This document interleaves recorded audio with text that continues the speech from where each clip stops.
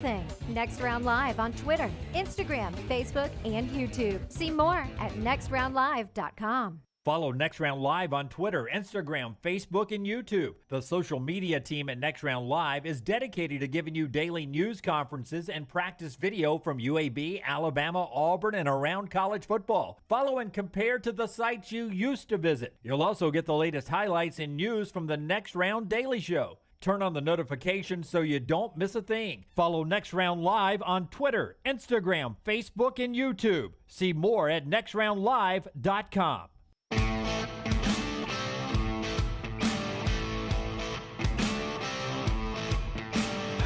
Final segment of the show here today. Don't forget, the guys will come up with a Cowan Equipment poll question. We'll send out a little bit later on. Follow everything social media. Taylor Korn has that for us at Next Round Live there. Behind the Glass, haven't shout out them all week long. Rockstar, Tyler, Forrester, Lunsford, and Taylor Korn right there at Next Round Live. The 9 father-son duos they played this year, Jabari Smith Jr., former Auburn player Jabari Smith Sr., Gary Payton and Gary Payton II, Kenyon Martin and Kenyon Martin Jr., Gary Trent Jr., Rick Brunson, Jalen Brunson, Glenn Robinson III, and Glenn Rice Jr. has all been. That's pretty crazy. That you've been in the league long enough, and you. Well, that you've had that many father sons in the league is pretty nuts. Yeah, that's really. what I was about to say too. You've had 9 father son combos that in just that period of time that made it to the league. Yeah, I mean that is pretty wild to think about, and LeBron has faced that many of them. Yeah, I mean, do you think that your genes are good enough that somewhere down the line you'll have both good looks, grilling skills, and broadcasting skills that you'll pass along to your daughters or grandchildren? Yeah, they got my wife's looks, thankfully. My youngest one got a little too much of me in her DNA, unfortunately. She likes to be laughed at too much. That's going to be a problem. It's going to be a problem. She'll take over some meetings in the future. Yeah, she likes to be laughed at. Skits. Yeah, she doesn't mind putting on skits to be laughed at.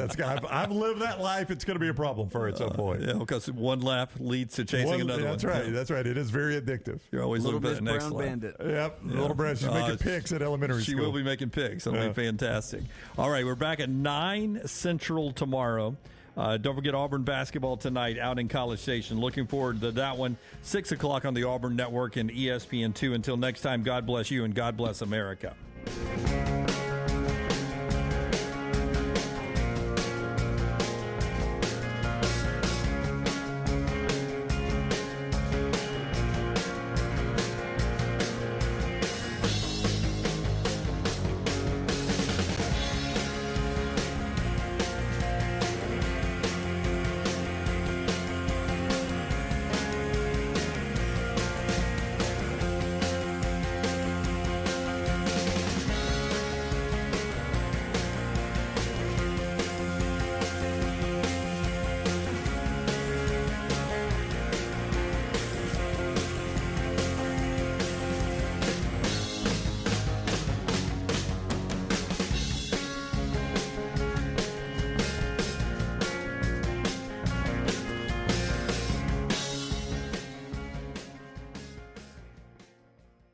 Next Round Live on Twitter, Instagram, Facebook, and YouTube. The social media team at Next Round Live will share the latest interviews and videos from UAB, Alabama, Auburn, and campuses all over the college landscape. You'll also get the latest highlights and news from the Next Round Live Daily Show. Jim, Lance, and Ryan will share their thoughts, and remember, you can always see the old shows on the Next Round Live YouTube channel. Subscribe, like, and don't forget to comment. Turn on the notifications so you don't miss a thing. It's Next Round Live on Twitter, Instagram, Facebook, and YouTube. You've been wearing that thin, raggedy t-shirt for years now, and people cannot stop whispering and staring in your vicinity. We've all been there. Luckily, there's a solution to your lack of fashion and social cues. At NextRound.store, they have plenty of options when it comes to a variety of shirts and hats. Once you start putting that Next Round gear on, be prepared to make new lifelong friends and hundreds of unforgettable conversations. Hope you like random high fives in the street, because that's what you're getting after visiting NextRound.store. Everything Next Round is on demand now in the podcast section at nextroundlive.com. Jim Dunaway, Lance Taylor, Ryan Brown, and Rockstar. Live from the Birmingham Racecourse Casino Studios, the next round, presented by Bud Light, is on now. We get going today on the next round and roll into a basketball segment to start things off because we had history last night in Los Angeles, and then we had a big game involving a mobile team and the Auburn Tigers out in College Station. Jim Dunaway, Lance Taylor, Ryan Brown. Rockstar off. There's Tyler. We got Lunsford and Forrester as well, and Taylor Corn. Or Tater. Oh, Tater. Oh, Tater. Oh, boy, that's Tater the nickname Corn. she wants. Little Tater. Tater Corn. Taylor Corn. That's a dude that rides a bull, right? Well, Tater is the female wrangler on Yellowstone. She's in the bunkhouse. She is the next obnoxious behind Beth Dutton. I mean, that accent. Yeah. She's the one with the pink hair, right? She is. Taylor Corn is handling everything social media at Next Round Live. I promise Tater will not stick there. Yes, one screen, you'll get a lot of visuals back here. We understand that, so no need to comment on that in the chat room. We're working on that screen there. And we're working on a new bracketology that will come out a little bit later on as we keep rolling forward. And last night, though, a big win for Texas A&M, a big win for Arkansas. One at home, one on the road in the SEC. We will start, of course, with the Auburn Tigers. Before we jump into the game, Texas A&M wins the thing 83-78. Here's Bruce Pearl afterwards talking about what the head coach of the Tigers saw in that contest. You score 78, on the road in here, I guess a really good defensive team. It's enough to win. But we just, our second half defense let us down. We fouled them too much. And it didn't matter whether we were playing man or playing zone. We just couldn't find a way to keep them off the foul line. How can you overcome such a free throw disparity as it was tonight? You really can't. You just got to do a better job of defending without fouling. But it's really hard to overcome. Now, obviously Bruce Pearl is limited about what he can say without getting fined and whatever. But when you look at it, 9 of 14 for the Auburn Tigers on the road, 31 of 39 for the home team. And that's part of basketball, right? That's part of basketball, is that the home team usually shoots more free throws or they get some of the calls, whether the refs are influenced by the home crowd or whatever. That is part of home court advantage. You build that in. But it did seem like Auburn couldn't get out of their own way defensively last night when it comes to foul calls, and everyone who watches our show will instantly use two words: Pat Adams, the official who was on that game. And I think he had the Alabama-LSU game where a lot of Alabama fans were complaining about calls on Brandon Miller on Saturday. Man, just watching the Big 12 and how much they let those guys play, it's night and day from the SEC. They really let them be physical. And when you have a discrepancy of almost 3 times as many free throws, the difference in 25 free throw attempts, watching the game, it didn't look to me like there was this agenda to get A&M to the free throw line. I thought there was a lot of legitimate fouls. Yeah, no, absolutely. Yeah. And Bruce talks about that. He was like, we fouled them too much. Yeah, but and that's just bad basketball. In the second half, they went to the line 27 times. And again, Auburn had a 10-point lead. You sent in a text thread. It was an awful final 3.5, 4 minutes of that first half. I mean, Auburn was in complete control, and after the Flanagan technical, they fell apart offensively. Yeah, that closed the half there, and A&M got back into it. But a couple of times there were long runs in that game where Auburn had built a lead, and the Aggies would bring it back. But, Brownie, we talked about the atmosphere in College Station. That was the best home court advantage I can remember for a Texas A&M home game. I don't watch a ton of them, obviously, but watching that one last night, that place had a little juice in it because Texas A&M, it felt like, was playing for their tournament life. Yeah, I guess so. I mean, I don't know if that was the reason for the juice or, if they knew they had beaten Auburn already once. I don't know. I don't know, what the juice was, but it did seem like that was a more difficult venue than it normally is there at Texas A&M. And you saw Flanagan get the technical for blowing the kiss, and it did get chippy a couple times.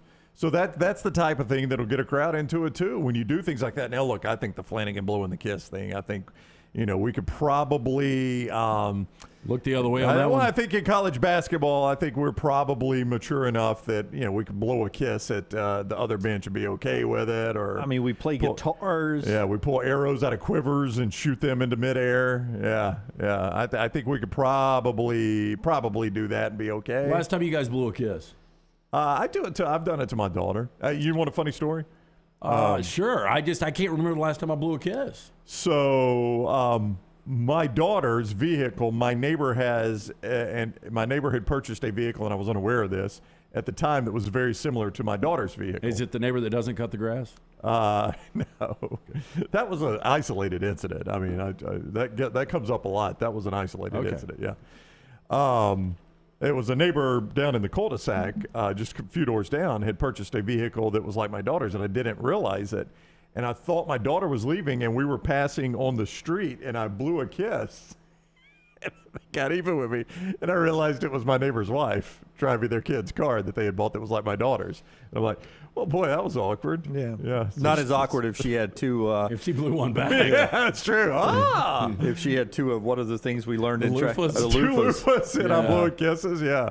Yeah, then that would be different. But back to the game. She had a black loofah on there. Down for anything. That's right, yeah. But Texas A&M wins the game 83-78. Back to the game last night. Here's Buzz Williams afterwards on just the fact that he thought Auburn was the better team for most of the game. I thought they were better than us, tougher than us, more physical than us, more aggressive than us the first 14 minutes of the game. I thought that changed the last 6 minutes of the first half. I didn't think we were firing on all cylinders. And I didn't think that we were very good to start the second half. I thought the second half somewhat began just like the first half. But you just have to have so many, as a coach would say, winning plays to have a chance. And I thought that even though we weren't our best in some regards, I thought Auburn made play after play after play. So it took everything that we had to have a chance. Again, I think this is a scrappy team. I think that's the best way to describe them. A&M, Auburn, or both? Well, both. Yeah. But A&M right now is in front of Tennessee in the standings in the SEC. They're off to their best start since joining the SEC. They're 9-2 in conference play. But they were not in bracketology. They were not in the tournament going into that game last night. But they are now. And, the thing you look at with this difficult schedule for Auburn, has lost 4 or 5. Auburn starts to lose some of these games. Auburn's going to find itself on the outside. Well, they cannot let it snowball, and Saturday becomes very, very critical for Auburn's NCAA tournament. I'm not saying if they lose Saturday, they are not in, but I am saying if they win Saturday, that's one that goes a long way on Selection Sunday because it's a potential 1 seed you're beating on Saturday. That's right. In fact, I will go as far as to say if Auburn wins Saturday against Alabama, I think they're in the NCAA tournament. The only way they become a bubble team and discussions of them not making the tournament is if they lose Saturday and this turns into 5 of 6 because now they've lost 4 or 5. And then you still have a tough part of the schedule coming up. And at that point, if you only beat the Ole Misses and the Vandies of the world down the stretch and you lose all the others, then it becomes a bubble situation for Auburn. But they've got enough street cred from what they have been and to what they have been so far in the conference that if they beat number 3 Alabama at home this weekend, that will go a long way and secure them in the tournament. Yeah, I would agree because if you beat Alabama, you should win 4 straight because then you've got Missouri at home, you go to Vanderbilt, you've got Ole Miss at home. And then you've got that really difficult ending with at Rupp, in Coleman, and then Tennessee at home. If they were to lose this Bama game, win those 3 games, and lose 2 or 3, I think they're out. All right, say that again. Okay, so if they lose to Bama. All right, lose to Bama. Then they beat Missouri, Vanderbilt, and Ole Miss. Okay. But then lose 2 of 3 to Kentucky, Alabama, and Tennessee. Well, it depends on who the 2 are. Let's just say they lose both road games, Kentucky, Alabama, and then they beat Tennessee to end the No, season. I think beating Tennessee will get you in. I think that one solid win, what would that make their conference record? Well, so that would be 3 more losses. So they're 7-4, so that's 7. Yeah. Yeah, 11-7 with a win over Tennessee gets you in. Yeah, 100%. Now, That's where I had them, 11-7 in the tournament as an 8 or 9 seed. Boy, that'd be losing 5 of 6, 5 of 7, 5 of 8, 5 of 9. Yeah, but you'd have 6 of 10, 7 of 10. Not that the SEC's great. 7 of 11 games down the stretch. I get it. I get it. Not that the SEC, but I don't think they look at the last 10 anymore. I think they try to look at the schedule as a whole, right? The results as a whole. But you would have a win over Tennessee, who's probably a 2 seed at that point, Lance.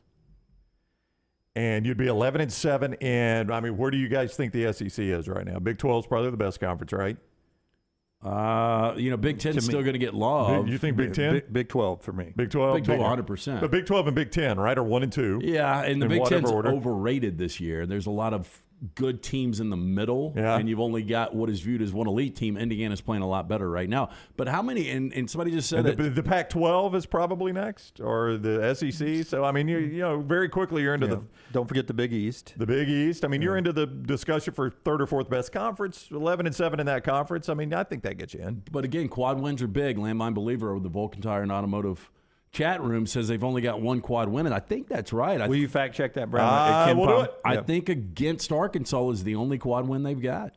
But with some opportunities coming up down the stretch with Kentucky and Tennessee and 2 with Alabama. But that's why Saturday becomes so important. Right? I agree. If they win Saturday, I think they're in. But if they don't win Saturday, I think it gets tricky. Yeah, and I do, back and forth with, Paul makes fun that I play golf with Auburn friends. They are my supper club group. They're all Auburn grads.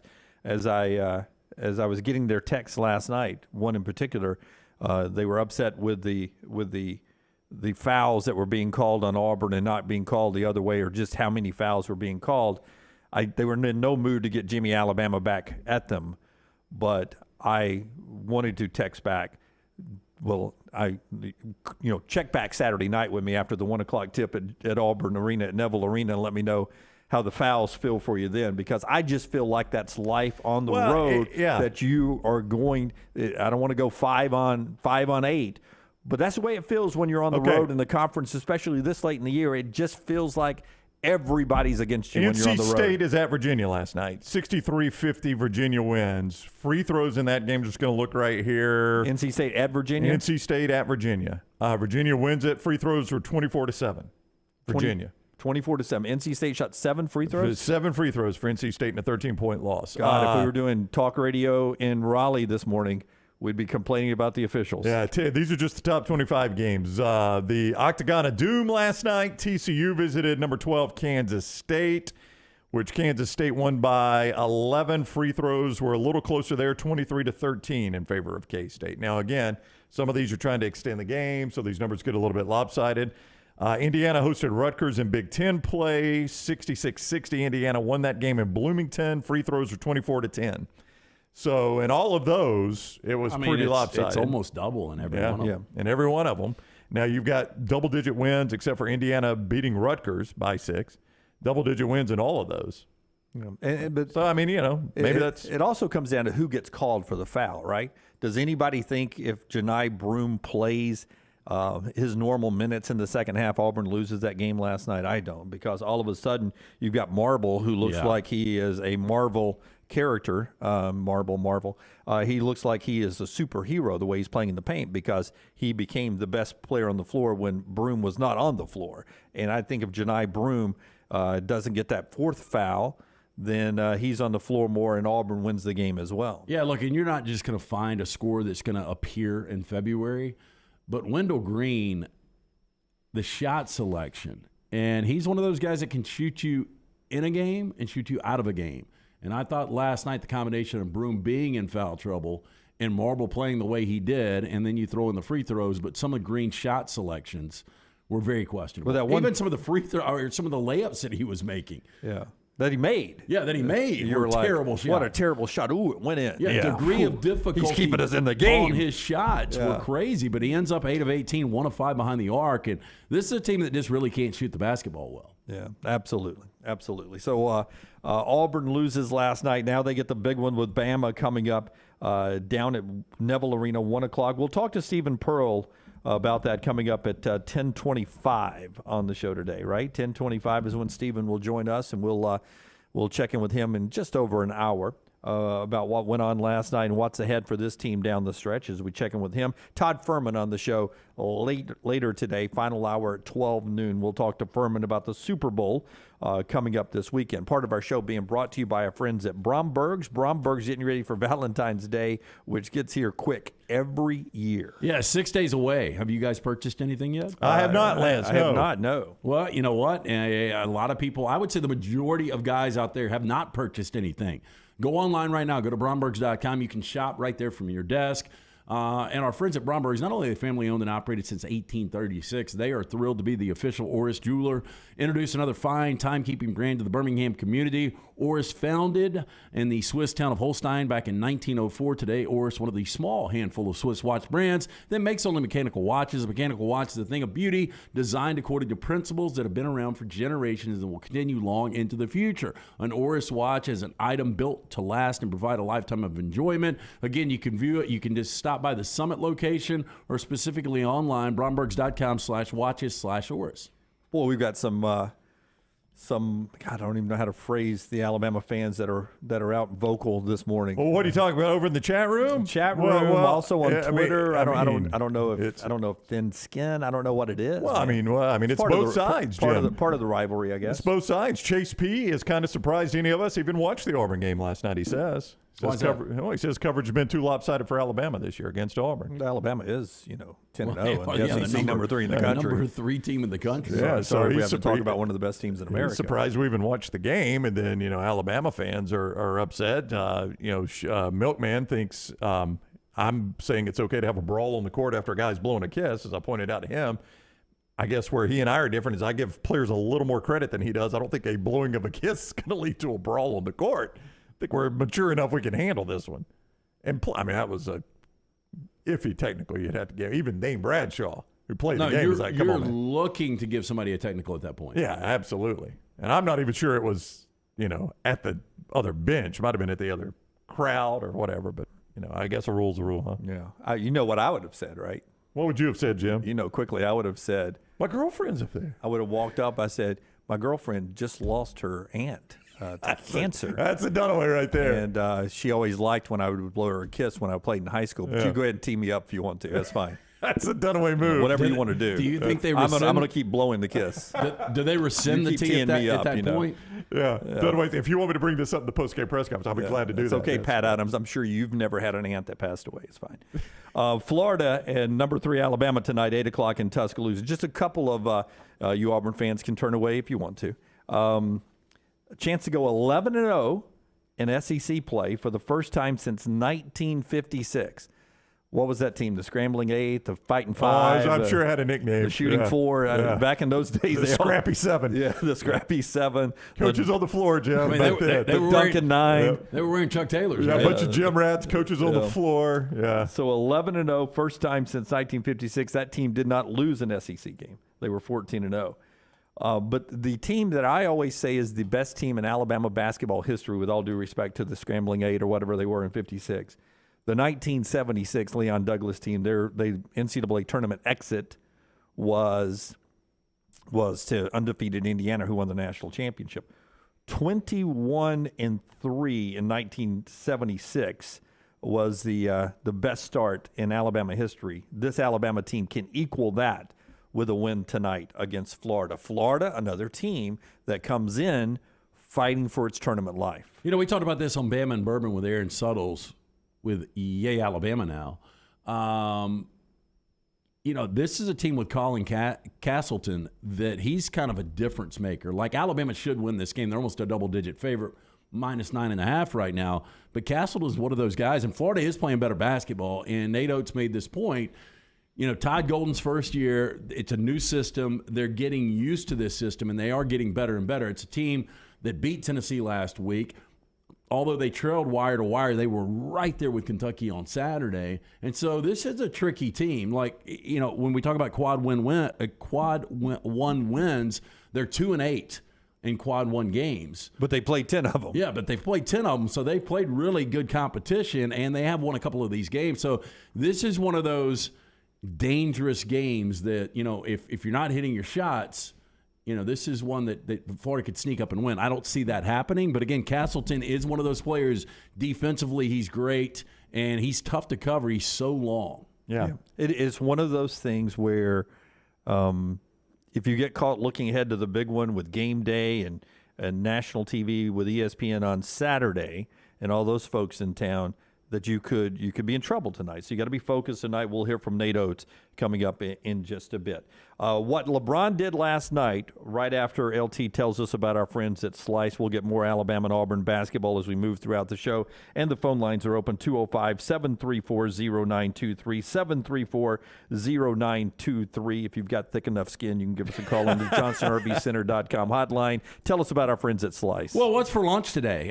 Wherever you are in the Birmingham area, you can find a Slice near you. The original in Lakeview, one right down the road from us in Vestavia. There's one in Montevallo, and now one in Crestline. Get you a slice of pizza, one of those delicious salads from the Hot Mama, the spicy Hawaiian, the soul pie. I love the barbecue. And Brown's going to say this is sacrilegious. I've replaced the smoked brisket and put chicken on it. I think the chicken barbecue is one of my favorites. Wing and a prayer, fantastic. Just incredible pizzas created by the Bajalia brothers, the late Jeff, Jason, Chris. Great specials, local pizza, local ingredients, great beer selection as well. Get into one of those 4 locations. For more information, slicebirmingham.com. Kareem was in the house last night in Los Angeles, and LeBron James became the all-time NBA scoring leader, scoring 38 and passing a guy who held the record as the NBA all-time leading scorer for 38 years, which I think is the longest streak that anybody held, the all-time leading scorer list, because, obviously in the early days of the NBA, that changed hands a lot. But since 1940-something, 47, it's only changed hands now 7 times, and Kareem held it for 38 years. Yeah, the great Joe Folks held it for 6 years. Then George Mikan had it for 6 years. And then you'll see a little trend here. Dolph Shays had it for 6 years. Bob Pettit had it for 2. Wilt had it for 18. Kareem had it for almost 39 years. And to really put this in perspective, Kareem, when he set the record, LeBron James wasn't even born yet. Right, exactly. I mean, that shows you how That's long that record is. That's pretty crazy, yeah. And LeBron is old. Yeah, LeBron is old. I mean, I think he's the oldest player in the league right now. It was a great crowd. And, I heard Brian Windhorst on this morning, and he said when he showed up at the arena and he looked around that he knew LeBron was going to break it, because he said, every A-list actor was there, every billionaire was there. Kareem was in the house. And it was just one of those things that, I said yesterday, I think he gets close, but I think he breaks it on Thursday night. Can you imagine the price people paid for Thursday night's ticket against the Bucks to see him break that record? And now you're stuck with that ticket, yeah. And I wouldn't be surprised if LeBron takes Thursday night off. And that is the sad part about the NBA today, is that you've got that big ticket and you go and LeBron is icing his knees on the sidelines. It was a cool moment. Again, I've gone from LeBron being one of my favorite players to, I'm not a big LeBron fan. But at the same time, this is the game the Lakers really needed. They were a half game behind the Thunder coming into this game. And the thing that everybody forgets, great moment. They take 10 minutes. LeBron picks up the mic, shakes hand, hugs, talks about his family. Drops the F-bomb live on TNT. He did. Trust me, it did not offend Laker fans. But the Lakers lost the game. They lose the game. And now the Lakers are in 13th place and probably not going to make the postseason just watching this team. Yeah. Later, we'll bring a little LeBron discussion back, but it's a big moment in NBA history. And this is what we'll discuss later, as you often do, some say this is a record that will never be broken, because LeBron likely will play for another year or two and pass 40,000 points. And it took 38 years for someone to get past Kareem, and the closest people are like KD and Carmelo, and they're 10,000 points away. Yeah, this will never be broken. Yeah, this and Tom Brady's passing, I think that's it. Those two will never be touched. Guys are making too much money now. That's right. Yeah, they just be are. too short. I mean, when you can start as a max player making $40 to $45 million, hell, why would you play more than 10 years? Well, can we go to the walk-ons cloud in heaven and watch it when somebody passes the Brady or the LeBron record? We all in heaven. We can just go sit on that cloud and watch the game together? Sure. Yeah, as long as they have a roof, a skylight, so we can watch it. I'll bet you I'll do our first stake bet from the afterlife. This will never get broken. So never in eternity. Never in eternity. Our planet will be particles by then. It was never going to happen. I agree with Lance. I don't think we'll have to worry about it, Jim. We'll be in Keep heaven. your heavenly schedule open. They'll be playing with jetpacks Okay, on their sneakers. Will you take the first stake afterlife bet? That yeah, I mean, how can you lose this one, Jim? I guess we've got who cooks steaks in heaven, Brown? Brown, I'm sure. Brown or Jesus? Who's cooking the steaks in heaven? They're going to be like, we knew you were a good guy, Brown, but we're really not even going to judge you today. We know how well you cook steaks. I defer to Jesus. He never got in here. I defer to Jesus. Some of us are walking in through the pearly gates. Brown is entering through the kitchen. He's got an apron on. Kiss the Christian. Kiss the Christian? Is that what it said? All right. Shut it down. Brown shutting down the kitchen until he takes over. When we come back, we'll do a little football. A lot out there. It is Super Bowl week. Fun show ahead. You can be part of the conversation. 205-734-0923. This is The Next Round. Follow John Lunsford on Twitter @JLuntz.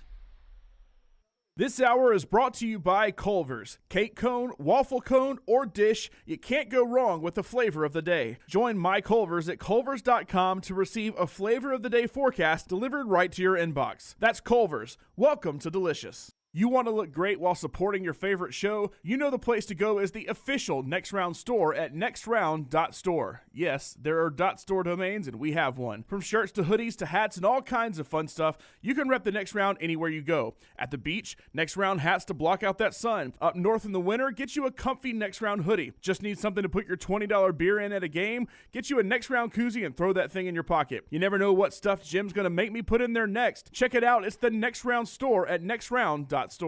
The Double Down Media podcast family is live and full of content for all ages. The Mystery Fifth Hour gives the Next Round host a chance to talk about everything but sports. Pour a glass of Bama and bourbon, our weekly college football conversation, while sipping on some of the most interesting pours in the bourbon world. And in our Not For All Ages podcast, The Last Call, LT takes off the gloves for in-depth conversations with stars like Taylor Hicks, presented by Redmont Vodka. Find these podcasts and more by searching The Next Round on Apple, Spotify, and on our website, nextroundlive.com.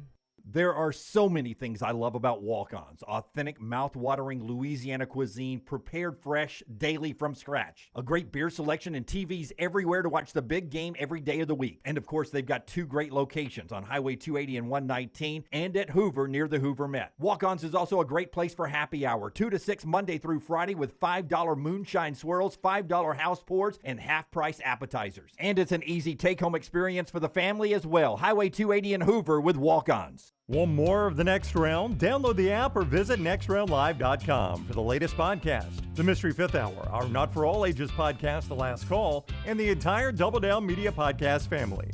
All at nextroundlive.com and on the Next Round app. The Next Round is so much more than the show you get from 9 to 1 each day. So make sure to head to our official YouTube channel at Next Round Live and subscribe to get all of our latest content. We, of course, have plenty of specialty content and shorts based all around the sports in the heart of the SEC. But we also talk pro sports, gambling, lifestyle and entertainment, and so much more. It's the Next Round YouTube channel where you never know what you're going to find next. Subscribe now to see the latest content and get notifications when we go live. That's at Next Round Live on YouTube. Hey, Ryan Brown here from The Next Round. Do you want to help pay for my kids' college and look great while you're doing it? You need to go to The Next Round store. Everything from hats to short sleeve and long sleeve t-shirts, sweatshirts, hoodies, zip-up hoodies, and much more. And we're adding new things all the time. Why would you not want to see my kids get a great college education and look great out in the public while you're doing it? Get the gear we wear all the time on the show, and there's only one place to get it. nextround.store. That's nextround.store.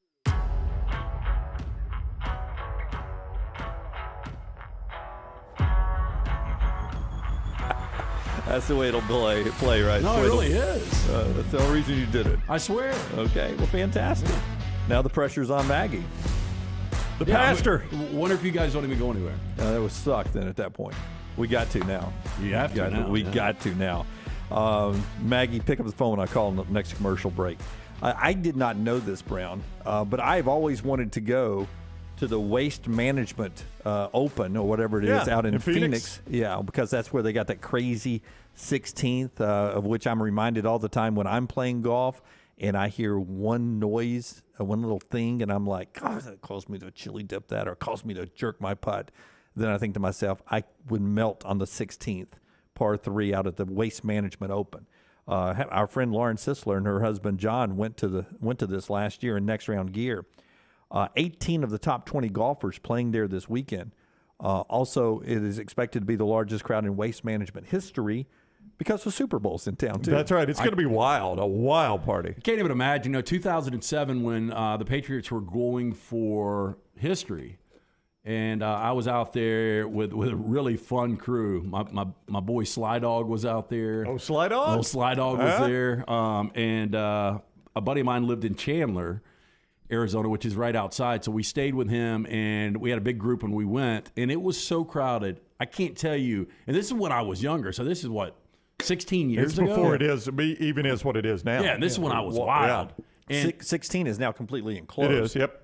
But it was a stadium. Complete chaos. Yeah, and you either have to get there extremely early for general admission or have a ticket to get in. Like you can't just go walk that course like, oh, let's go sit up there at 16 for a little bit. I mean, it stays full the whole time. We were in line to get in to the 16th or just the tournament? The tournament for over an hour. And then once we got in, every beer/liquor line was about 30 to 40 deep. Yeah, and it shows. Bathrooms were 30 to 40 deep.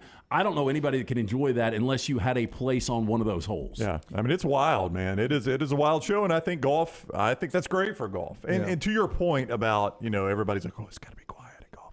I think the din of noise is one thing. It's like when it's quiet and you get this one random noise out of nowhere, right? As long as it's a din of noise, I think they're fine with it. So if everything is loud, then it doesn't jar you. That's right. Like silence and then because that's one thing I did like, and that jumped out because we go to regions every year. I was at the U.S. Open the one year it was at Shoal, and the silence can be deafening sometimes out on those courses. But this was a completely different atmosphere. I would almost explain it like a music festival, if that makes any sense. That's the way it was. That's the way people were acting. Yeah, Ruffum and others say, I honestly wish every golf tournament was like the Waste Management. It would make it a lot more enjoyable. Mike says 16, 17, and 18 are packed. The rest of the course is pretty open, though. It is walking in a desert. That's true. You probably want to stay close to one place. Part of our show today being brought to you by our friends at Way to Wellness. Leslie, her board-certified team, want to help you get into shape, lose a few pounds, maybe correct some bad blood pressure or cholesterol numbers. They can do all that with just a eating plan, and every plan at Way to Wellness is different. No cookie cutter plan. It's different for every person. And they got some other things that can help you as you start to tackle those numbers and that weight loss, whether it's some vitamins or some other kind of medication, to some heat treatment to lose some fat in some unwanted places. They have a variety of things they offer there. To see everything that Leslie and that board-certified team offers at Way to Wellness, you go to their website. It's called aplanforme.com, aplanforme.com. And I've talked about a lot of things on the air over the years. None do I get a more positive response from you folks than I do from Way to Wellness. It works. So many of our viewers and listeners have told us over the years how it helped them, and it can help you now in 2023. Just go to the website, aplanforme.com. There's no sign-up fees, there's no contract, and the free consultation with Leslie to learn more about it is absolutely free as well. Aplanforme.com, the website, aplanforme.com. It's your journey to healthy living. All right, in football news, we are seeing an exit from Tulane again. Miami has their new defensive coordinator. Reports have Lance Guidry leaving Tulane to become the new defensive coordinator at Miami, replacing Kevin Steele.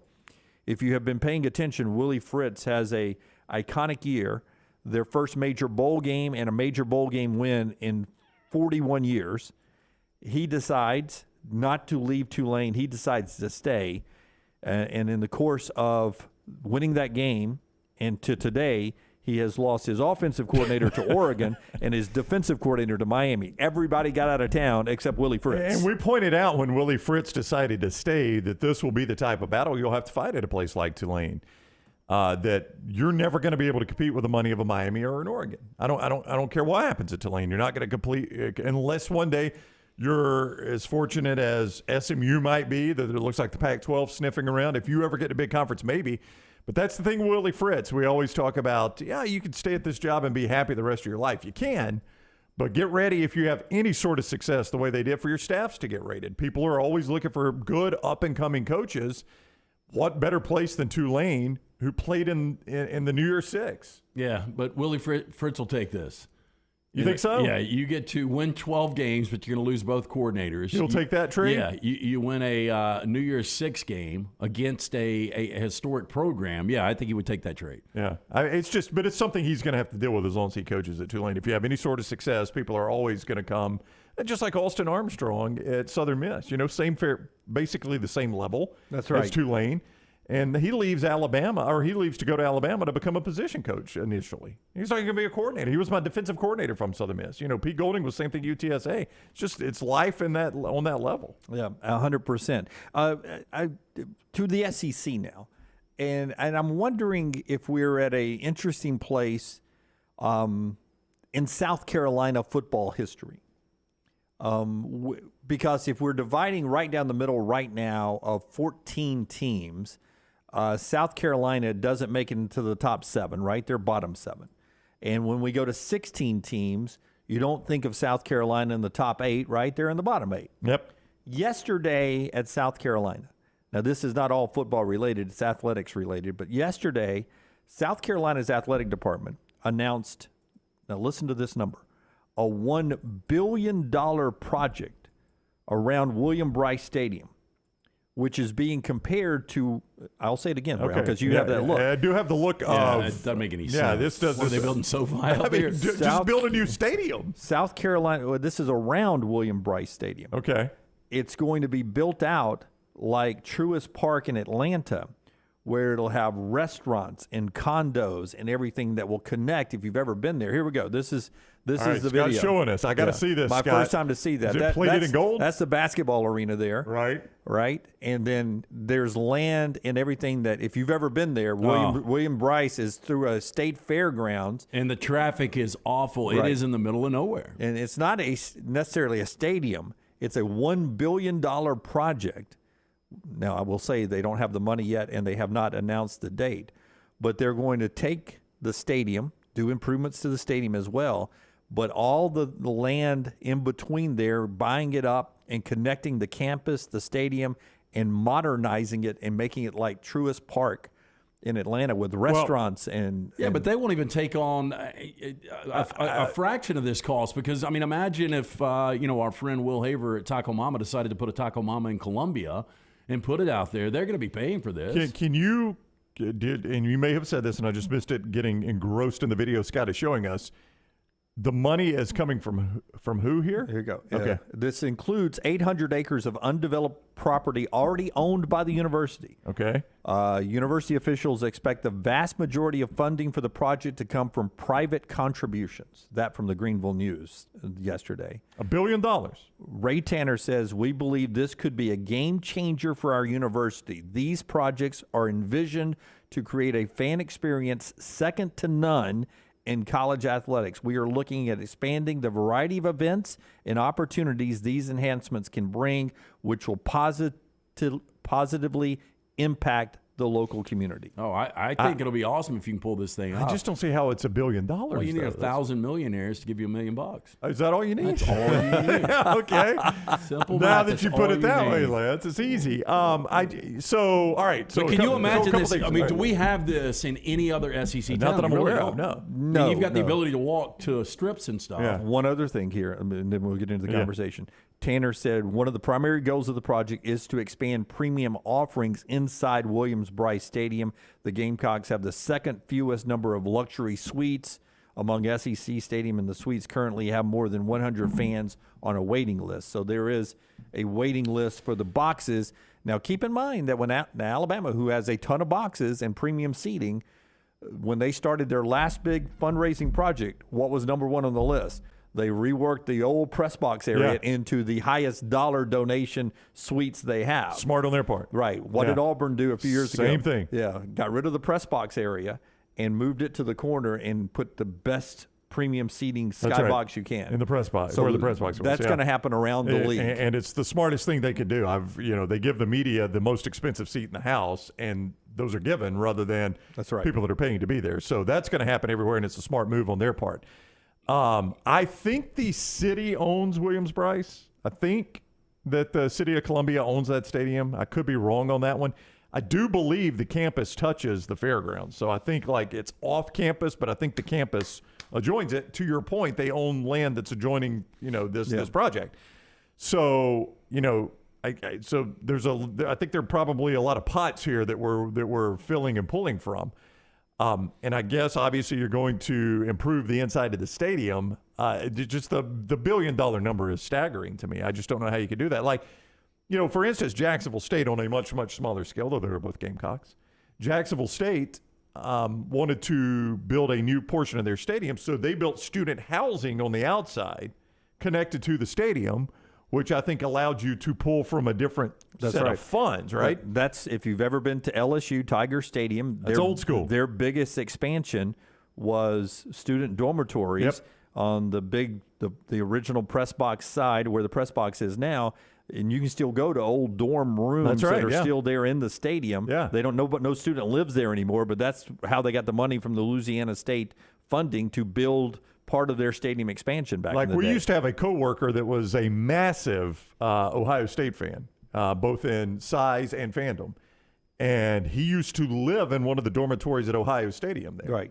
Because that's how they did that back in the day. Same thing, yeah. So this feels a little bit like that is we'll build all this stuff and the stadium expansion will come with it. And then I guess you got something like the Battery where you got hotels and restaurants and, Top Golf and whatever else you're going to have there. Now, But it's a smart. Yeah, they've got that 5 Points area. I had a good time when I went to Columbia. It's a great atmosphere. But it was we stayed right there in that 5 Points area at Embassy Suites, and again, this was years ago.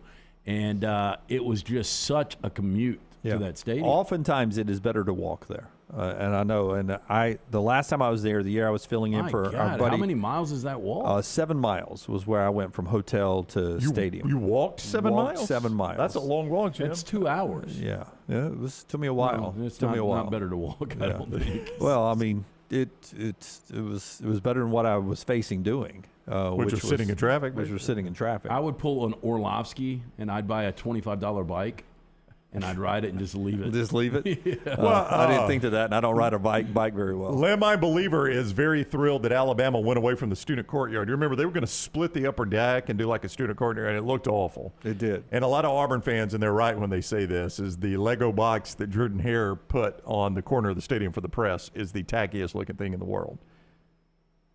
Why do you grimace? It's tacky looking. It was an awful idea by Auburn. They should have done something else. I don't know what else they could have done. But what they did was a cheap, tacky looking addition. Yeah, it doesn't fit the rest of the stadium. It doesn't. And whatever Alabama was going to do was going to be cheap and tacky looking too. And somebody stepped in and was like, terrible idea. Do not do this. It's going to look awful. We just paid to build that upper deck. Why are we going to cut it in half? No, don't take half of it off. Yeah. Interesting where we are in stadiums because if this was 1977, I don't think we would expand the stadiums to the size we ended up expanding them to. No, right? Not at all. I mean, I think if we could have looked into the future. Yeah, in hindsight, if you, in most big college programs, if you had about an 80,000 seat stadium, perfect. You're in great shape. Still a great home field advantage. You've created a demand for your tickets, and it would be 80,000 seats and a ton of luxury seating, a ton of high dollar seating. Better known as the NFL model. Yeah, very much. A little bigger than most NFL stadiums, but yes. But most of the NFL stadiums are, 70,000, 72,000 fans with all sorts of luxury seating for the high dollar folks. And that's probably what every AD wished they had. 80,000 is a good number with a ton of booster seating for all the big wigs there. Interesting. You're right, Brown. If they had said a $900 million plan yesterday, it would not have caught the same headlines as a $1 billion project. Yeah, but I think a shocking number. I think if it came in, the projections at 900, they probably rounded up because people are actually talking about it, and it shows What they are That's saying true. is It shows their a commitment. Yeah, commitment to football. Yeah. South Carolina wants their house in Tuscany, all the way back to our AM show right there. Part of our show brought to you. That one is straight for, who is that guy? I hadn't thought about it. The Shepherd. The Shepherd was the one that straight said for it. the Shepherd. There's right no there. houses in Tuscany. Yeah. Auburn football. Don't try to be good. There's no houses in Tuscany. Friends at MyBookie trying to get you ready for the Super Bowl. MyBookie.ag. MyBookie.ag. Listen, and you go there and use the code next round, and you're going to get that deposit bonus. And here's the beautiful thing about the deposit bonus. A lot of places will give you the deposit bonus when you first sign up. It's one of the ways they get you to sign up, right? Nobody's stupid. But you know what they do? They say you got to bet it 5 times, 6 times, 7 times, 8, sometimes up to 10 times for it to become yours. Well, listen, the people at MyBookie.ag, they're like, look, we want the business from your listeners. We want to make it pleasurable and enjoyable. We want them to have fun. But we really want them to trust us, so we're just going to say, hey, bet it one time and it's yours, right? That's what we want to do. And that's what they're doing for you, the next round listener. MyBookie.ag code next round. MyBookie.ag code next round. The Super Bowl is coming up. You can play the props, the length of the anthem, the coin toss, the color of the Gatorade, the passing yardage, all those things right there at MyBookie.ag. Those props are available. Bet anything, anytime, anywhere. MyBookie.ag code next round. That is MyBookie.ag code next round. Follow The Next Round on Twitter, Instagram, and Facebook at Next Round Live. This hour is brought to you by Culver's. Cake cone, waffle cone, or dish, you can't go wrong with the flavor of the day. Join My Culver's at culvers.com to receive a flavor of the day forecast delivered right to your inbox. That's Culver's. Welcome to Delicious. Peanut butter and jelly, chicken and biscuits. Man, I love great combos, and you'll love our combo. It's the Bama and Bourbon podcast. The Athletics' Aaron Suttles is part of our Next Round family, and he joins LT weekly for the combo of Alabama sports and bourbon. Find a new bourbon to add to your collection and get all the inside information on Alabama football and Alabama basketball on the field or off the field, on the court or off the court. It's Bama and Bourbon with Aaron Suttles, only on the Next Round video and audio platforms. Hey, Lance Taylor from the Next Round to tell you about my friends at Michelson Laser Vision, located conveniently UAB Highlands. Almost 20 years ago, I went in for the procedure. Only took 12 minutes for both eyes. When I went in, I had 2200 vision. I was legally blind. Now I have 20/15 vision, still 19 years later. Make the call today. Schedule a hassle-free consultation. 969-8100. Dr. Mark Michelson, Dr. Jen Michelson, Michelson Laser Vision. Make sure you tell them the Next Round sent you. 969-8100 or MichelsonLaserVision.com. Start your day online with our website, nextroundlive.com, for the latest videos, podcasts, and college football stories. It's also a great way to stream the show or shop in the Next Round store. Stay connected by visiting nextroundlive.com.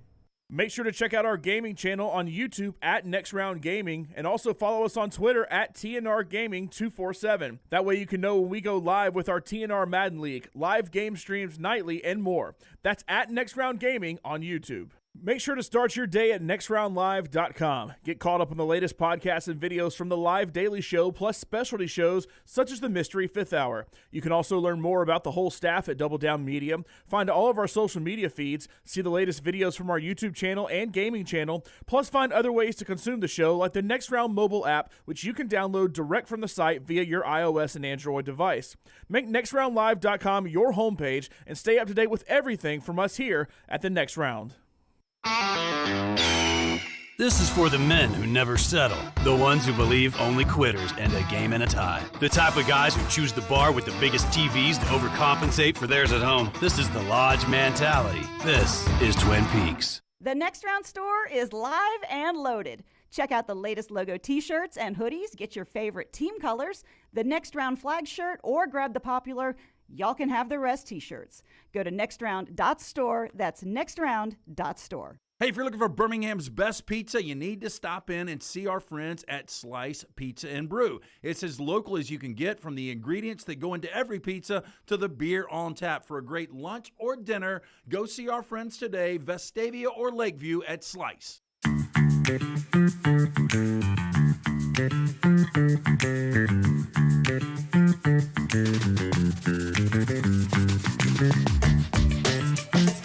Back with you on the Next Round. Before LT tells us about Dr. B. Is my hair growing, by the way? I mean, it is. It actually is. I have told you. Can I just say this without being creepy? And Lance, you jump in anytime. Rockstar, you too. Welcome back, Rockstar. You know. Well, I was about at 9 today. I was about to get to the Rockstar. Okay, my apologies. Back, yeah. Would you guys agree? I've always told Jim I think it looks better with a stubble than straight bald. Yeah, I think it does too. Yeah, I've always told you that. Well, have I ever had it? You know, you ought to do. You have. You've shaved it all the way down. You got nothing to lose. You ought to do a little mohawk that starts midway at the top of the head. He's right. Nothing to lose. Lance is saying it essentially does not matter. Yeah, Lance, that's really the nicest way to say the biggest insult you could say. Yeah. Just experiment a little bit. Dunaway, what do you have to lose? You got nothing to lose. I mean, you had pink hair one time. Yeah. It did have pink hair one time. That was a dying instant. You and Tater. Yeah, me and Tater. Me and Tater Corn. Rockstar is with us now. But everybody always asked, Dunaway, why can you and Rockstar not use Dr. B if LT is using Dr. B? Well, Rockstar and I we're lost souls outside of a window. Yeah, too far. We lost too much before we met Dr. B. I mean, hair follicles do die; they close up, and you know, fortunately for me. And this is why Dr. B is such a credible guy. When you come in, he's going to let you know exactly where you stand, whether it's we can regrow the hair, we can maintain it where you're not going to lose anymore, or you're a lost cause. Yep. He wouldn't put it like that, but he would just say, hey, look, this is not for you. There's nothing we can really do. You know what he told me? He said, look, you have got nothing to lose. Why don't you think about a mohawk right here? What do you got to lose? I think you should do it. But Dr. B, when I went to see him, he did tell me, hey, look, worst case, we're going to be able to maintain this, but my hair is actually growing back where it was thinning right here on the crown. My hair is already 14% thicker. We're about to go for our third checkup, and I can't wait to see where we are on that because I started second phase, already have significant growth. Dr. Beckstein is the best in the business. When I asked around, everybody said Dr. B. T3hair.net for more information. That's T3hair.net. Dr. B takes pride in treating each patient personally, applying his expertise, produce quality results. For more than 20 years, women and men have turned to Dr. Beckstein for a range of cosmetic and reconstructive procedures. Call Dr. B today. Tell him the next round sent you. 205-319-0316 or T3hair.net. Truthfully, Tater and I were watching a video yesterday out in the lobby, and I thought to myself, I like myself bald more than I did at that period of my life when I had just a little hair here. Yeah, and a lot of our viewers and listeners had told me many times, Dunaway, just go ahead and buzz your head down. Yeah. You're fighting too hard to save it. And looking back now, I wish I'd have done it years earlier. So, I'd keep stubble, but that's just me, man. I mean, if you could go back, you would go see Dr. B, right? Oh, in a heartbeat. Rockstar, you? Yeah, it would be nice to have some hair. It would be nice to have hair. Rockstar late with us today because as a young parent, he is learning your kids will give you every illness in the book out there. Oh, it's the same illness every time. It's the congestion and everything. He's been sick since last Wednesday, and I felt it yesterday, so I was like, I'm going to get ahead of it today. Woke up, I was like, I got to go to the doctor to get it ahead of it because you got to sing. I got to sing, and I'm going to be gone for a long time. Yeah, and the pressure's on because you got to sing for us. This is the Birmingham show right here. You can't screw that one up. And then we leave Monday night, so like I can't be sick when I'm coming in here going, God, your voice sounds awful, because that's usually my third day when I'm sick. Yeah, so no, but I just need you good Friday night. I'm trying, man. I'm going to be there Friday night. That's hard-earned money I paid. Yeah, Dunaway's emptied into their savings account. I know. Yeah. Hard-earned money to get my wife and two of our friends to the show. I'm going to bet Brown's got better tickets. I don't really know where mine are. My wife bought them. You think when it's all said and done, Brown's I think he does. And I mean, what is better? Jack and Jace will be there, and I'm going to make sure the one thing I'm going to say, outside of having a great time there, I need you guys to let me know where Brown and Dunaway are sitting. Well, he called me AW yesterday, attention whore. So Jace and Jack will be able to see me because I will be whoring up the attention. Yeah, you'll be up here.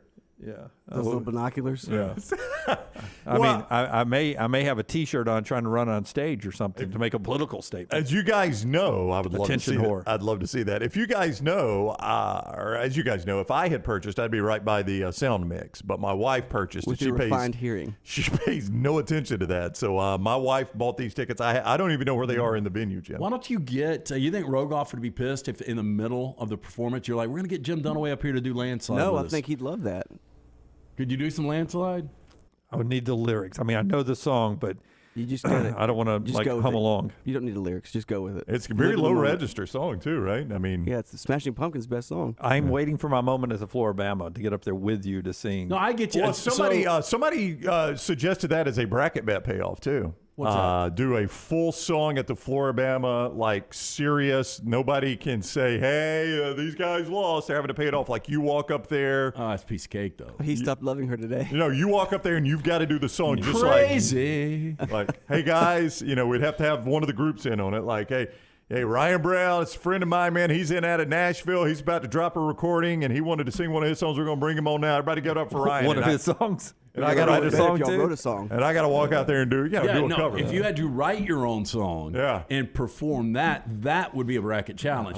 But I would get Sterling to write mine from Champy's Chicken. Big Earl, I can get you on stage next time 100%. I do not want to get up Why? there. I do not want to get up because there. you don't want the attention? Yeah, I'll play tambourine. He has a panty allergy. I really do. I don't think people Rockstar. wear those things anymore, right? I don't know how Victoria's Secret stays in business. Not with you on stage, they don't. That's a good payoff, though. Like, I mean, you added another element. I got to write my own song now. Yeah, I mean, if you have to write your own song, get up there and perform it. Because I don't know how. I didn't know how to write I was song. watching the Sopranos episode because I told you Jack and Jace are watching for the first time.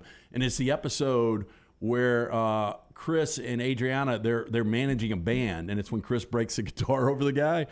But the producer comes in and he's like, you don't have a chorus. He was like, you've got to have a chorus in these songs. Like, I wouldn't know how to write a chorus. I wouldn't either. I mean, I would have no idea how to write That's a song. the beauty of the bet. Yeah, I think you start with the chorus. I would start with the I'm hook. with Jim. Yeah, I think you start And with then an you idea. build around it. Idea, which leads to the chorus, and then build around from there. I'm with you on that. That's the way I do it. But how does if I lost. Landslide start?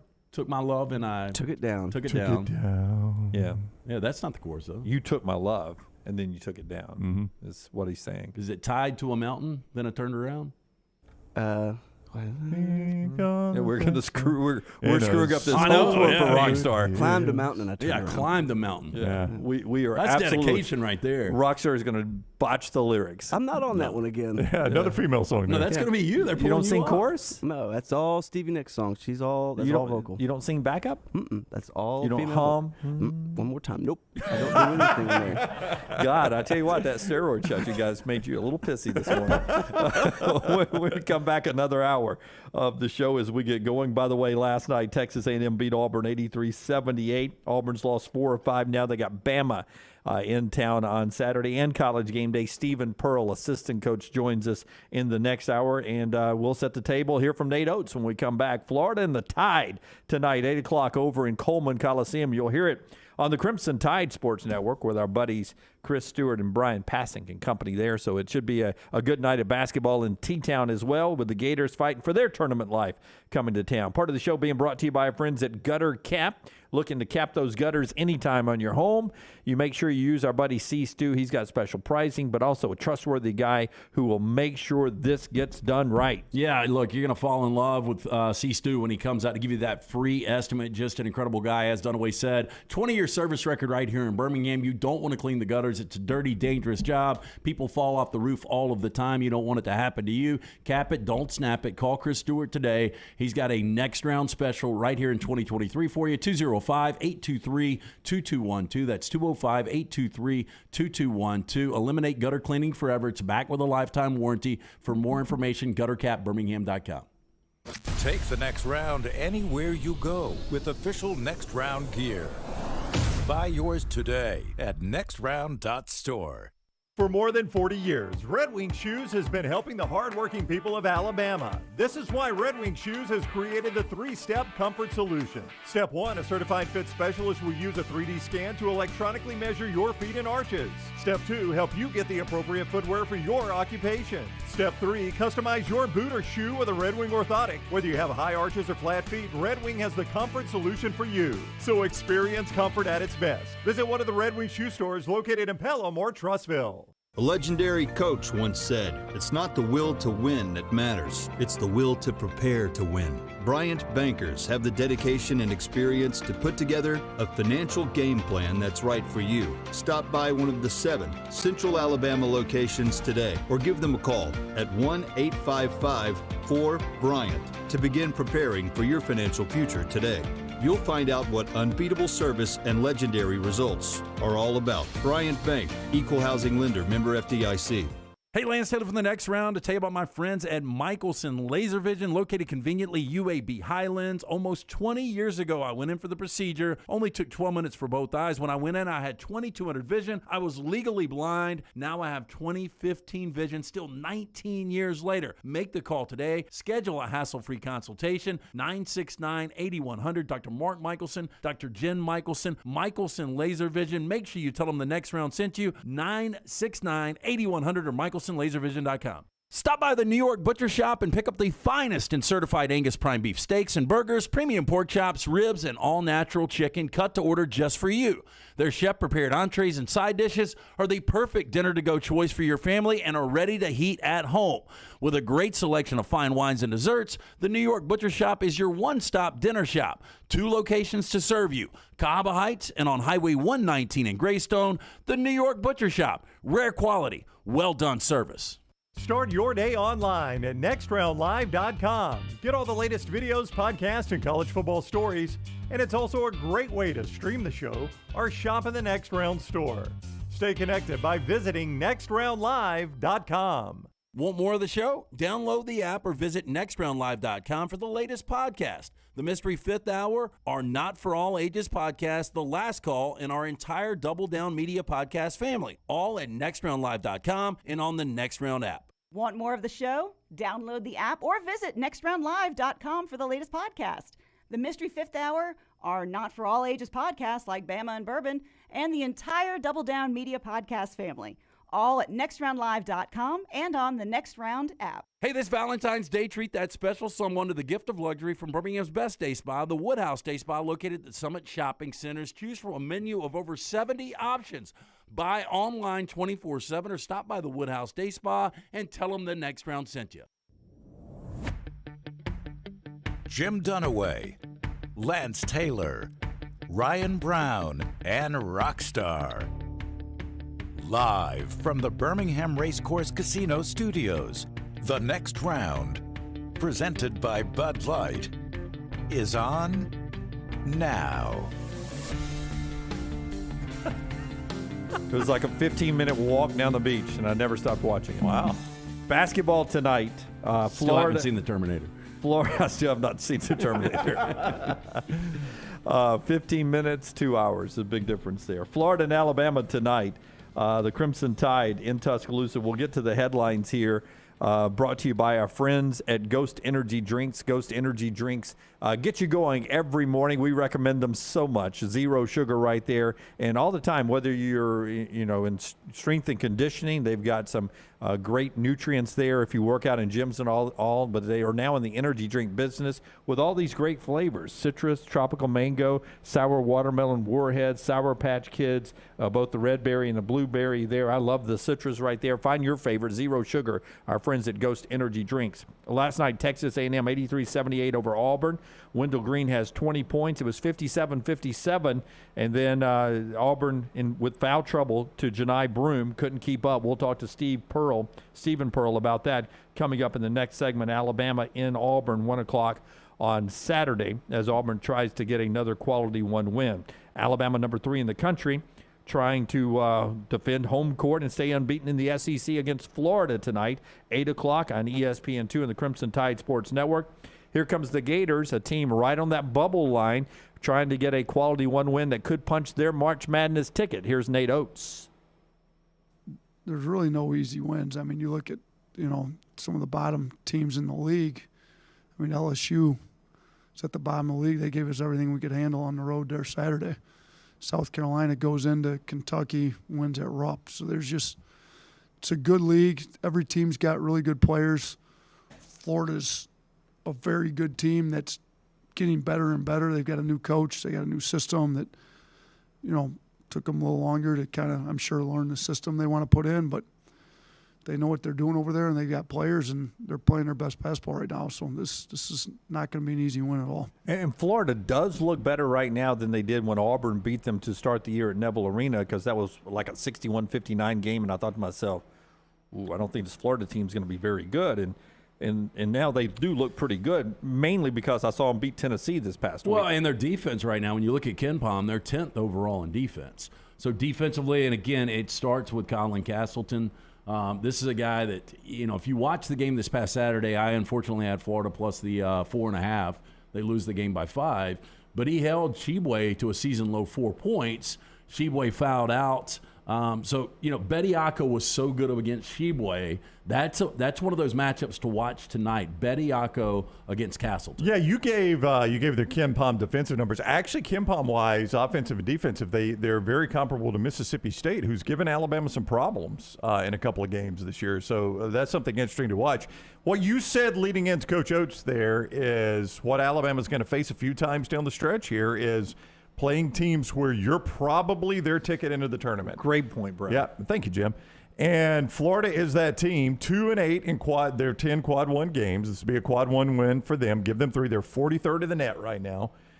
You mentioned Auburn, that's just got the 1 quad 1 win. Saturday, that would give them 2, would certainly help their rating. Texas A&M, who Alabama plays at the end of the year, 38th, I should say, in the net right now. They've got 2 quad 1 wins. So Alabama's going to be a big win for a lot of teams that could be needing that win to secure their spot in the tournament. Yeah, so it's that time of year, a month away from Selection Sunday. So we asked one Cowan Equipment poll question about that.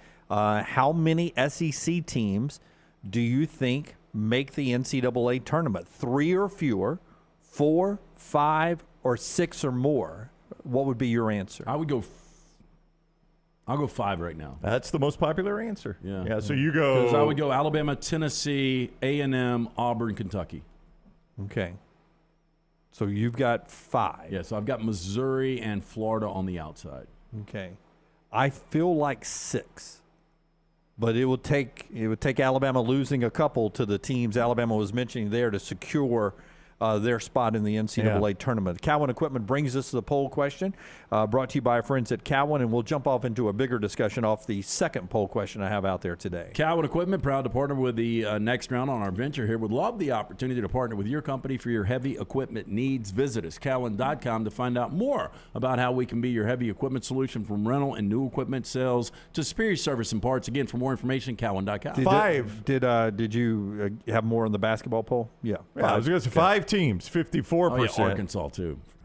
5 teams, 50. Arkansas is another one that could be, Alabama could be their ticket in. 5 teams at 54%, 4 teams at 24%, 14% say 6 or more teams. That'd be a huge day. And only 8% say 3 or fewer. Well, I mean, Kentucky lost last night probably takes them from in to out. They're just not good. But Arkansas's win last night over Kentucky in Rupp probably gives them a little deeper security in the tournament. They're getting better at this time of year.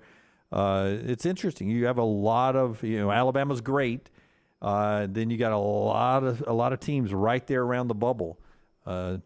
Just for Rockstar's sake, he's happy it's not Alabama this year, because we do that all the time, don't we? Well, in the tournament, they need to win the next game. Be prepared. Be prepared. We could get to that spot with Auburn later in the year. I'm excited about that. It's not a must win, but it certainly would be a help if they won. We may be to that point on Saturday. Yeah, we may start doing it later this week. Yeah, be prepared. More with that and Stephen Pearl in a second. The other Cowan Equipment poll question I have out gets us into a conversation that I'm interested to have. Read it to us, Brown. Aaron Rodgers is the best quarterback on the market, attention hungry, exhausting, or all of the above. 38% say he's all of the above. He's the best quarterback on the market, he's attention hungry, and he is exhausting. 29% just are willing to say he's exhausting. 17% say he's attention hungry, and only 16% say he's the best quarterback on the market. Now, technically, he's not on the market. He is under contract, $60 million for the Packers next year, but he's going to a darkness retreat. Hello, darkness, my old friend. Can you see if there are any pictures on the internet of a darkness retreat? I guess we could turn out the lights and we could do the same thing. Right. Yeah, I went on one to Amish country. Yeah, I mean, he's going on a darkness retreat to decide whether he is going to play or not, retire or not, stay in Green Bay or not. What a weirdo. The Athletic calls this darkness retreat in this chapter of Aaron Rodgers' career a boring Bane movie script. Is Lunsford back there? Can he explain that to me? A boring Bane? Yeah. Was there any darkness retreats in Bane's history there? I mean, the whole quote from the movie is, you merely adopted the darkness. I was born in it, molded by it.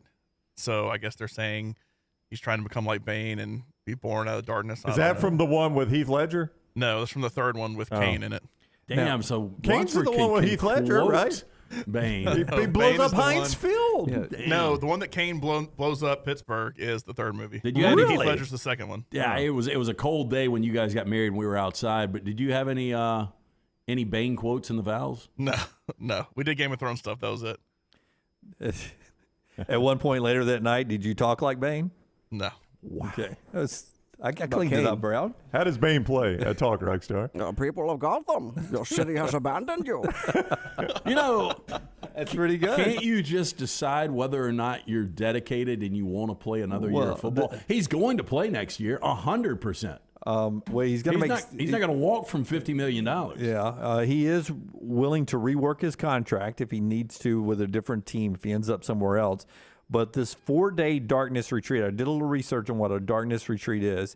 He will go to a secluded place. It is part of several different religions. One of them is Buddhism, where you go and you take away one of your senses, in this case, light, and you can't see. He still gets DoorDash. Have you read this?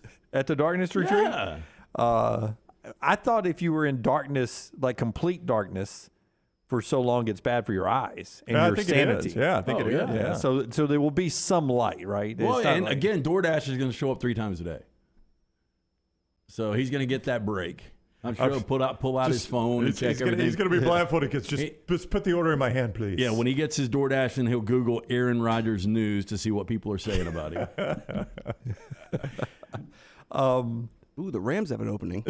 No, they don't. I would love it. I would love it. Be a dream come true for me, Rockstar, if the Rams signed Aaron Rodgers.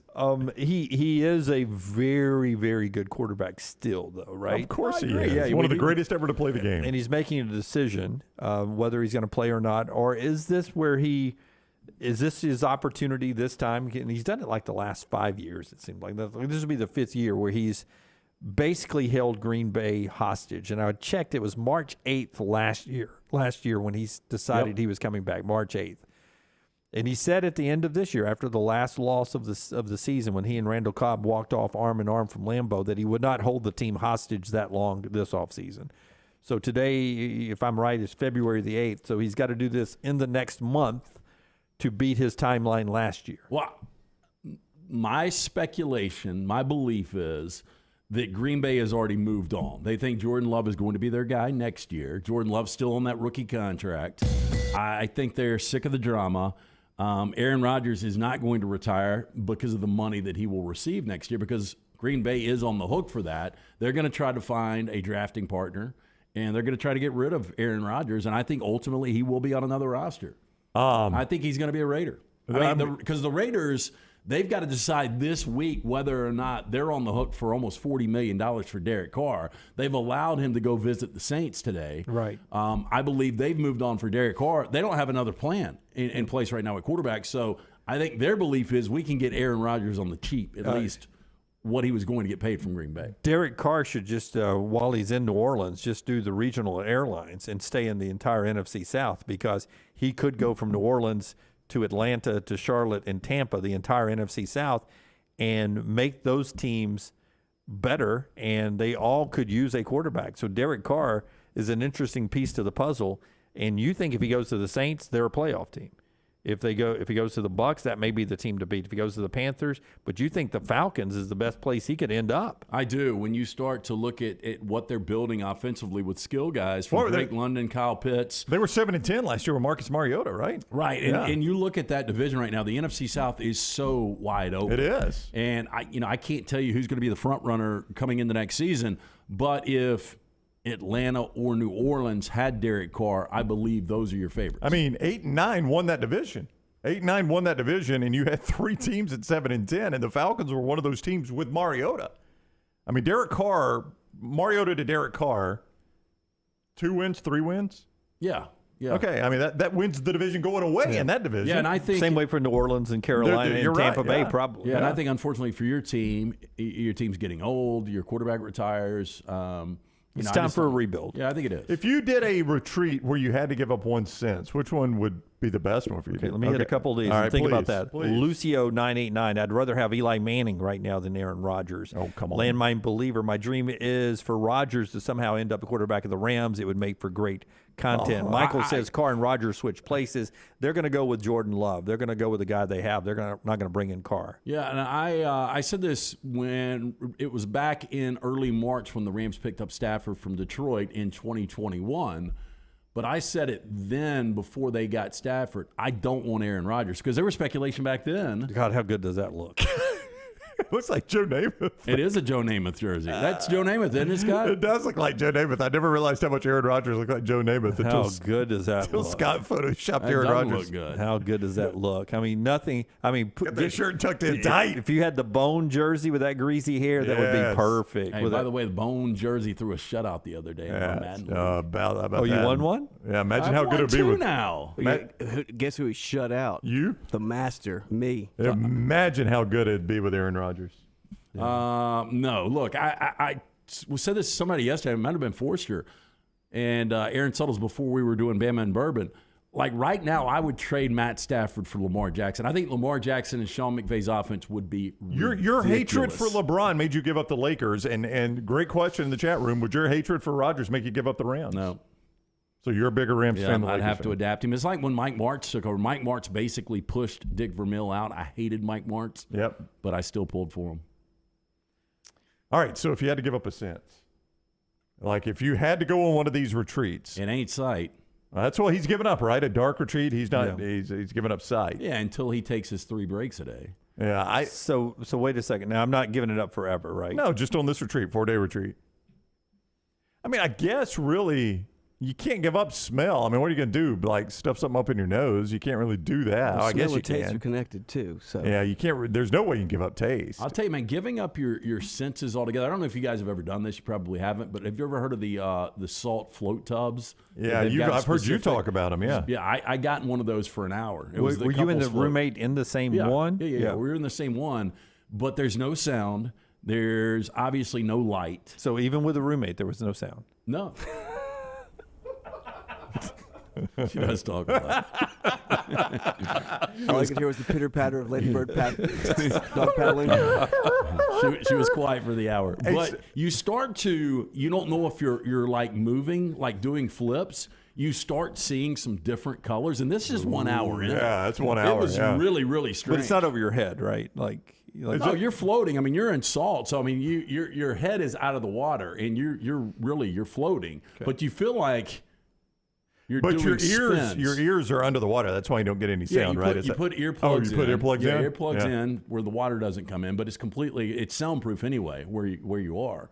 But you can't see hand in front of face. So it is a weird sensation. What does it do for you? Just relax you? Yeah. I mean, your mind can go anywhere you want it to go. Yeah. Interesting. I'd fall asleep. A lot of people do. Yeah, but you don't drown. I mean, because you're not going to sink, right? Yeah. No, you're on the bottom. Yeah, I mean, it's probably 1.5 feet deep. I mean, I guess if you flipped over, you could technically drown, but you're going to wake up. Yeah, I'd go to sleep. It's impossible to drown yourself. But it was relaxing, yeah. But it was just a weird sensation. I can't imagine doing it for days, and I don't think he will because, again, what was the quote?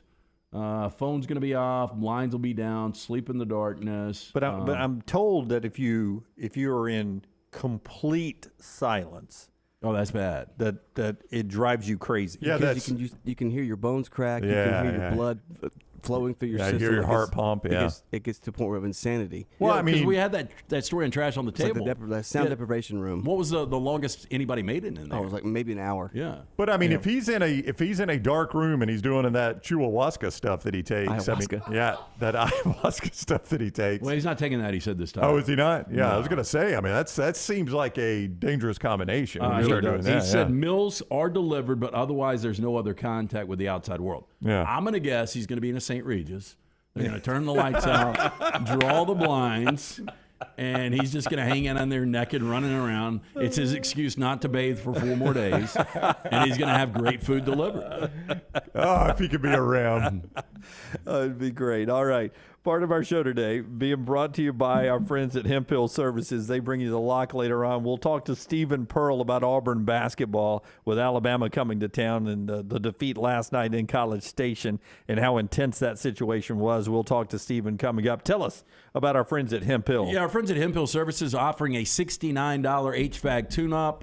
Call Adam, Chad, the guys at Hemp Hill Services. Make sure your HVAC unit is ready to keep up with the changing weather. Hemp Hill Services, locally owned and operated independent train dealer. The team there can service all makes and models for all of your plumbing, heating, and cooling needs. Trust the name, Birmingham's trusted since 1954. Hemp Hill Services. It's hard to stop a train. Call 205-229-2090 or hemphillservices.com.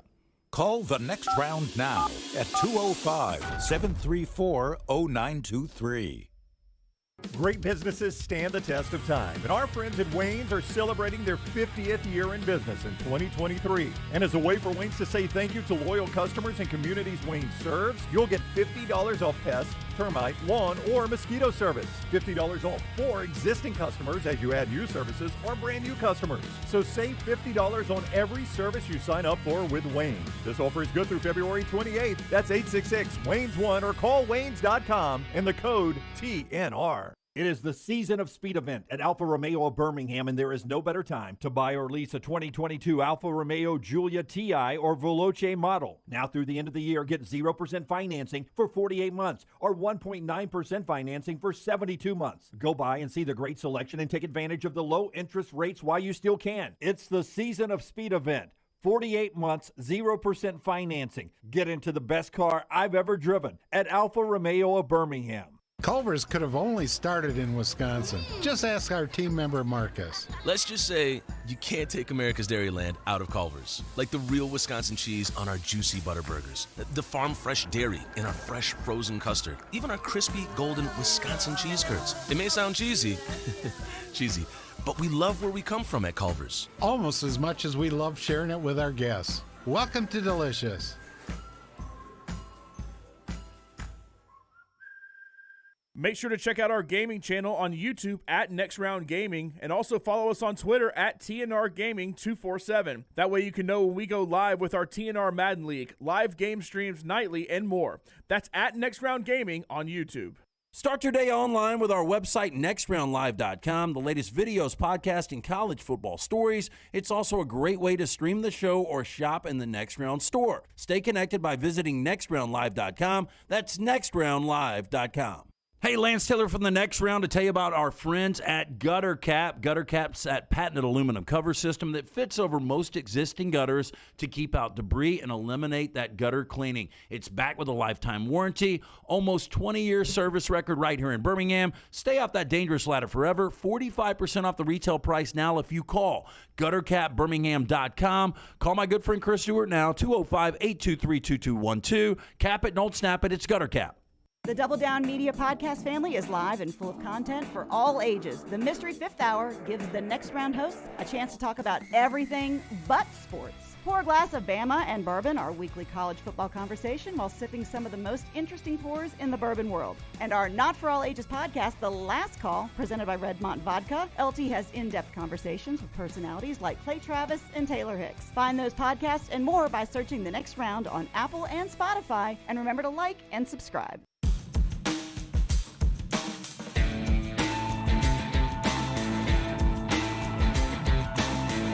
Hey, happy birthday to your niece, little Emma, today. 7.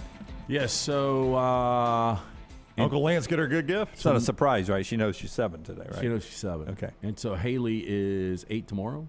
Yeah, so boom, back to back. The old Irish twins, they call them. Reed and Emily did not play around. Yep. Yeah. Well, technically they did. Wow. Very close in time Twice on the calendar. On one special day each year. I mean, that's actually hard to pull off, isn't it? It is. To throw a blanket over birthdays back to back years. Yeah. I mean, that really is tough. Just cute nieces you have. Just big fans of them. They're awesome. Yep. One's a great gymnast. One's a budding basketball player. Yeah. / cheerleader. Yeah. Yeah. But yeah, awesome. And I can't wait to find out if they're going to be Georgia or Alabama fans, because Dad's Alabama, Mom's Georgia. It usually trends on who wins more. Those girls need a big Alabama national championship this year. Yeah, but to get back in the fight. Would you guys not say, though, that it is more fun, and maybe this is just the way I'm wired, to pull for a team that's not in the masses? Like, if being a Georgia fan around here would be more fun. Being an Alabama fan, if you lived in Atlanta, probably more fun. I don't know. Yeah, that's a good question. I mean, depends on if they're winning, right? Because right now, if you're a Georgia fan around here, they're not going to know Mom's a Georgia grad. They're going to be like, bandwagon. Yeah, just pulling for the team that wins all the time. Yeah, but those kids, my nieces, could end up going. There they are. Look at those Georgia. cute girls. Yeah, going to Athens, and oh boy, they gear up a lot, by the way. Good. They could end up going to Athens when Kirby's still the head coach. That's true. Yeah. If he hangs on a little bit. Reed, my kids would love to wear next round gear too. God. No, they wouldn't. They would not. They would Just wear give it. them your damn credit card. Yeah, Your wife wouldn't wear it, nor would your kids. Part of our show being brought to you today by our friends at Nichols Outfitters. Brownie will tell us about Nichols after we talk to our buddy Stephen Pearl, fresh off a plane back from College Station last night, Brownie. And he's with us now on the JohnstonRVCenter.com hotline. I know, tough loss, Coach. We appreciate the time, though, this morning. Hope you're doing all right. Always for you guys. How you guys doing? Doing great. Thanks a lot. Shooting from outside has been a little bit of a struggle at times this year. You shot much better from outside last night, but still couldn't get the – I mean, it's just – I know losing no matter what happens is frustrating, but when you get that piece right and still lose, that kind of had to add to it a little bit. Yeah, I mean, you look at our last, 4 games since the second half of West Virginia. Like, I think we're playing pretty good basketball, which I don't know if fans will want to hear that since we're 1-3 in our last 4. But second half West Virginia, I thought we played really well. Battled back from down 16. Blew out Georgia at home and had probably, I think, our best offensive efficiency rating in like 20-something years. So played great offensively. Go to number 2 Tennessee and hold them to 46 points and just can't buy a basket. Had opportunities to win that game. Tough ending for that one. And then obviously to go to A&M, thought we played pretty well again last night offensively. Just had a few things we couldn't overcome in that game. But we're playing pretty well. We got to do a better job of limiting our mistakes late in games, doing a better job of getting stops, have to guard without fouling. And I think we can, close down on some of these big opportunities that we've missed out on. Yeah, free throws were obviously a story, but and we talked about this, Broom getting in foul trouble and then Julius Marble going off in the second half. That seemed like a huge turning point. Yeah, I think it's difficult when, you get 3 or 4 of your guys with 3 fouls early in the second half. It changes how we guard. We like to be really aggressive. We like to get after you, ball pressure, try and create some offense from our defense. And, when you get 3 or 4 fouls, you just don't do that as much. And I think Janai was a victim of that last night. He just wasn't guarding the way he normally guards.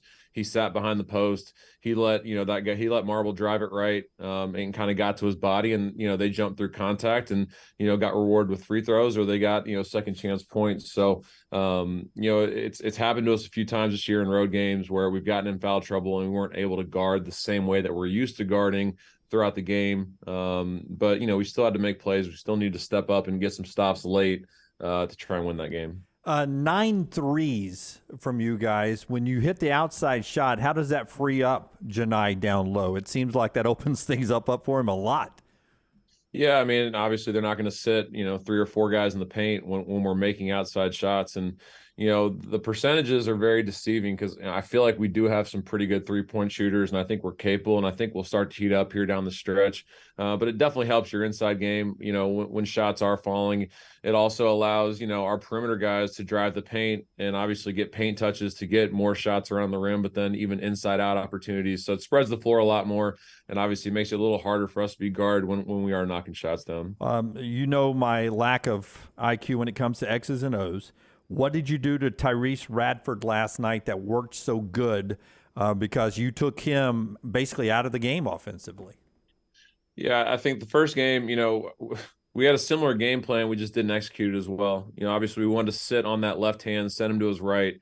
And we had our big up the line to impact a little bit more. But then the 2 guards that were guarding the other guards, we had them pinch the floor. So it basically shrank the floor a little bit. So setting him to his right hand, impacting a little more to try and get the ball out of his hands, but then also not allowing him to see as much, wood on the floor for him to drive. So we did a good job of corralling him, and a good job of kind of eating up his space, not allowing him to get downhill.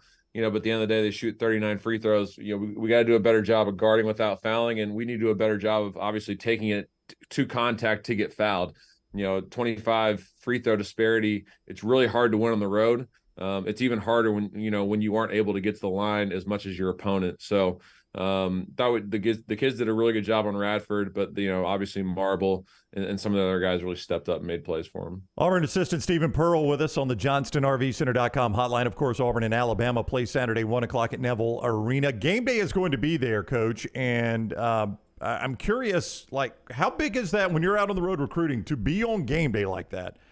And I mean, that highlights the best programs in America. And to say, hey, for the last 3 years, they didn't do a COVID year, but the last 3 years they were on the road, they came to our arena. Does that resonate at all in recruiting?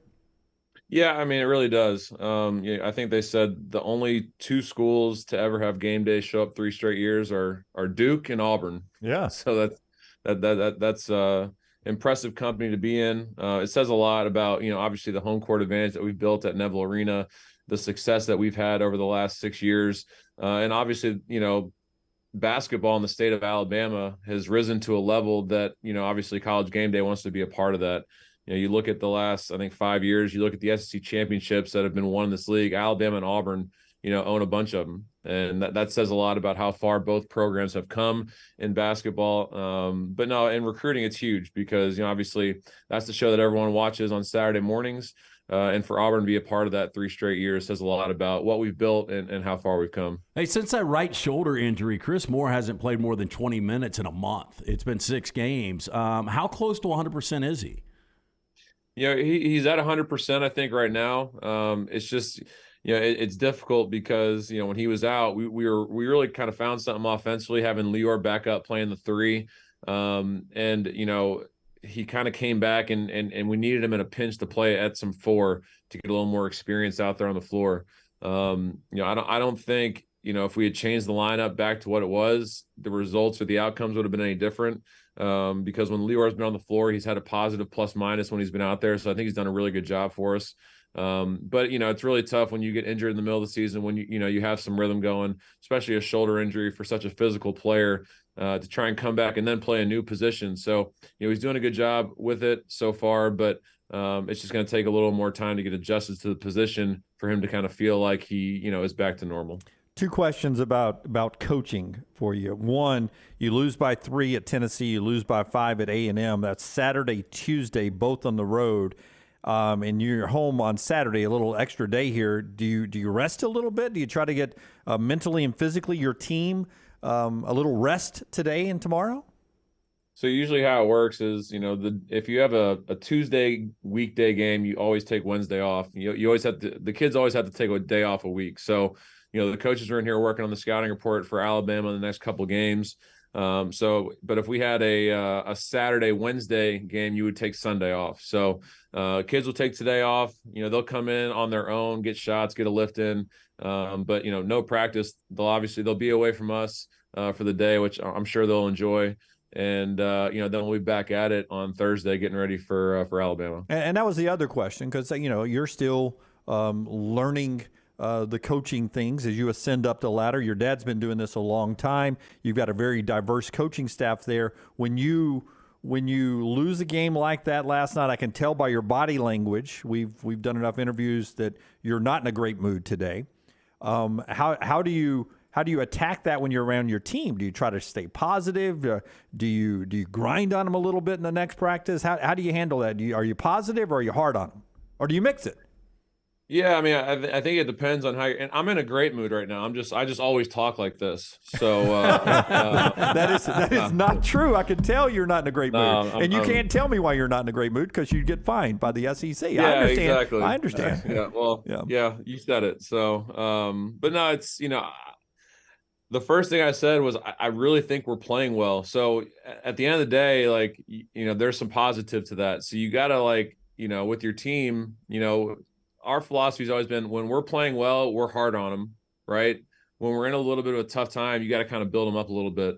But we're playing well enough right now to where I think we got to show them, the positive things that we're doing to build confidence around that, but then also understand that there are areas that we can improve in late game execution offensively and defensively that we have to, tighten up on so we can win games like, Alabama and some of the games coming up on our stretch. Because if we don't play our best game, we can't beat Alabama. They're one of the best teams in the country. So we got to learn from the mistakes that we made in our last 4 games and try and get better. But, it's really based on, how the team's doing at the time. But, right now, got to continue to try and build these guys up, show them the things that we're doing well, and try and tighten up on some of the things that we aren't doing so well. Steven, when I'm in a dark place, I think about my Vizsla Ladybird. So I knew it was coming. Yeah, I'm going to bring up Nelly.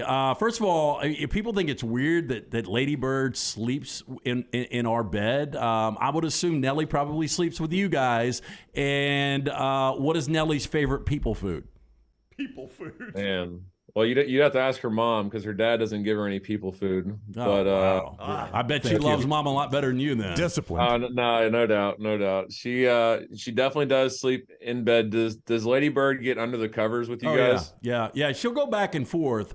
But typically she ends up. When I left the house today, she was still under the covers.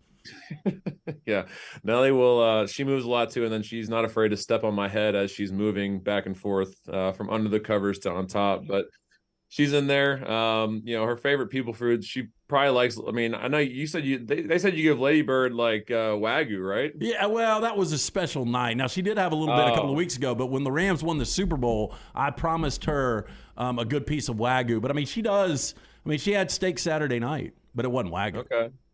Yeah, I would say steak and chicken are probably Nelly's two favorite things. And, even though we get home at midnight last night and obviously not in a great mood, she's running out there, as all Vizslas do, going crazy when they see you. So puts a little smile on your face when you get home after a tough loss. But no, she's great. Have you guys ever thought about getting a second one? Oh yeah, talk about it all the time. But Brittany's like, let's have a kid first, and then we can talk about a second dog. Oh, more pressure, needing to get a good road win down the stretch, or the new wife telling you let's have a kid first. There's a lot of pressures in the Pearl household right now. So just try to tackle them one at a time. See, we made you smile, man. That's why you. Clicked the link. That's why you clicked the link and joined us on this show. Yeah, how about how smooth that worked today? No shot at us today, right, for the Zoom link? No, it worked. Yeah. It worked. Good job. All right. Asking for a friend, would you pinch the guards to defend Brandon Miller like you did Tyrese? I'm kidding. Don't answer that. Stephen Pearl, Auburn and Alabama, Neville Arena, 1 o'clock ESPN on Saturday. Game day will be there as well. Coach, we always appreciate the time. Thank you for coming on with us today. Appreciate you guys. All right, take care. That is Stephen Pearl with us on the JohnstonRVCenter.com hotline. As Jim mentioned earlier, Nichols Outfitters is still selling that deer season gear. Deer season, I'm told, for all the deer hunters is wrapping up. Very sad, right? Everybody pour one out for deer season. I am told turkey bow season is next. That's what they said in the chat room. I got a text at turkey. My buddy said turkey. You did, but you didn't say turkey bow season, though. Yeah. Turkey bow and then the guns. It was my mistake. I said it was fall. My buddy Rick Long, who lives down on the Great Gulf Coast. That's right. Who listens to our show all the time. He said, he sent me the text, and I didn't read it until after the show, that, hey, Dunaway, turkey season spring. It's a spring. Give us your best turkey call. What the hell? Sounds like a pigeon in heat. Yeah. All right, you do yours, Lance.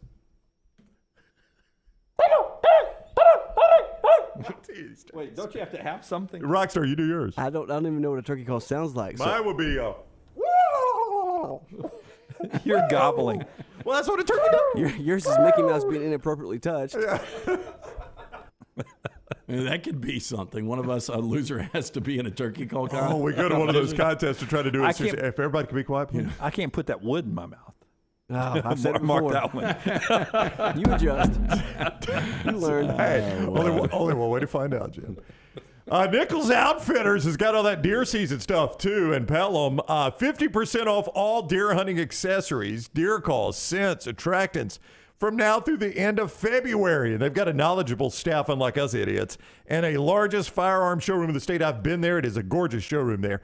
50% off deer hunting accessories now through the end of February. Nichols Outfitters, I-65, exit 242 in Pelham. Nichols Outfitters knows the outdoors. All right, let's spin the wheel of topics. I think the next one I want to do is let's do our weekly check when we come back after the break, where Brown pulls up the KenPom analytics that tell us which team is still in the running to be your national champion, right? Mm-hmm. I'll explain it again. We did this about 3 weeks ago. Yeah, probably so. We're going to keep checking in until we get to March Madness. This will help you with your bracket. So when we come back, Brown will look at the analytics from KenPom and tell you the number of teams that, in that criteria, still in the hunt to win a national championship. And we've added new teams. There are some new teams. Some have departed. We'll have to say so long to a few. Some have gone fishing. That's right. But some are back.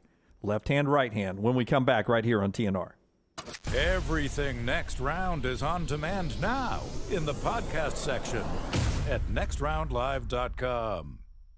Hey, this Valentine's Day, treat that special someone to the gift of luxury from Birmingham's best day spa, the Woodhouse Day Spa, located at Summit Shopping Centers. Choose from a menu of over 70 options. Buy online 24/7 or stop by the Woodhouse Day Spa and tell them the Next Round sent you. Man, I love a good meal. I'm Jim Dunaway. A good meal is what you get with my friend Sterling at Champy's Chicken on Highway 119 in Alabaster. We're talking great southern fried chicken, wonderful sides, hand-cut chicken fingers, po' boys, and those Mississippi Delta recipe tamales. You got a perfect menu for everybody. Champy's Chicken is perfect for watching the big game or taking a meal to the lake house, down to the coast, or stay in the restaurant and dine in a great atmosphere. It's all made fresh to order right there on 119 in Alabaster, Champy's Chicken. A legendary coach once said, "It's not the will to win that matters, it's the will to prepare to win." Bryant bankers have the dedication and experience to put together a financial game plan that's right for you. Stop by one of the 7 Central Alabama locations today or give them a call at 1-855-4-BRYANT to begin preparing for your financial future today. You'll find out what unbeatable service and legendary results are all about. Bryant Bank, Equal Housing Lender, member FDIC.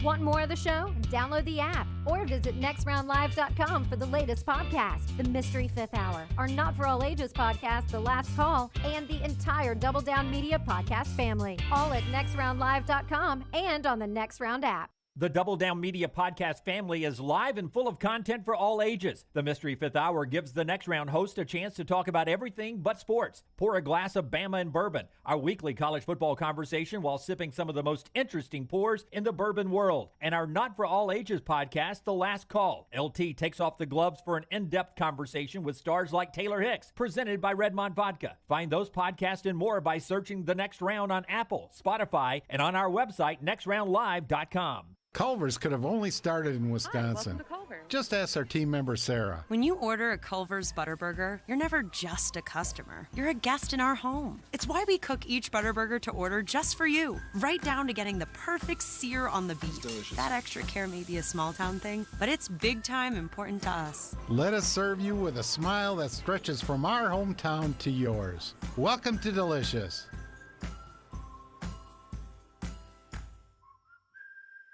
Want more of the Next Round? Download the app or visit nextroundlive.com for the latest podcast, The Mystery Fifth Hour, our Not For All Ages podcast, The Last Call, and the entire Double Down Media podcast family. All at nextroundlive.com and on the Next Round app. Did you tweak your shoulder putting up Christmas decorations? Injure your elbow shooting hoops in the backyard? Or hurt your knees getting up from the couch at halftime? Let 2023 be the year precision sports medicine and orthopedics gets your life back on track. Orthopedic care is better together. Find your provider today. Call 205-512-3885. That's 205-512-3885. Or visit precisionsportsortho.com/2023.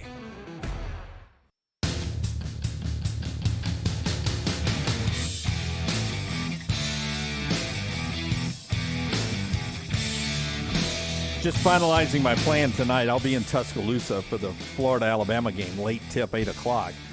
Going over with some friends, and we just decided we're going to go to a rib place. Over there. Yeah. And then you're going to Auburn Saturday, right? I'll be at Auburn, Alabama on Saturday, 1 o'clock tip for that one, with my buddy Johnny and the guys down there. So it should be a fun basketball week. But what a weekend.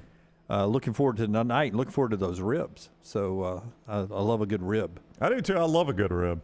Yep. I don't know about having it pregame before I go to the basketball though. Should I bring floss? Should I get an Orlovsky and buy some floss and a toothbrush and just throw it in the garbage after I use it? Not a bad idea. Not a bad idea at all. Yeah. You know what? I'm going to the dentist for a cleaning after the show. If you're around, I'll bring you that little miniature. Yeah. And some floss. Yeah. I'll be up here a while. We got some work to do. Okay. Yeah. I was one time I was going to the dentist and I had hit a drugstore and got the travel toothbrush and toothpaste, but you don't really have anywhere to rinse, so I just bought a bottle of water. So I'm sitting out in the parking lot of the drugstore and I'm brushing my teeth, and then it comes time to rinse. So I get the water in, spit it out, get the water in, spit it out. And some lady thought I was throwing up. She was like, "Sir, are you okay?"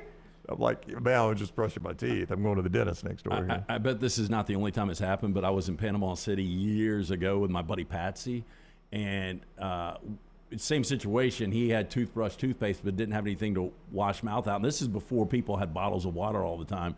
So all we had was a bottle of Jim Beam.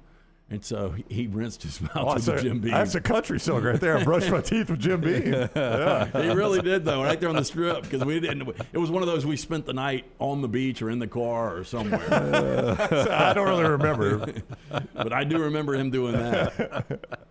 But I always keep a toothbrush in my desk. Do you not? Not here. Not here. I did at the other location. Deodorant, fresh shirt, and toothbrush and toothpaste. I've got a toothbrush, toothpaste. I think there's still a little left in the tube, and mouthwash in the car. Yeah. Okay. I got it in the car because it's always with me. I'm not always up here. But by the way, and I asked this to little Tater out there earlier. Yes, she is going to get so tired of that. I'm sorry. I mean, I'm one more Tater comment away from. He called her Tater by accident when we started the show. Yeah. Tater corn. Tater corn, and my Southern accent, I don't enunciate very well. I think it should catch on. But I'm this close to Brown telling me you're really starting to bother her now. So I'm going to back off. I think I just did that in a nice way. Yeah. So I will not do it anymore. But I was telling her the other day, because was it Friday when we were going down to the World of Will show. I think the last time I saw a mirror in the middle of the show was about 11:20. Went to a commercial break. I ran to the bathroom, looked in the mirror. I get in the car, and it was one of those where I looked in the mirror, as I'm backing up, and you always check. Huge snot ball on my left nostril. You had a clinger? And I came in, and I was like, I would have told you. I mean, I thought we had the rule, and I asked her, I said, "You're always sitting down working out here in the lobby, and I'm having to stand above you." Yeah, I don't think she looks you in the face. Did I? Thank you. Yeah. But if I had a mohawk right here, would it help? Oh, yeah. Nothing to lose. And she said she didn't notice it? She said she didn't. I mean, I hope that Taylor and everybody in the lobby play by the same rules we do in here. If you got something in your nose, you let us know. I was in the lobby. I didn't notice it. Yeah. I mean, a lot of people were, and that's what bothered me. I was afraid y'all were having a nice little – of course, I was in my everybody's against me mood last Friday, so – I felt like everybody was out. That was only last Friday. Yeah. Well, I was going to say last week, but specifically last Friday. Part of it's clinical. Part of the show is brought to you by our friends at Storm Restoration Roofing. Greg from Pell City, Greg Nelson, he and his wife, back in town after a nice little siesta, a little vacation, a little respite away from work. But his crew is ready to help you this spring season if storms blow through. Storm Restoration Roofing is standing by with local crews to take care of you. And I always tell you this, man, when it comes to your roof, and especially when storm damage, make sure you've got a local group that is working with you, not some national brand, not some group that's just swinging by trying to take advantage of you during a crisis. Remember this number, 205-542-3531, 542-3531. It's his cell number. It's Greg's cell number. He gives you the cell number there. You can contact him if you got storm damage, if you need a free roof inspection. He's got that, no obligation. He's got some special deals for veterans. They're A-plus rated with the Better Business Bureau. He and his wife run the company, locally owned for over 20 years. You can look him up on Facebook. Greg from Pell City on Facebook. Just a good dude who will not cheat you out of anything. Works well with your insurance companies. It's 205-542-3531, 542-3531, Storm Restoration Roofing. If you jump in the chat room and ask anybody who's used Greg over there or on our social media platforms, they'll all rave about the experience they've had with Greg Nelson, Greg from Pell City, and Storm Restoration Roofing. Okay, Brown's our analytic guy. He is keeping an eye on what is happening with the march towards March Madness in the brackets, and he has one criteria that has been pretty successful. Oh, it has been. It has predicted the group of national champions, or the national champion has come from this group every year since 2002. Now, the one caveat that must be added here is it's the eventual national champion will meet these criteria, but they do take into account their postseason games, right? So if you're outside of this group right now, or even outside of this group the day the bracket is picked, doesn't mean you're dead, but you got to be close enough that you can make it up during postseason play, okay? So there's your caveat. So it is the KenPom Roy rankings. Every national championship since 2002 has been won by a team that has finished top 40 in offensive efficiency and top 25 in defensive efficiency. Very balanced team. Last time we checked in, there were 8 of these. We said goodbye to Illinois. I don't know if you guys watched Illinois lately. They have sailed off into the sunset from the KenPom rankings here. They have slipped out of this. They have slipped this out. window. Okay, that was 8 teams last time we checked in on this. The 8 were Houston. I can tell you 3: Houston, UConn, and Alabama, because they were there because they're all in the top 20. Kansas, UCLA, Virginia, Creighton, and Illinois. And we said goodbye to Illinois. We now have 11. So we've said so long to 1, but we've added 4. Ooh, 4 have played their way in. 4 have played their way in. Okay. So here's what is remaining from last time. UCLA, they are 23rd offense, 3rd defense. Alabama, 19 offense, 6th defense. Houston, 6 on offense, 8 on defense. By the way, that's strong numbers right there. That Houston team. Yeah, Houston's good. 6 and 8. 6 and 8. UConn, 8th on offense, 20th on defense. Big win for UConn last night over Marquette. Yep. Creighton's still in there, 29 on offense, 14 on defense. Surprising record because they were out there big player for about 5 or 6 games. They lost 5 games in that stretch. Tough game at Seton Hall tonight. But they are a really good team. Tough game at Seton Hall. Oh, interesting. Yeah. I don't think it'll drop them out, but Kansas, as bad as they've struggled at times this year, still there. 25 on offense, 17 on defense. I think we talked about it on the show yesterday. It's still a good enough team to win the national championship. Yeah, I mean, they've got a dominant player, and the games they've lost, it's not like they got walked off by TCU, but outside of that, it's been tight losses to really good teams. When TCU is healthy with, what is it, Mike Miller, Mike White, Mike Mills. Yep. I thought Mike Mills was the guitarist from Oh, look at you from REM. Yeah. Rockstar likes to make sure you know it's the bassist, not the guitarist. No, hold on. Mike Miles. Yeah, Miles. Yeah. Virginia, Rockstar. Virginia, is it West Virginia? Nope. Oh, you always like to be specific. Virginia. Eastern Virginia. Such a turd. Virginia, 26 on offense, 23rd on defense. Impressive win by them last night. So those are the teams that are there. All right, so here are your new teams. You ready? Is there anybody that I haven't said that you're like, ooh, they've got to be in this? Let's see if they've got any. Oh, there's one that I think you're probably thinking of that I didn't say because you brought them up last time and they had just barely missed the cut last time, but they're in now. I didn't say them yet. Did you say Iowa State? I did not say Iowa State, Jim. They are not in. Gonzaga, Lance, not in. St. Mary's? St. Mary's is in, Jim. Whoa! Just barely. I mean, they're 40th offense, which is the cutoff, but 4th defensively. Good defensive team. Hey, how insulting would it be if St. Mary's won a national championship? Before Gonzaga did, that'd be hilarious with it. What's that guy's name? Randy Bennett, something like that? Randy Bennett. There's no way St. Mary's. That's one. He looks like a smoker, by the way. Randy Bennett? Whoever St. Mary's coach is. Yeah, it's Randy Bennett. He's a little young to be a smoker. Oh, I may have looked at the wrong guy. The guy I looked at was like gray-haired guy. Oh, the guy that was smoking at the end of the bench. Hey, so St. Mary's a new one that's in. 3 more new ones. Anybody that I've left out? I think there's an obvious one if you guys are paying attention. They barely missed the cut last time. They've been number 1 for a lot of the season, and they just lost over the weekend at Indiana. Purdue. So they're in now. I was about to ask if Indiana was in. Indiana is not, Lance. I'll tell you where they are if you want. Playing really good. Is anybody playing better than Tracy Jackson Davis? He's been great. Indiana just misses the cut defensively. They're 41st defensively. You got to be in the top 25. But they are 18th offensively, so they're getting close. Purdue is in. 1st in the nation offense, 22nd in the nation defensively. 2 more. Kansas State is now in. 35th offensively, 21st defensively. So just barely in, but in. Killed TCU last night. Mississippi State broke TCU when Mike Miles got injured. TCU's struggled since then, and K-State They really have. walked them off last night.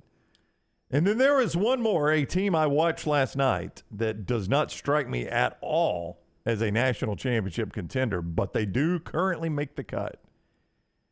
And it is Maryland, who lost to Michigan State, but still Maryland is 38th offensively, 24th defensively. I mean, in by the skin of their teeth on both of them. They'll fall out before you get They to will, because they are 16-8. So those are the teams that are in. That's 11. The ones that are close, the ones that can play their way in here. Keep an eye on San Diego State, guys. They just barely missed both just barely missed on defense. Barely missed defensively. Tough game tonight at Utah State. That's right. Utah State, 9 o'clock, CBS Sports Network. If you're a hoopster, a net guy, a rim guy, if you like basketball, the hardwood guy, that's a good game late night tonight. Yeah. Texas, easily in offensively, just barely miss it defensively. So look out for Texas. It's weird that they would miss defensively. Like Chris Beard's team, that's what they're known for. Arizona, just barely missed defensively, easy and offensively. And Rockstar, West Virginia. Oh, Virginia, the old Cavaliers. Mountain Mama. The old Mountain Mama. Mountain Mama just misses defensively. They're in offensively. So 11 teams right now meet the criteria. I thought Smuff was joking. Smuff 23. Mountain Mama. Mountain Mama is barely outside looking in. Are they going to make the tournament, though? West Virginia? Yeah. Well, if they don't, they won't win the national championship. That's a good one, Brown. Would you give me... They don't call him the best analytic guy in the business for nothing. Would you give me 6 teams to win the national championship and you get the field? 6? Can I think about that to the top of the hour? I mean, this is going to be one of those wide open tournaments. It really is. So you get the 6 and he gets the field? Yeah. Would you take the field if he took the 6? Are you going to pick the 6 today on the show? Yeah, I'll do it today. You'd pick the 6 in the next segment? Yeah. Oh, I like that. Oh, hell, I like pressure point, but I feel like you've done a little research. Well, I just did the research for him. Is 6 of them in the list that he just gave us? 4 for sure. They better be. Ooh, you're going to take 2 out of them? I might. Hey, I'll tell you what. He'll give them to me, and I'll give you the KenPom just to see how far off they are. I will tell you this. I will do it if you tell me about New York Butcher Shop right now. We'll tell you about New York Butcher Shop. 2 great locations from our friend Jim. You heard Stephen Pearl ask about the Wagyu that Lady Bird enjoyed about a year ago. But they've got that. Valentine's Day is coming up. We're only 6 days out from that, so go on and make plans. Treat your special someone with the Valentine's Day special for 2. Create that romantic evening at home. You can call the New York Butcher Shop to reserve yours today. Cahaba Heights, 205-970-7300. Greystone, 205-703-8825. That package, Valentine's Day, includes 2 8-ounce choice fillets, 2 loaded twice-baked potatoes, 2 garden salads, yeast rolls. It's $59.99, but you can upgrade to Prime for just $10 more. That's all from our friends at the New York Butcher Shop. Follow Rockstar on Twitter @RockstarBHM.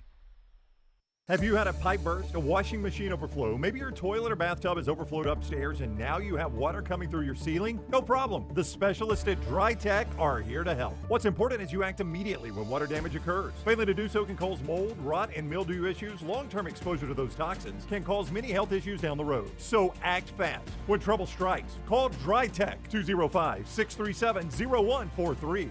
That's Dry Tech at 205-637-0143. Hi, this is Wes McClooney, owner of the New Balance Birmingham store. At the New Balance Birmingham store, we go beyond taking your measurements. For us, comfort fit means a lot more than just checking for enough room in the toe box. You see, a simple fit may look and feel okay inside the store, but high-quality custom-fit shoes from the New Balance Birmingham store will continue to look and feel great while performing the task you need them to do. Come see us at the New Balance Birmingham store and experience the difference a custom fit makes for you. You want to look great while supporting your favorite show? You know the place to go is the official Next Round store at nextround.store. Yes, there are .store domains, and we have one. From shirts to hoodies to hats and all kinds of fun stuff, you can rep the Next Round anywhere you go. At the beach, Next Round hats to block out that sun. Up north in the winter, get you a comfy Next Round hoodie. Just need something to put your $20 beer in at a game? Get you a Next Round koozie and throw that thing in your pocket. You never know what stuff Jim's going to make me put in there next. Check it out. It's the Next Round store at nextround.store.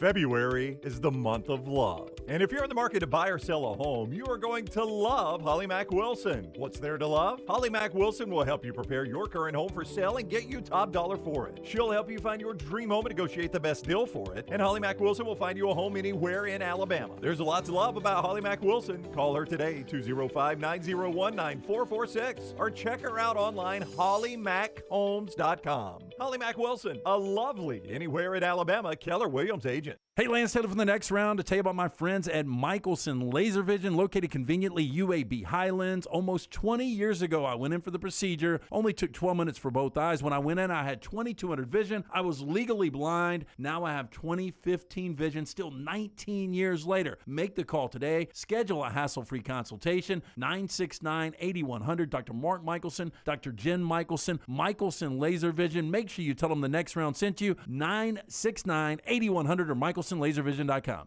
Hey, Lance Taylor from the next round to tell you about one of our favorite places for breakfast, lunch, and dinner. That is Hamburger Heaven since 1982. Hamburger Heaven has been serving Birmingham's best hamburgers, cheeseburgers, French fries, hand-spun milkshakes, and sandwiches made fresh to order. All of their ingredients are fresh and prepared daily. This includes their beef, always fresh, never frozen, hand-pattied each and every day. For breakfast, lunch, or dinner, visit any of the 4 locations, Highway 280, Irondale, Gardendale, and Homewood. Jim Dunaway, Lance Taylor, Ryan Brown, and Rockstar. Live from the Birmingham Racecourse Casino Studios, the next round, presented by Bud Light, is on now.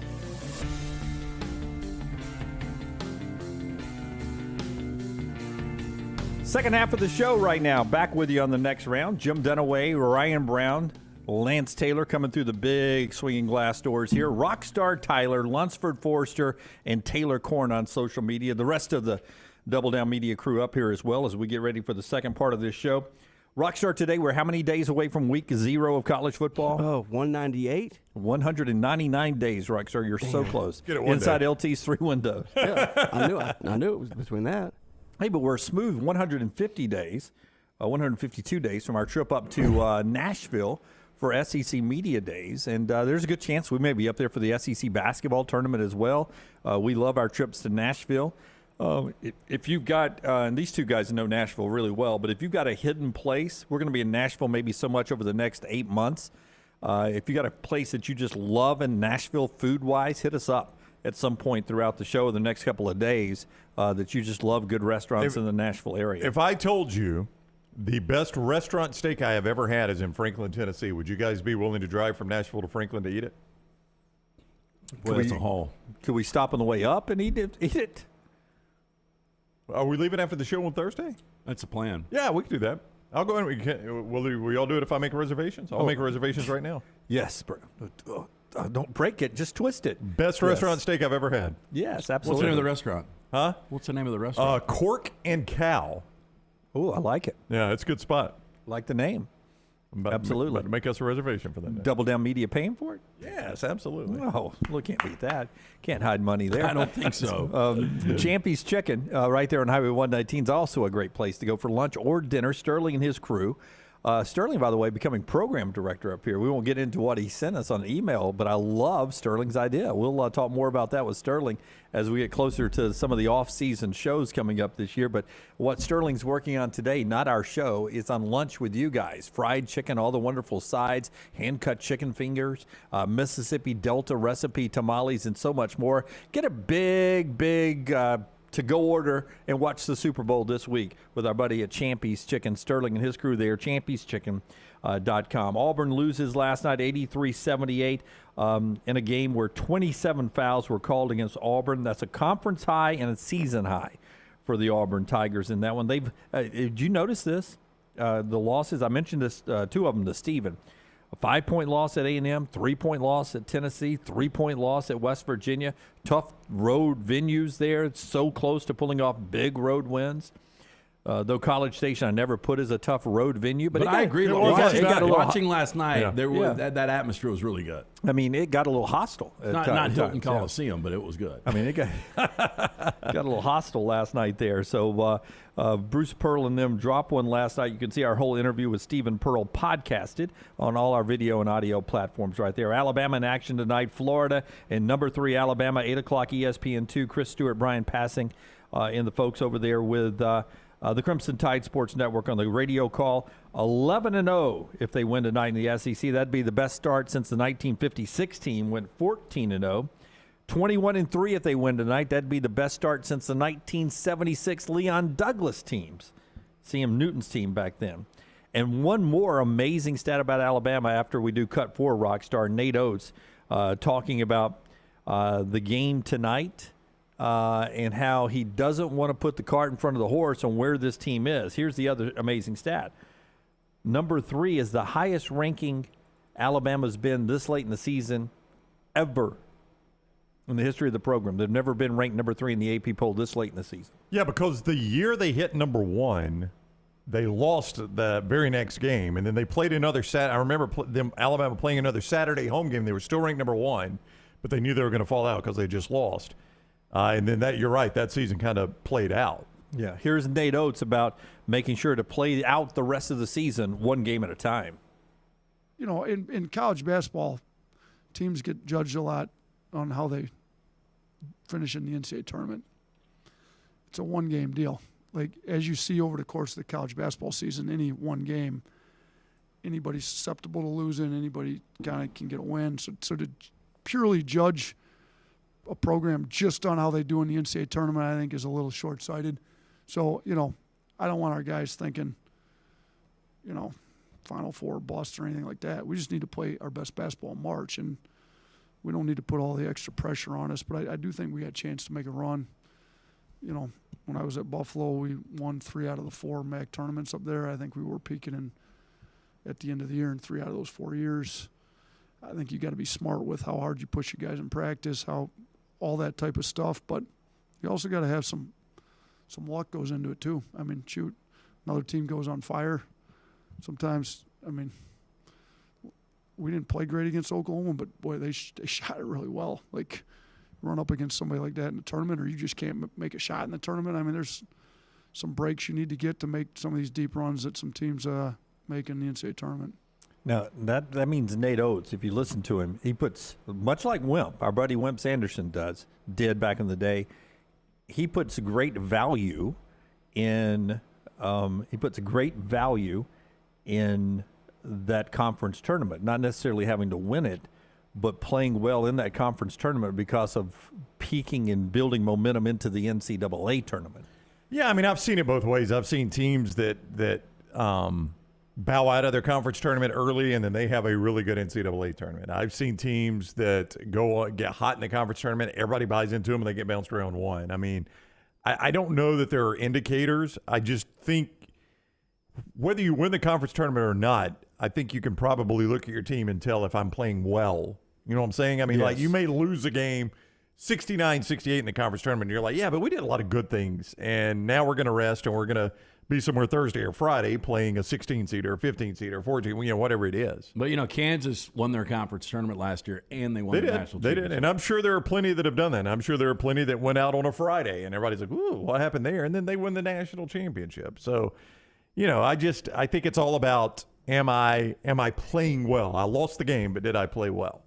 Our friends at Maestro Dobel Diamante Tequila, the world's first clear multi-age tequila, Dobel Diamante, aged in a new European oak barrel, double filtered to remove color while producing a crystal clear spirit of character and smoothness. Crystal and clear in appearance, smooth and crisp on the finish. Maestro Dobel, the perfect tequila for sipping or mixing. Maestro Dobel Diamante Tequila. I mean, the best compliment you can get. My 22-year-old daughter last night said she had some the other day and loved it. It's her favorite tequila now. Wow. Oh, yeah, that is quite a compliment. Yeah, she's got quite the taste. She's already developed the palate for tequila.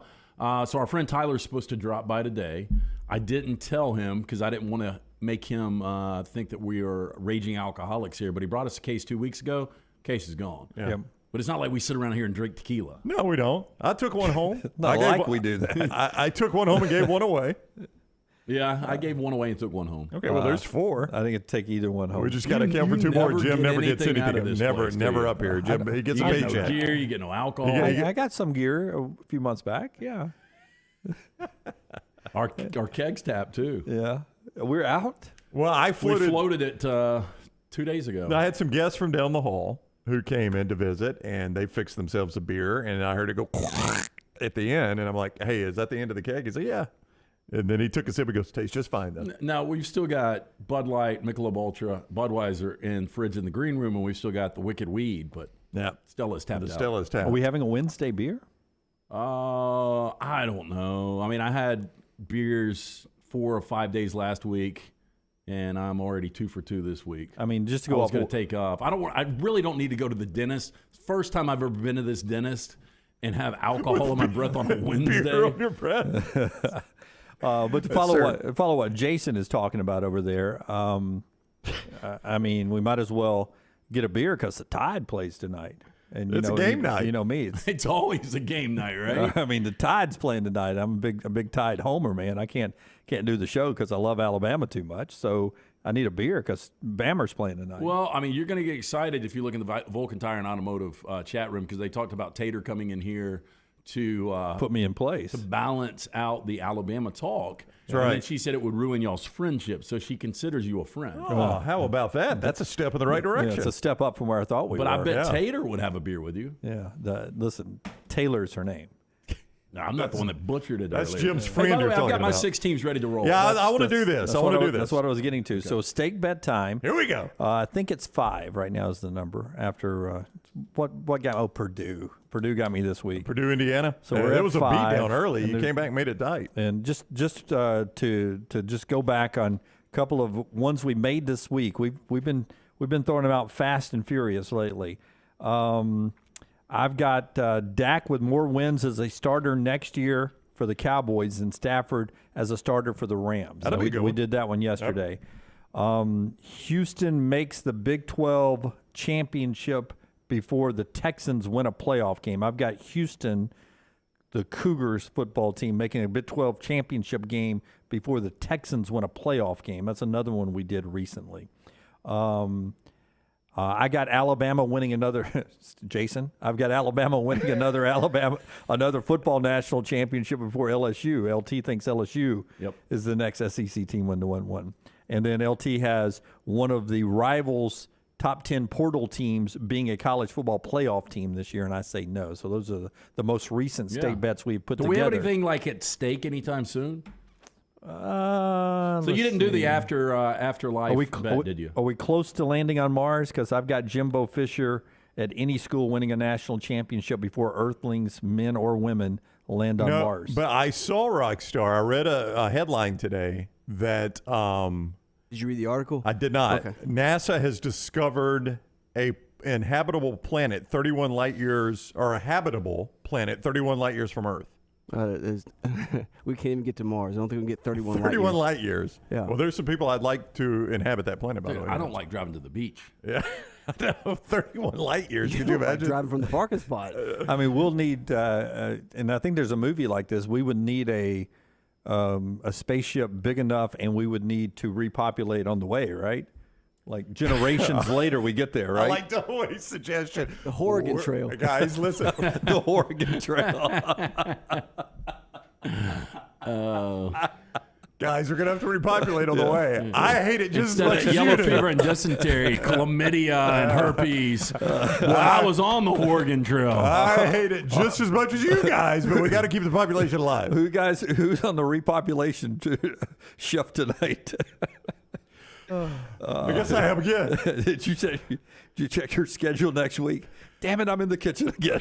I got 8 shifts next week. My God.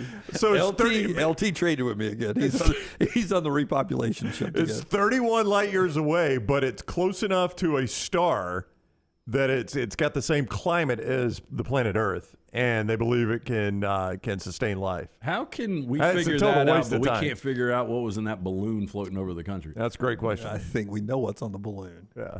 Government ain't telling you, Lance. I mean, you're going to Well, no, you really didn't because it wasn't shot down. Well, I so think- they really didn't know what was on it. Well, I think they were worried that there was something in the balloon, yeah. So let's do the picks then. Are you going to take Alabama? That's what everybody wants to know. They don't want Dunaway holding Alabama. Let's not jump it. Okay. I will tell you this. There 16. were, Sorry, there were Lance. 10 teams in the mix. I will Yep. give you the 4 I eliminated first. You pared it down. All right, so so these these four got punted. These 4 are out. These 4 are on Dunaway's side. I get the field. You are picking 6 teams to win the college basketball national championship. And I'll tell you if they're in the KenPom numbers or not. Go. These 4 scare me, though. All right, go. Miami.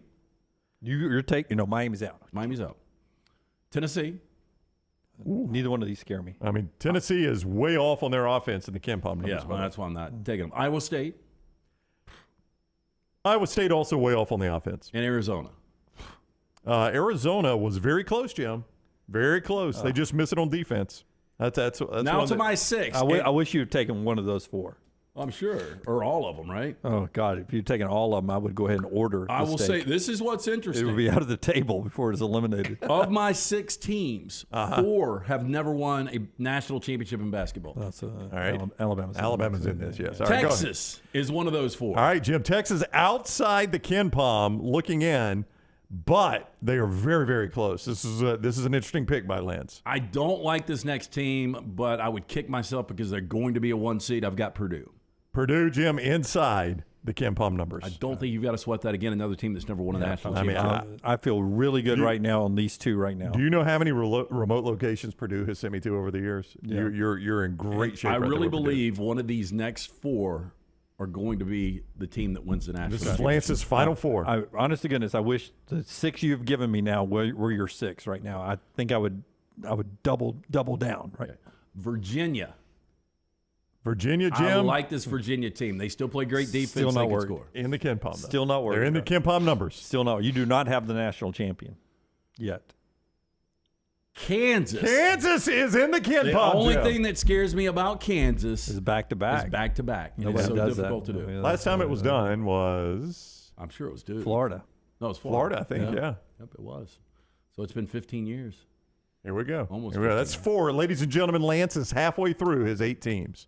Oh, no, wait a minute. You're only doing 6. Yeah. Number 5 is the Houston Cougars. Another Houston, team Jim. that has never won a national championship. Believe it or not, Houston has never won a So national Clyde championship. Drexler, it doesn't surprise me except for Phi Phi Slamma Slamma Jamma. They got got rid of- twice. So runner-up to Tennessee State and then runner-up to Georgetown. All right, so to quickly recap here, ladies and gentlemen, Lance is taking 6 teams that he thinks can win the national championship. He has selected one team that is outside the KenPom criteria very early here in Texas.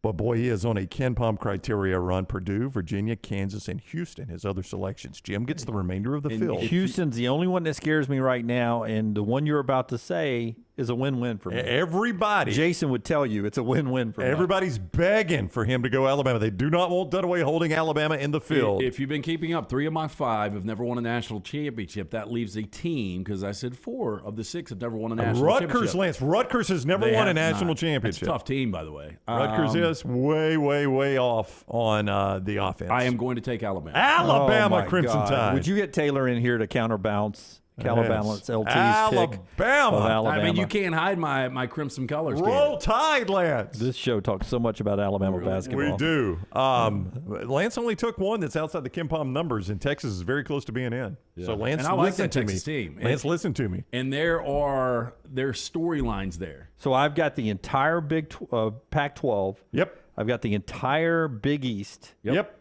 You got all the Big 12 except Texas and Houston, or Texas You and got Kansas. the entire Big Ten except Purdue. You got all the SEC except for Bama. You got the entire ACC except for Virginia. You got the entire SEC outside of Alabama. You've got the entire American East. You've got all the MEAC. You got all the CUSA. You got all the Conference USA, Jim. Every Sun Belt team still on the table for you, Jim. Truthfully, Can we do a poll question whether or not people think that I've got the national champion of my six? Okay. Well, we need Taylor to build a graphic. Yeah, Taylor's got to build a graphic first. Texas, Purdue, Virginia, Kansas, Houston, Alabama. Texas, Purdue, Virginia, Kansas, Houston, and Alabama. I've got that right? Yeah. Pritch Law said he took Arizona. No, Arizona was one of the just missed the cut. Just missed the cut. Yeah. Almost took Arizona. Yeah. Lute Olson, baby. I mean, other than Houston, I feel really good. I mean, if you want to double it and give me those 4 teams that you could not stand, my last 4 out. What scared you the most, Dunaway? I think Houston and Alabama scaring the most. Yeah. Houston scares me. Yeah, and if I had to go if I only got 3 teams, I would go Virginia, Houston, and Alabama. Because here's what's going to happen to Purdue. I'll tell you every time. I'll tell you the scenario where Purdue loses. Yeah, and I and agree it with happened the scenario. last night to Auburn with Janai. Yep. Yeah. Edie's going to get in foul trouble, and they're not the same team. Everything goes through that guy. If you watch the Indiana, even the loss this week, 33 points, and they lost the game. He is so dynamic. But there's going to be a game, Pat Adams, there's going to be a game where he ends up with 2 quick fouls. They put him in the final 10 minutes the first half. He gets a 3rd foul. He comes in early in the second half, gets a 4th foul, and then he's limited throughout, and they lose that game. That's when Purdue's going to get eliminated. Well, he is going to more than likely be the National Player of the Year unless they fall off a little bit and Jalen Wilson really gets hot. But I would kick myself because this is a guy that is going to be your National Player of the Year. He's unlike any big man that we've seen in a long time. But I do agree with you. I mean, even with 33 and 18 this past weekend in Bloomington, they still lost the game. You know, they've got like 5 or 6 wins by 4 or less in the Big Ten. Just using Alabama as an example. Alabama has enough big bodies, they can take it to him and just challenge them to call fouls, right? They can play in on him and force him through 6 games. Somebody's going to catch him getting into foul trouble. Purdue doesn't scare me. Texas, if Chris Beard was the coach, but it is his roster, and this team is getting better. Yeah, I don't know what Texas to make. is good, but I just don't think they can do six games in a row. You played storyline there. You played a little storyline there with it. But that's a good team. No, it is a good team. Like I told you, man, just outside on the defensive efficiency. All right, what 6 would you have taken? Virginia. Well, I tell you what, Brown and I can pick later on, and we just let Taylor build one graphic with each one of our 6 teams. We won't have anything on the line. We'll just see how we can do it, because I'd like some time to think about it. These 6, maybe because it's so wide open, the 6 does not scare me, except for Houston. Bama doesn't scare you at all? Well, I mean, that's a win-win for me. I mean, my goodness. He would gladly buy that steak is what he's saying, yeah. Yeah, I'll even let Brown cook it if Alabama wins a national championship. Best steak of your life. I mean, it sounds far-fetched.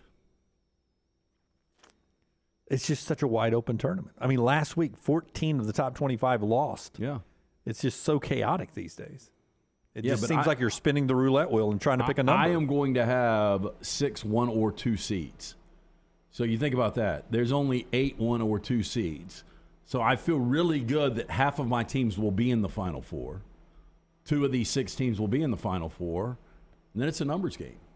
So you think 2 of these 6 teams will be in the Final Four? I kind of agree with you. 8 1s or 2s. Yeah. I mean, you always have 1s and 2s in the Final Four.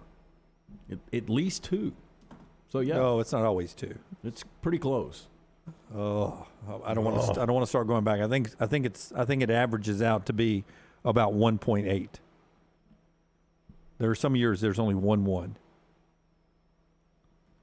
I'm just telling you, 1s get beat. No, I know that, but 1s are the most that have ever made the Final Four. Oh yeah, come from because 1s. Yeah, absolutely. But it's not as always as chalk as you think it is, especially recently. Fun stake bet. Brown and I will come up with our 6 teams a little bit later on, but then we get back into the whole. God, if I put Bama in there, they're going to all criticize me. That's true. I don't think Jim needs to do this. I don't know. Well, I mean, he doesn't have anything on the line. So the 1 seed has been to the Final Four 59 times, championship game 36 times. They've produced the national champion 23 of 28, 32, 33, 34, 35, 36.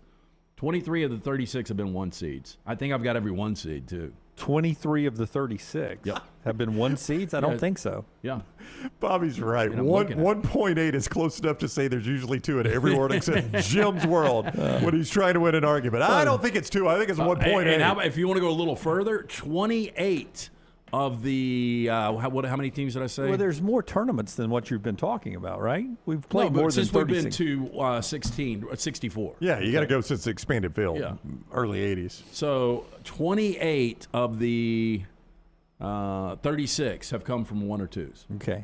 During the commercial break, I will look at the last 5 years because games change so much. I'll look at the last 5 years and just show you how many 1s have ended up doing well.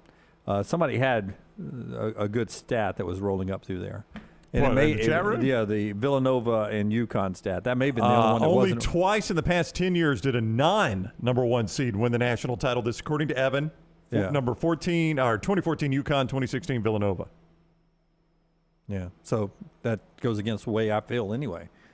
I thought it was less number ones, and he's saying 8 of the last 10. Oh, by the way, on the other side of this, North Carolina is about to become the first team in the history of basketball to be preseason number one and miss the tournament since the expanded tournament. Did Louisville not? I don't think so. I read last night that North Carolina will be the first one to be preseason number one and miss the tournament since the expanded tournament started. Troy says Houston and UCLA will be 1 seeds that make the finals, guaranteed.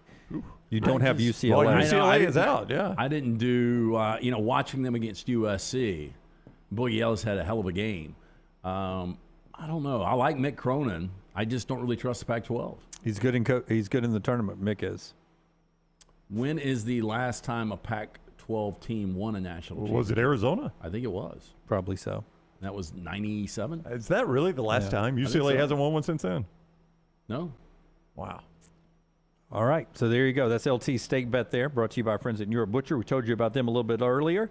You guys got plans tonight? Anything happening tonight? Rockstar, it's Wednesday, that means?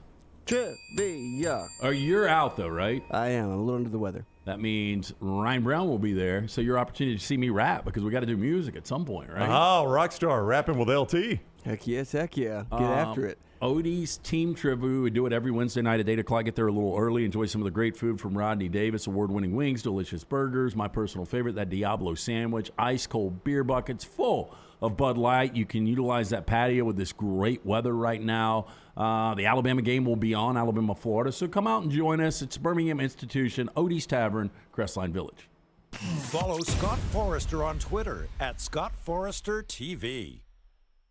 A legendary coach once said, "It's not the will to win that matters, it's the will to prepare to win." Bryant bankers have the dedication and experience to put together a financial game plan that's right for you. Stop by one of the 7 Central Alabama locations today or give them a call at 1-855-4-BRYANT to begin preparing for your financial future today. You'll find out what unbeatable service and legendary results are all about. Bryant Bank, Equal Housing Lender, member FDIC. Did you tweak your shoulder putting up Christmas decorations? Injure your elbow shooting hoops in the backyard? Or hurt your knees getting up from the couch at halftime? Let 2023 be the year precision sports medicine and orthopedics gets your life back on track. Orthopedic care is better together. Find your provider today. Call 205-512-3885. That's 205-512-3885. Or visit precisionsportsortho.com/2023. The next round is so much more than the show you get from 9 to 1 each day. So make sure to head to our official YouTube channel at Next Round Live and subscribe to get all of our latest content. We, of course, have plenty of specialty content and shorts based all around the sports in the heart of the SEC. But we also talk pro sports, gambling, lifestyle and entertainment, and so much more. It's the Next Round YouTube channel where you never know what you're going to find next. Subscribe now to see the latest content and get notifications when we go live. That's at Next Round Live on YouTube. Hey, there's nothing worse than waking up to a plumbing problem. Don't get caught in a flooded house. Call the guys at Hemp Hill Services. Adam, Chad, and the team at Hemp Hill are the only ones I trust to fix it and fix it right the first time. Hemp Hill Services does it right and always at a fair price. For all of your plumbing, cooling, and heating needs, trust the name that Birmingham has trusted since 1954. That is Hemp Hill Services. Call now, 205-229-2090. That's 205-229-2090. Support the show and grab some great t-shirts and hoodies right now in the Next Round store. Buy the Alabama State map shirts in your team's favorite colors, the popular Y'all Can Have the Rest, or Next Round flag shirts are also online now. Just go to nextround.store. That's nextround.store. The traditional Next Round logo shirts are there too. Buy them for yourself, or they make a great gift for someone else. And let us know what you'd like to see in the store coming up. Nextround.store, that's nextround.store. Great businesses stand the test of time, and our friends at Wayne's are celebrating their 50th year in business in 2023. And as a way for Wayne's to say thank you to loyal customers and communities Wayne's serves, you'll get $50 off pest, termite, lawn, or mosquito service. $50 off for existing customers as you add new services or brand new customers. So save $50 on every service you sign up for with Wayne's. This offer is good through February 28th. That's 866-WAYNES1 or call Waynes.com and the code TNR.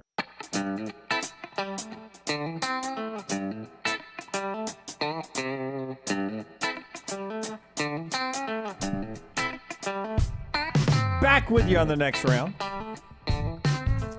I've got 7 right now. I got 7 right now. I got to cut one out. Alabama in yours? Well, I mean, I've got to. I mean, I go to the games. What does that mean? It's basically a season ticket holder. I mean, are you going to rush the court if they win tonight? No, but that is a good poll question. If Auburn upsets Alabama or beats Alabama, I don't know who the favorite will be on Saturday. Do the Auburn students rush the court? Depending on how Alabama plays tonight, if they cover the 10, Alabama will be the favorite. Again, they're going to be a slight favorite. So if Alabama beats Florida tonight, zero chance they rush the court. And you say zero chance they rush the court? When's the last time they rushed the court at Neville? I don't know. I think they'll rush the court. Oh, I don't think so. I'll make it a Cowan Equipment poll question. That's a zero chance. If Auburn beats Alabama Saturday, do they rush the court? Jason says they absolutely rush the court. Well, I think Alabama fans are going to say that. Well, Jason's not an Alabama fan. How do you know? Because he's criticizing me for being an Alabama fan. Well, he could be a Michigan fan. Well, he could be. He could be. Could be a State fan. Could be an LSU fan. Taylor says no. She's a few months removed from being a student. And she'll be on the court. She'll rush through. She'll break the backboard. She'll rush the wedding dance floor. Forrester says they will not. Don't you trust Forrester? Forrester says they will not. Look, Forrester has Scott. Let me hear from Scott real quick because he's covered a ton of games there for 33-40 when he worked for them. When's the last time they rushed the court, Scott? Do you remember? Honestly, nothing comes to mind. I don't remember them rushing. I really don't either. At a basketball game. Yeah, and now a football game happens pretty much every Iron Bowl here now. But let me, and I could be completely wrong here. When's the last time regular season home game that they've beaten number 1 or number 2? Well, when's the last time Alabama's been number 3 this late in the year? Game days there, ESPN, and they pull the upset. See, I agree with what Luntz just said in the chat. I think it would have to come down to some kind of a really dramatic ending. Yeah, like a crazy half-court buzzer beater or something like that. Dare we call it the kick 3? Where Wendell Green, it goes off his foot and into the hole. But Scott, isn't there an element, if you're an Auburn fan, I'm not saying this is true, but if you're an Auburn fan, the thought process would be, we're the better basketball program. Why do we rush the court for beating Alabama? We're the better program. That's what Alabama fans would say. Well, I'm saying, but if you're an Auburn fan, wouldn't you want to think that way? So let's see. Throw it out as a poll question, Taylor. Poll question, Taylor. Yeah. If Auburn beats Alabama Saturday, do they rush the court? Maverick Hammerfist, Auburn will rush a wedding if the bride says no to an Alabama fan. That's a good line. Part of our show today being brought to you by the great folks at Michelson Laser Vision, getting you ready for 2023, maybe with a new look on life. Yeah, hey, if you wear contacts or glasses, you're wasting money each and every year. Again, I'm speaking from experience. I had the contacts. I wore almost a decade, but now I've got 20/15 vision thanks to Michelson Laser Vision and Dr. Mort Michelson. He's a pioneer, the first to perform laser procedure back in 1995 right here in the state of Alabama. Dr. Jen Michelson is there as well, located UAB Highlands. Make the call that I made, 969-8100. That's 969-8100. Stop procrastinating. If you've been thinking if LASIK is right for you, you can find out with that one call, 969-8100. Ask for Amy. Tell her the next round sent you. You can also go online for more information, michelsonlaservision.com. If you noticed, no college football national champion has been since the pandemic to the White House.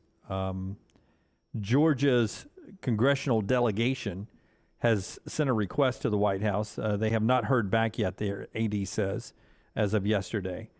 So right now, no White House plans for Georgia, Kirby Smart, and the team for their back-to-back national championship. If you're wondering where that iconic photo of the team being at the White House has been for you Georgia fans, Alabama 2020 pandemic year, and since then, there has been no White House visits for college football teams. So we'll see if Georgia gets the invitation from the White House to come visit sometime before the upcoming next season. Remember Chris Partridge, who showed his underbelly? I do remember that. After the stop of Will Levis in Kentucky to win that game. He is now on the Michigan coaching staff. Not D.C., but he's on the staff. Yeah. I thought he had done a pretty good job this year, to be honest with you. I'll see where Ole Miss was in scoring offense. But I thought he had done a pretty good job, scoring defense. I thought he had done a pretty good job for Ole Miss, and they ended up replacing him, obviously, with Pete Golding.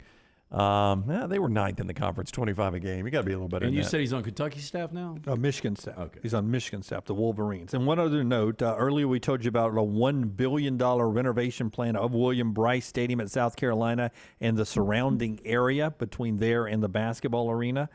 The governor of Tennessee has allotted $200 million to upgrade the Liberty Bowl in Memphis. $200 million to do some renovations to the Liberty Bowl. My gosh. I have never been to the Liberty Bowl. I've flown over it, flying into Memphis once, but I've never been there. Been there for one disgusting Alabama-Memphis game. Got was the no late desire 80s. to go. Yeah. I'm a big Memphis fan. Yeah, $200 million. It feels like you're on your way to building a pretty good stadium at that point. Why don't you just go a couple steps further and just build a new one somewhere? Just reporting the headlines. I know you are, Jim. Just trying to get us to trash. I'm sure it was in the story, but I didn't read the story. I just read the headline. Hit the big trash button, Rockstar. Let's do it. Do y'all usually start before 8 o'clock with a chainsaw? What time is it? What time is it, sir? Well, it's after 8 now. You guys started firing it up at 7:55. LT's Trash is presented by Mortgage Right.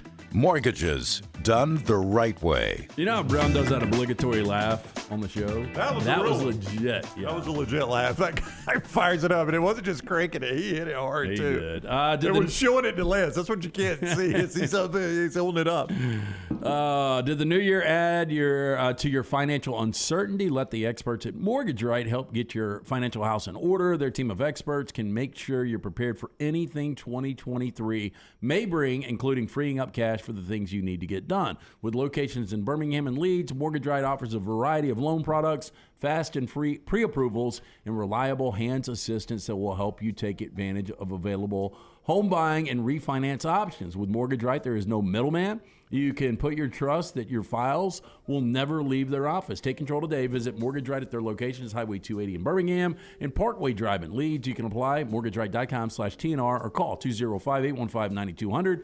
NMLS 2239, Equal Housing Lender. Real quickly, Leaf Blower, explain the backstory. That's when we were doing our show. When we worked in radio, we had to do a show how many days away from studio? 377 days they made us stay apart. And we were supposed to be in our own basements, and we said, screw that. We just started going to Lance's basement and doing the show together. And we were doing a morning show, obviously, and somebody was cutting trees behind Lance. And Lance went out and was like, man, what time do y'all start? And they'd been cutting since like 7:15. Yeah, and it was loud. It was loud. That was it. And I snuck out behind Lance. He didn't know it. I snuck out behind him and videoed it. That was me videoing and laughing in the background. MJ taking it to another level. I've gotten a lot more passive in my old age, Jay. He says LT is more mature than I would have counted the chainsaw guy with me walking over there with a bat. Yeah, I think chainsaw beats bat. Yeah, it's like rock, paper, scissors. I'm taking chainsaw there. Yeah, but I did think that if LT pulled out a pistoli and popped him in the kneecap, the chainsaw would have been funny. I mean, at that's, that point. that's next level at that point. Sorry, sir. You swing bat, he's going to block with chainsaw. I bet it would cut the chainsaw off. Ooh, that's true. The chainsaw could. I mean, it's either going to slice the bat in half or the blade's going to get stuck. And I will tell you, I would rather have a bat than a dead chainsaw. Intimidating. Yeah. Or Jay, you can just walk over and shoot him in the chest. I As mean, Jim said, a pistoli. Did you guys hear that Jim Carrey is leaving Hollywood? I have not heard this, Lance. I haven't heard it. Some people say he did it a few years ago. Well, he's leaving behind his 12,704 square foot place he used to call home. RadarOnline.com confirms he's listing his L.A. mansion for nearly $29 million as he welcomes, quote, a life changes. Sprawling 5-bedroom. How do you only get 5 bedrooms in almost 13,000 square feet? It really does seem like a minimal amount of bedrooms, doesn't Inside pool, inside gym. Yeah, you're going to eat up a lot with the gym, I'm 2 sure. kitchens. He's got a 7.5 bathroom property he lists, boasts endless gorgeous views as it's set behind more than 280 feet of hedged frontage located in the heart of Brentwood. His house comes with a large courtyard patio, chef's kitchen featuring bar seating, top of the line stainless steel appliances. So that's OJ's neighborhood. Brentwood, yeah. Well, I think that was where his girl lived, yeah, right? Nicole. Yeah. Oh, I love the aerials. No, it's Brentwood's a nice Look at that. place. That's a good-looking house. Man, look at that pool. Good pool. Would you know? That's his tennis court? I'm assuming. Yeah, probably. Guest house, pool house, solar paneling. Yeah, I could do that. A couple solar panels. A lot of roofing. Now you got that Greg on standby. He's got a Art Deco theater. A lot of shingles. I mean, that'd be like they do casinos in like Paris and Vegas. There's a paint crew that is always painting. Every day of work, they're painting. Yep. Greg from Pell City would be replacing shingles every day. Every day. Jim, I'm on your roof again. I know, Greg. He bought this in 1994, right before the release of Ace Ventura. What do you think he paid? What's it going for now? Is it $29 million? $29 million. I'm going to say 94. He paid $9 million. $12.5 million. I'm going to say he's doubling his money. $9 million. Yeah, he's selling it for $28.9 million. He bought it for $3.8 million. What a profit! Look at that.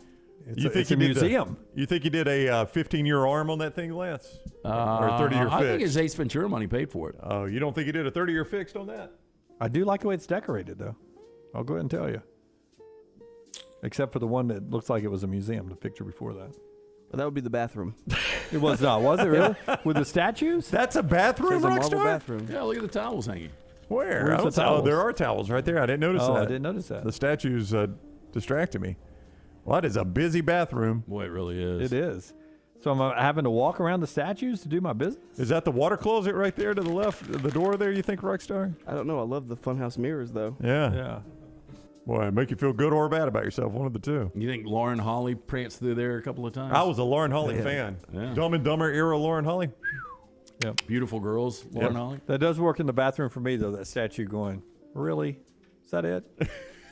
That's what statues say. LT just... You got 2 of 4. Yeah. Oh. Better than you did with your bracket pick.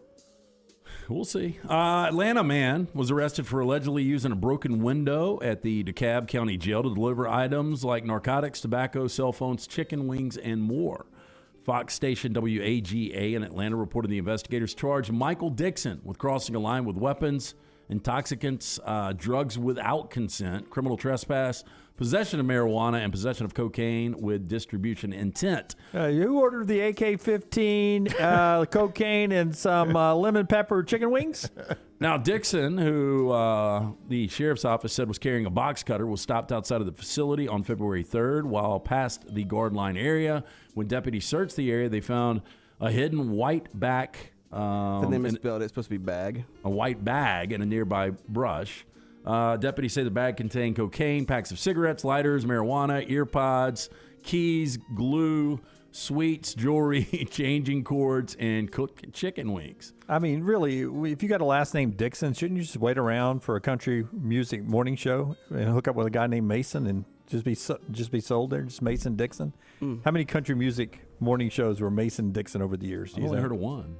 Oh, they used to. It's classic rock. They used to replace people in here and make them change their name in Birmingham. Oh, yeah, it was Richard Dixon. He always found a girl last name Mason. It was amazing. You're going to be Susan Mason. Freemason. Now, if you live in Indiana, you're going to be excited about this. Now, this is the same town, Indianapolis, where you can't get cold beer at a gas station. You have to go to an actual grocery store. You learned that the hard way, didn't you? I did. The Indiana Senate, though, has passed a bill that would legalize throwing stars.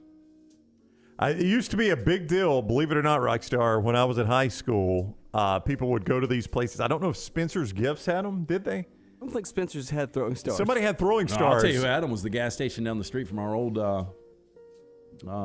employer. But I remember a couple of kids at Sachs High School or maybe even Sachs Middle would sneak a throwing star in that they'd bought somewhere. There was a guy back at Thompson who was good at throwing them and had some. He was good with nunchucks, too. Was he really? Throwing stars, currently illegal in Indiana, but the bill introduced by State Senator Linda Rogers would lift the ban for recreational use. Star throwing is allowed in other states where it sometimes is found at axe throwing businesses. This little kid at my little one's school, they did a talent show and he did a nunchucks act, and he was freaking incredible, man. I mean, I don't know how hard it is. It looks really hard, but it he looks could, pretty hard. I mean, when they hit you, if they're real ones, they hurt. Yeah, if you yeah, but I roll, mean, it he puts you did in the hip. everything. But don't you have to do some of the tricks? You have to hit like your back or something? I don't know. Or are you jerking it back before it hits you? I don't know. No, He I was think so you hit good. yourself. Yeah. I mean, it looked like Bruce Lee was doing it, man. It was crazy. Senate Bill 77 actually came from a constituent who owns a putt-putt golf course called Ninja Golf, explained Rogers. How about that? Nearly everyone that I spoke with said, hey, look, if we can throw axes, we can certainly start throwing stars. You can't disagree with that. The bill passed 48-1 vote. Who were your neighbors and your friends growing up that threw knives? Oh, the Flints, yeah.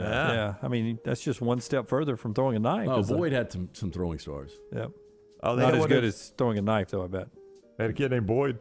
Yeah, Boyd was the oldest. Boyd but Flint. Boyd would still party with us. We would have hotel parties when we were in high school, and Boyd was 5, 6 years older.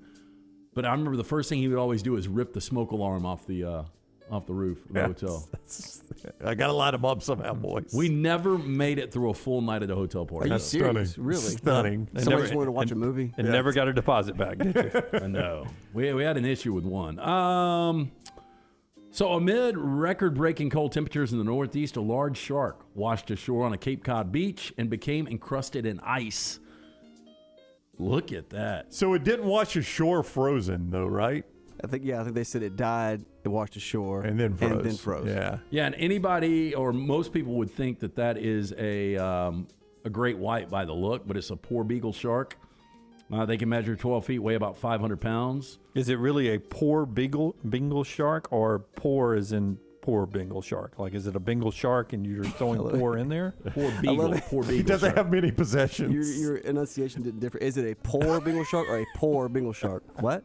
Like, saying that. is it a Bengal shark that we're just saying poor shark? Yeah. No. Poor shark. No, it's Oh, man. poor beagle. There are Beagle? Like the dog? Yeah, Oh. poor beagle. I thought you so said there beagle, too. are three other sharks that look like a great white. You've got the mako, you've got the poor beagle, and I think the salmon shark. And you'll see the mako down Pull in the PCB. salmon shark. Hey, It once you really see the looks mako like down in PCB some and Destin and places like that? it only comes through in the months of November and March, I think. Yeah. It comes through in the cold months. But that's fastest shark in the ocean. So is the they, mako. the mako's Yeah, the the fastest mako one? looks just like one. It's just a lot smaller. Oh, it does look like a great Now, white. did You're you right. find the salmon shark? What's the salmon shark? No, I was looking for the salmon shark. But yeah. Yeah, I mean, that looks like a great white, just shorter fin. Yeah. So I think in Jaws they actually had some cuts of a mako shark. But the salmon shark really looks like a great white. Now, you can only Boy, find it these. does. You're right. Now, where are those? Those are off the coast of the Northeast, Alaska, Washington State. Yeah. But He's got a bit of an underbite, but yeah, I mean, he looks like a great white. You'd shit your pants. You saw that. Oh, out in the open absolutely. Are those dangerous? water. Nobody knows. I mean, the water's too cold. So Yeah, you can't get in, yeah. There's no attacks on record from a salmon. Yeah. But I would assume. Yeah, because if I fall in there, I probably die anyway, and they're just going to eat a dead man. So, Brown, I know you don't get stressed out. Dunaway, when does most stress occur for you, time-wise? 9 o'clock. 9 o'clock. Usually the final hour of this show. Oh, really? Yeah. 12 o'clock. When I realize I'm not going to get all the commercials in. It has been revealed that the most stressful time of day is 7:23 a.m. And that on average, people experience 3 dramas each day, with the first drama of the day typically happening around 8:18 a.m. These stressful situations could be anything from being stuck in traffic or waking up late to spilling things on clothing, burning food, tripping over in public. Research commissioned by Rescue Remedy found that tiredness, uninterrupted night sleep, and a busy day at work were among the top causes for such dramas. Study also found 35% of people agreed little dramas are just part of life. Further, 24% find it difficult to relax when they're experiencing such woes. See, 7:23 is one of my most relaxing times of the day. Because you're up here by yourself, nobody talking No, to it's you? Forrester and me up here. We're sharing a cup of coffee, we're catching up on his You kids. share the same cup? His kids. Your sip. Seeing what's going on. Yeah, it's relaxing. Morning, Scott. Got Morning, the whole Jim. day. Yep.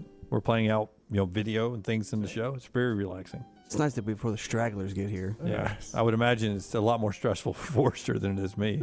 He walks through the door, hadn't put his bag down. I was like, hey, can I get the South Carolina video? Can I get this? Can I get that? Can I First get off, this? how was your night? Before you finish, I need. And finally, the top 10 Super Bowl foods according to Ranker.com. Mozzarella sticks, number 10. Can't stand them. Really? Cannot stand I mean, them. they're fried okay. cheese, yeah. Can't stand them. Just can't crap for a week. Number 9, guacamole. Love it. Love it, too. Especially if it's good. And that place you recently have started going to, really good. Next one we will definitely have on Sunday, sliders. Those ham and cheese. Yeah, I like good sliders. She promises she's not going to burn the bottoms this time. Yep. Oh, I would have liked to burn bottoms. They were still really good. Number 7, tacos. I love tacos. Good chance we'll have some tacos. Yeah.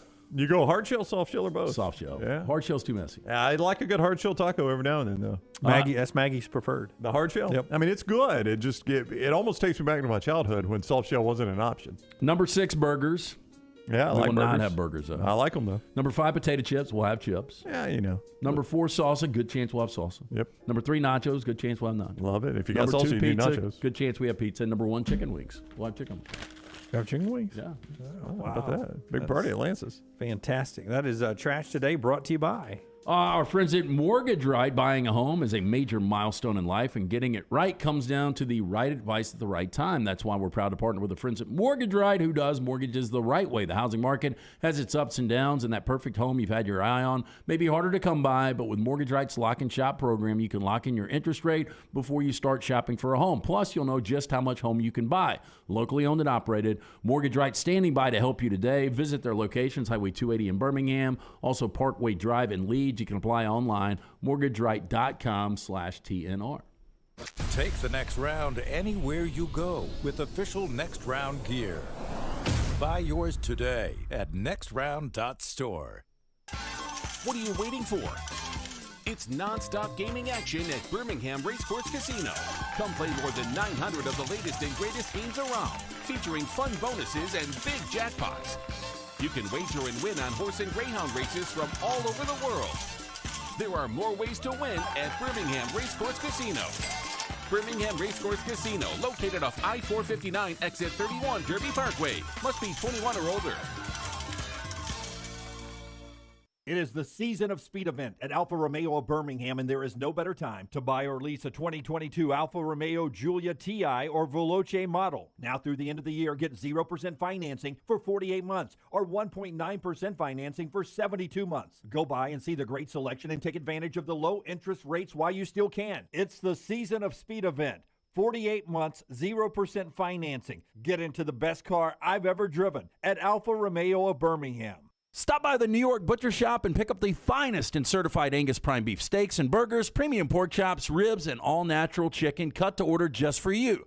Their chef-prepared entrees and side dishes are the perfect dinner-to-go choice for your family and are ready to heat at home.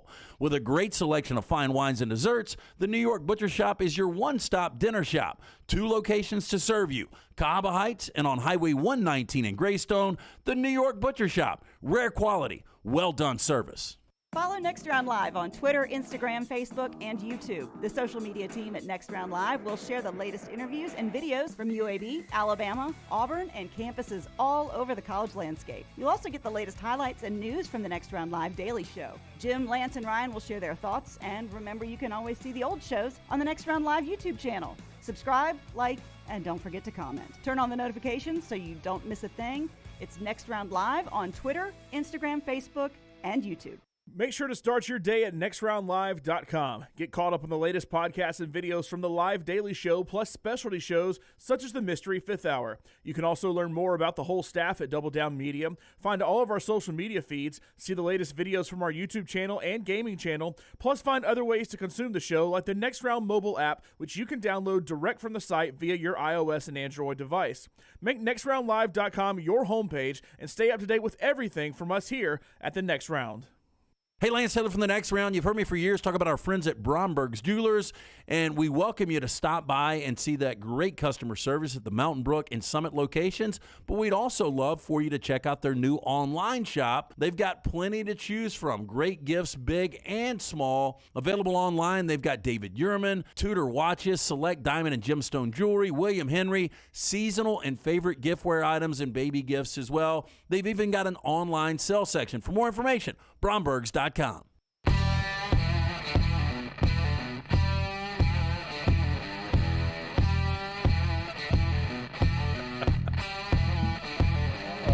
Back with you on the next round.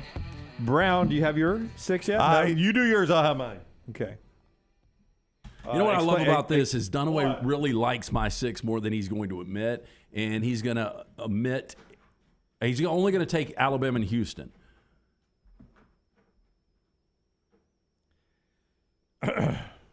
Well, we're doing 6. Yeah. That's the only duplication Dunaway will have with me. Will you go ahead and tell us about our friends at Woodhouse? Valentine's Day is coming up. I will. I just had a good friend. I can't say name on air just in case his wife is listening, but he's like, tell me who I need to ask for at Woodhouse Day Spa because I'm getting blank a gift card for Valentine's. Remember, we're only 6 days away. It's a great present for the woman in your life, whether it's the girlfriend, the wife, if you're a girl out there looking for a guy something, Dunaway, you'd love to get a Woodhouse Day Spa gift card, right? Absolutely. I keep waiting for you to give me one, in fact. 70 options, including massages, body treatments, skincare, waxing, nail services. The Woodhouse Day Spa voted America's best day spa since 2009. Order that special person gift online 24/7. You can go to birmingham.woodhousespas.com. Gift cards are a simple solution. You can buy them 24/7 online or stop by the Woodhouse Day Spa. Go see Stuart, Casey, that incredible staff. Tell them the next round sent you. Evan says Houston's strength of schedule is terrible. Terrible, he says. I thought they played pretty good pre-conference schedule, including Alabama at home. I will say the American, right now Tulane's in second in the American. Really good game last night between Cincy and Tulane. I got shafted on that. I had Cincy plus the points. It went to overtime. And where do dogs go? They dogs go to die in overtime. Yeah. Houston's strength of schedule in KenPom is 84th. 84th, man. Look at that. Only 83 teams have played better schedule. Yeah, but I think a lot of that has to do with their league. Well, I bet it was much better in the non-conference. I don't have that in front of me. I will give you my list. You ready? While Brown gets ready for his. Todd Fuhrman, top of the hour. We'll talk Super Bowl with Todd out in the desert. I do have Houston on mine. Houston is the one you gave me that I am very, very, very fearful of. But I do have UCLA. I like UCLA. I kept Kansas in there too. You have Kansas. I kept Kansas in there because I think they're good enough to win it. But the back-to-back. I've got UConn in there. UConn slumped a little bit. I just think they play good defensive and can score the basketball. I think UConn is in there. My sleeper, I'm going to put in here just because I think they will peak at the right time. I've got Creighton on my list as well. In Creighton. The KenPom criteria, Jim. They're in the KenPom criteria there. And then I've got Alabama. So that's my 6 right here. Yeah. We'll hand it to Taylor. We'll build a graphic. But Houston, UCLA, Kansas, Creighton, UConn, and Alabama. But not for a stake. But nothing on the line. Nothing on the line. Just that. What are you shooting? I just wiped off part of Texas. I went color coded the bottom of the S there. Not a political statement. Yeah, down by the border. I went color coded on mine.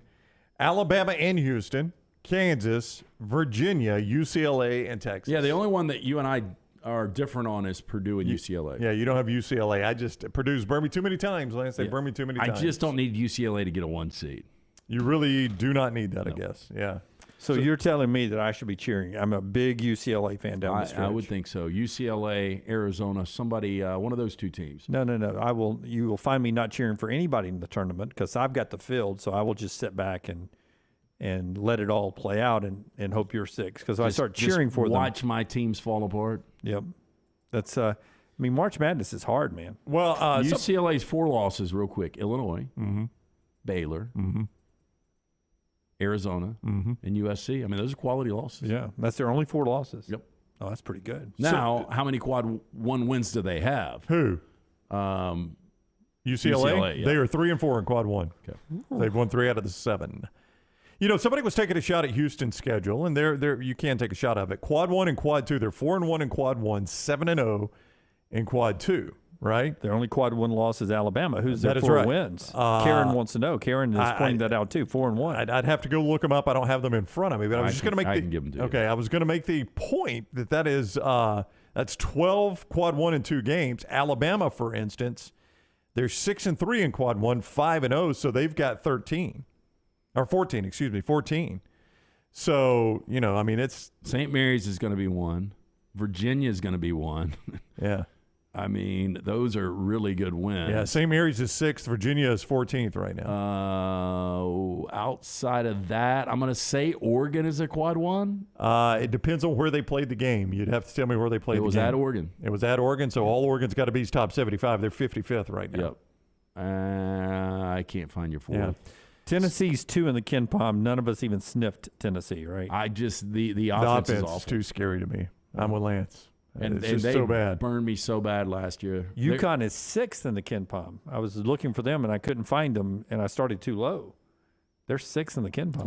They were at one point number 1 in the KenPom. They were, yeah, but they lost like 4 straight, did they not? Yeah, look, and I stayed away from them. I told you there's 2 teams that I am not going with or against this year because they burn me every time, and that's Duke and UConn. St. Mary's, Arizona. Neither one of us have them. 7 and 8 in the KenPom. Arizona was one of my last out, along with Tennessee. Marquette's 10. Nobody has them. So 4 of the top 10 in KenPom. None of us even have those right there. Oh, Creighton is 12. Yeah, I told you, Creighton 14th defense, 29th offense. They're in the criteria. Where's Miami?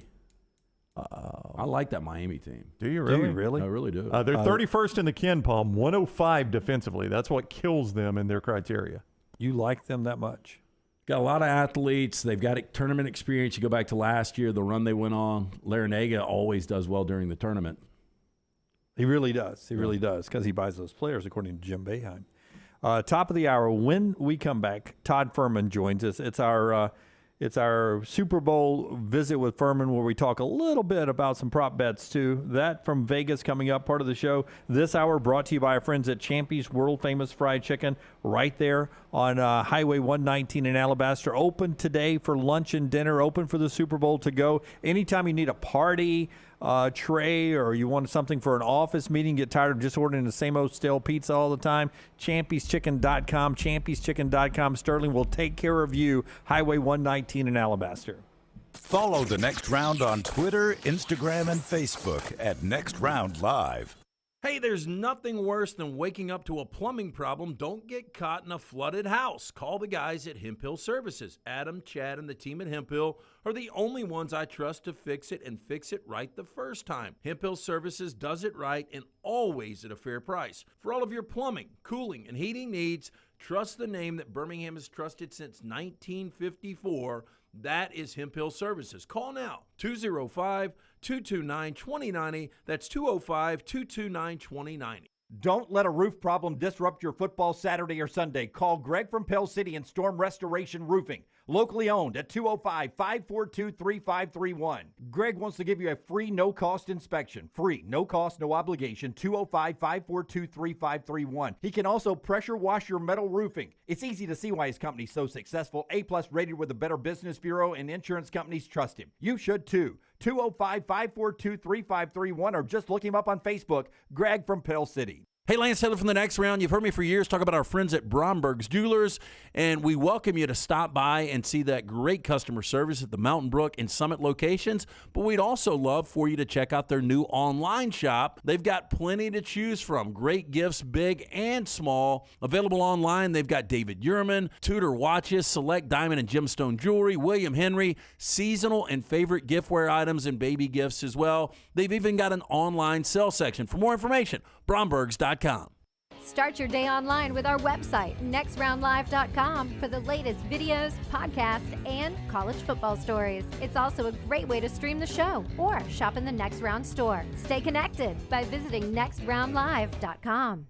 Man, I love a good meal. I'm Jim Dunaway. A good meal is what you get with my friend Sterling at Champy's Chicken on Highway 119 in Alabaster. We're talking great southern fried chicken, wonderful sides, hand-cut chicken fingers, po' boys, and those Mississippi Delta recipe tamales. You got a perfect menu for everybody. Champy's Chicken is perfect for watching the big game, or taking a meal to the lake house, down to the coast, or stay in the restaurant and dine in a great atmosphere. It's all made fresh to order right there on 119 in Alabaster, Champy's Chicken. Make sure to check out our gaming channel on YouTube at Next Round Gaming, and also follow us on Twitter at TNR Gaming 247. That way you can know when we go live with our TNR Madden League, live game streams nightly, and more. That's at Next Round Gaming on YouTube. Things fall apart. There's even a book about it, but that doesn't mean you have to break the bank to fix them. Ryan Brown here for the next round. Our friends at Mortgage Right have a new renovation option that will make repairs and other home improvements easy. If you've recently purchased a home and find yourself short on cash, or you're looking to buy a fixer-upper, Mortgage Right's renovation loan program can help you spruce up your space. Repairs can be made to your roof, plumbing, flooring, and more with the help of top-notch mortgage professionals. So get your fix by visiting mortgageright.com/TNR. And MLS 2239, Equal Housing Lender. Jim Dunaway, Lance Taylor, Ryan Brown, and Rockstar. Live from the Birmingham Racecourse Casino Studios, the next round, presented by Bud Light, is on now. Already on the show today, Auburn assistant Stephen Pearl was with us, commenting about Auburn's 83-78 loss last night in College Station and some of the positives from that, and looking forward down the stretch for the Tigers. They've lost 4 or 5. They get Alabama, big Q1 opportunity for them, 1 o'clock at Neville this weekend. Game day is there as well. Alabama, number 3 in the country, playing host to Florida tonight, 8 o'clock out at Coleman Coliseum. ESPN2, Crimson Tide Sports Network over there with our friend Chris Stewart, Brian Passing, and the folks over there. And Bama and Bourbon continues with our buddy Aaron Suttles, who's now with Yay, Alabama, and that the relationship's going to continue. Some of you were burying that yesterday in the chat room, but it is not done. In fact, you heard me correct the Bama and Bourbon promo there quickly yesterday. Yay, Alabama's Aaron Suttles with Lance Taylor, and a new podcast is out right now, a new bourbon and a bunch of Alabama information wherever you get your Double Down Media podcast. Hey, as we go to Todd Fuhrman, he's going to be on the JohnstonRVCenter.com hotline. Don't forget, it is RV Show Month, but Johnston RV Center does not want you to wait for the show. You can get show prices on their website right now. Just click on the show price tab on their website, and you'll get those show prices right there at JohnstonRVCenter.com. They've also got some closeout models with the 2023s arriving daily, competitive financing, lifetime warranty. You can get ready to camp this spring. JohnstonRVCenter.com. That is JohnstonRVCenter.com. Todd Fuhrman is the guy that used to be the odds maker at Caesar's Palace. But he's like, that's too small of a job for me. Now I'm going to do BetTheBoardPodcast.com. He's been on Fox, CBS. He's everywhere. At Todd Fuhrman on Twitter with us now on the JohnstonRVCenter.com hotline. What is up, Fuhrman? How are you? I'm doing well, gentlemen, and actually started a brand new project earlier this week because I know Birmingham is hockey country, going to be doing a show for the NHL, Tuesdays and Thursdays from now until they hand out the Stanley Cup, breaking down all things ice-related through a betting lens. So my Lightning are struggling all of a sudden to hold on to leads. Oh, yeah. Long season left in the Atlantic, and you can worry about that later. Andre Vasilevsky and company will be just fine when they take on the Leafs in the opening round of the playoffs. So where do the hockey fans and our audience find this show, Fuhrman? They can find it on the NHL YouTube channel, and I'll do the best job I can to tweet that out and share all the time, in addition to some of the other projects, NASCAR-related, NFL. I like to be the jack of all trades, master of none when it comes to all the niche sports that most people don't pay attention to. You know, we talk about Knicks fans have it rough, Dolphins fans, Bills fans, Browns fans, but you mentioned the Leafs. The Maple Leafs, how discouraged is that fan base? I mean, when's the last time they won a cup? They're the model of futility by modern NHL standards. They're the only team since the NHL expanded their current playoff format that does not have a series victory. And yet every year they become the lovable losers, much like the Chicago Cubs did until they were able to get that monkey off their back. That this will be the year they break through. I have a lot of friends in the metropolitan Toronto area, and I love to poke the bear every time we get into April and May and ask them what the Leafs playoff prospects look like this year. But the roster, extremely talented, just can't seem to get over the hump there, that's for sure. Why, as we get ready for the Super Bowl this weekend, why am I sitting here on a Wednesday now and Pat Mahomes and Kansas City are still the underdogs in this thing? What am I missing here?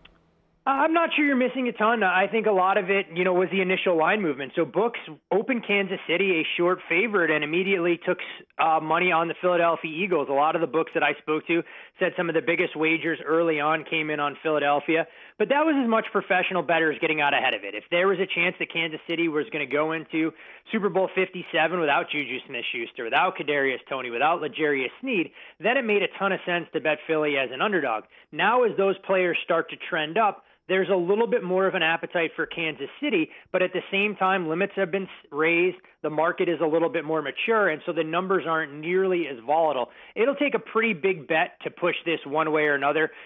Books are in a great spot sitting at 1.5, 2. They don't have to go to a full field goal. I don't think Kansas City closes as a favorite. And if the Chiefs were to close as a favorite in this particular spot, it tells you who will most likely win that football game. All right, we love talking in this specific visit with Fuhrman. We love talking about some of the prop bets that he likes. I found this one, and I am fascinated by this one because you see it happen. It feels like about once a season. Once or twice a season, you see an NFL scoregami game. And I don't know those that follow the scoregami, but a scoregami is a score that has never happened in an NFL game ever, okay? And about once a season, you'll see, somebody's got a chance at a scoregami here. Yes is plus 2,000. No is minus 10,000 in a prop, Fuhrman. I mean, it's a long shot prop, but you could get a scoregami in an NFL game. It's always possible, but 20-1 not going to be enough to get me to the window to try and bet into a market like that. And I think that's the one good lesson that we talk about all the time for the Super Bowl. The general betting public loves to gravitate towards putting up a little bit of money to make a lot, and books know that. They're going to price a lot of those unique markets accordingly. So you look at it kind of as a sports lottery ticket more than anything else and hope you catch lightning in a bottle. And the same thing applies to a lesser extent to some of the other markets. You know, the yes, no, will the game go to overtime? Will there be a safety, first touchdown score, last touchdown score? But the one market where there actually has been some long shot money that I do truly respect has been in the MVP side. And while you don't have to have a strong opinion on the side, I can tell you that Miles Sanders has been the one player that's taken some money, driving his MVP price down from a peak of 35-1 into the high teens, depending on the book, because bettors believe that if Philadelphia does indeed win this game, that there's a path where it wouldn't necessarily be Jalen Hurts taking home the hardware, whereas on the other side, if you believe in Kansas City, it's Patrick Mahomes or bust. If Damian Williams couldn't win it a couple of years ago, I'm not sure how any other player not named Patrick Mahomes would win that award for them. Well, but Fuhrman, if you are going to bet, what is it, Brown? Scoregami? Scoregami. Like, I'll give you... Isn't Andy Reid the coach that you would bet on it with? Because he does weird things like reverse to the center who will throw back to the quarterback who throws it downfield to a punter who's on the field or something? You'd want a lot of missed extra points, a lot of two-point conversions, and you'd have to sit there with your Super Bowl squares and such trying to figure out exactly what you weren't rooting for in that particular instance. Honestly, the biggest way I see the discouragement from trying to make that bet, I don't know what the hell I'd be rooting for late in the game, figuring out if I had a winner, if I didn't have a winner. It's like waiting for the Powerball drawing to know I'm not going to look through all these lottery tickets. I'll just let someone tell me I won the damn bet rather than trying to figure it out in real time. 27-8. That's not that crazy a score. That's an NFL scoregami. There's never been okay. What do you mean? Yeah, you get it now. I get it now. I thought it was a weird play that has never happened before in NFL history. No. A final score. Dunaway, there is a bet on that, though, out here in the desert. You can bet at 15-1 that a player will score the octopus. And I had never heard this term before. And what that means is that the same player that scores the touchdown ends up scoring the two-point conversion. So that's the number that was 15-1, been bet down a little bit to 13.5-1. So if you believe that Andy Reid's got some wrinkles there, that Travis Kelce will be the guy to run it in on a two-point conversion after catching a touchdown pass, maybe that's a little bit more attractive. Okay. I would say the last scoregami was Seattle-Denver, 43-8.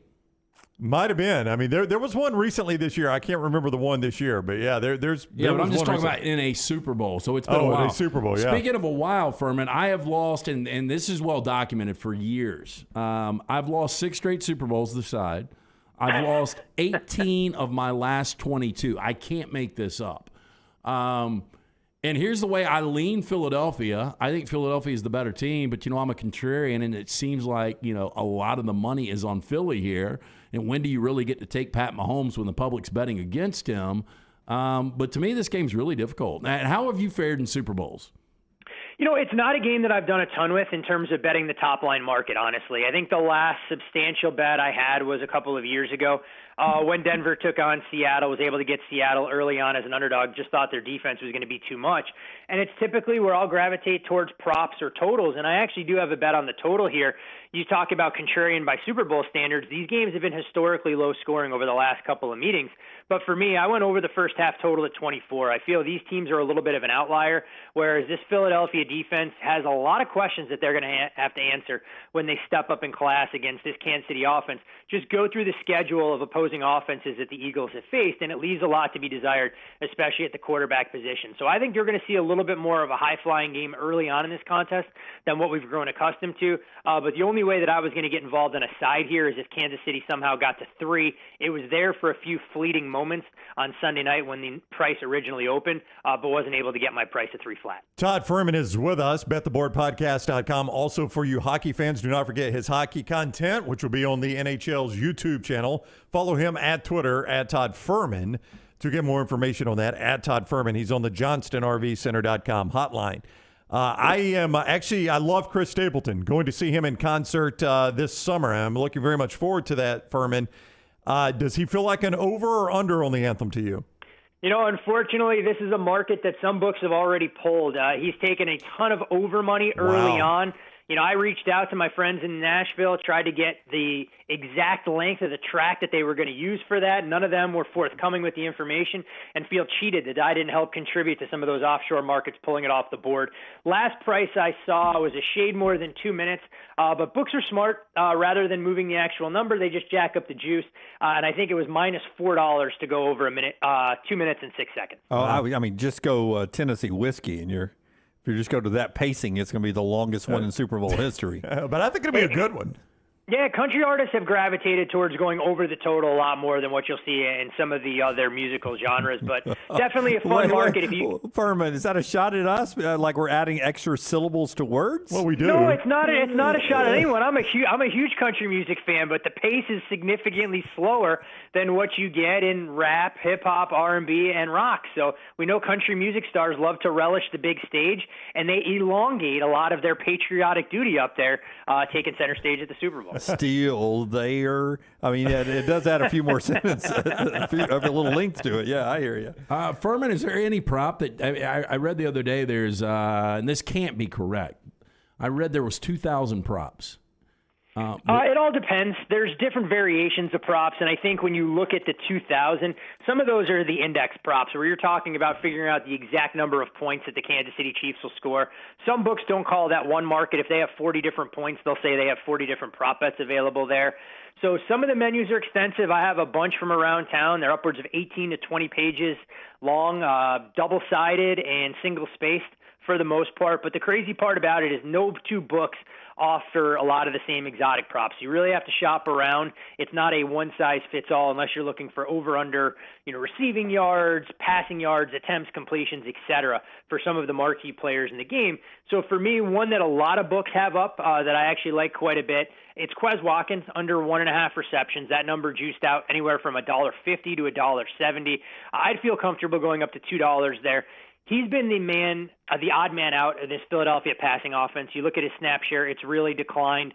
I don't see this as a pass-heavy attack for Philadelphia, especially on the outside, knowing that Jalen Hurts hasn't been 100%. So Watkins under 1.5 is a number that should be widely available that I like quite a bit. And the same way, Patrick Mahomes' rushing attempts, 4 would be my cap there. Be willing to lay up to $1.15, $1.20. Would not go to 4.5. Went over some 3.5 and 4 myself, so 4 would give it a push. Back when I was young in the 80s and 90s, the malls would add staff during the holidays, Fuhrman. Next year, Super Bowl in Vegas, will bookmakers and casinos and everything actually add staffing like it's the holidays in the malls of the 80s? It's a great question, and I'm very curious to see how the buzz and the atmosphere in the city changes, because you don't need to actually have the Super Bowl here to create the interest in betting handle, because it has been, a one-stop shop for everything, especially before legalized sports betting took hold in other spots around the country.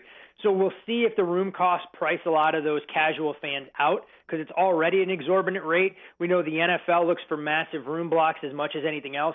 There's actually a little bit of skepticism from some of the bookmakers that you could see betting handle in Nevada actually decline a touch with the Super Bowl in town. But I know that a lot of the folks on the planning committee have been in and around the process for the last couple of years. So it gives people just another reason to be out here. And talk about a busy 2.5-month span. All eyes in the world to be out here for F1 the week before Thanksgiving, and they'll follow it up with the Super Bowl, about 2.5 months later. All right, before you go, Fuhrman, earlier in the show, Lance and Dunaway engaged in a bet where Lance picked 6 teams in college basketball. Dunaway took the field to win the national championship.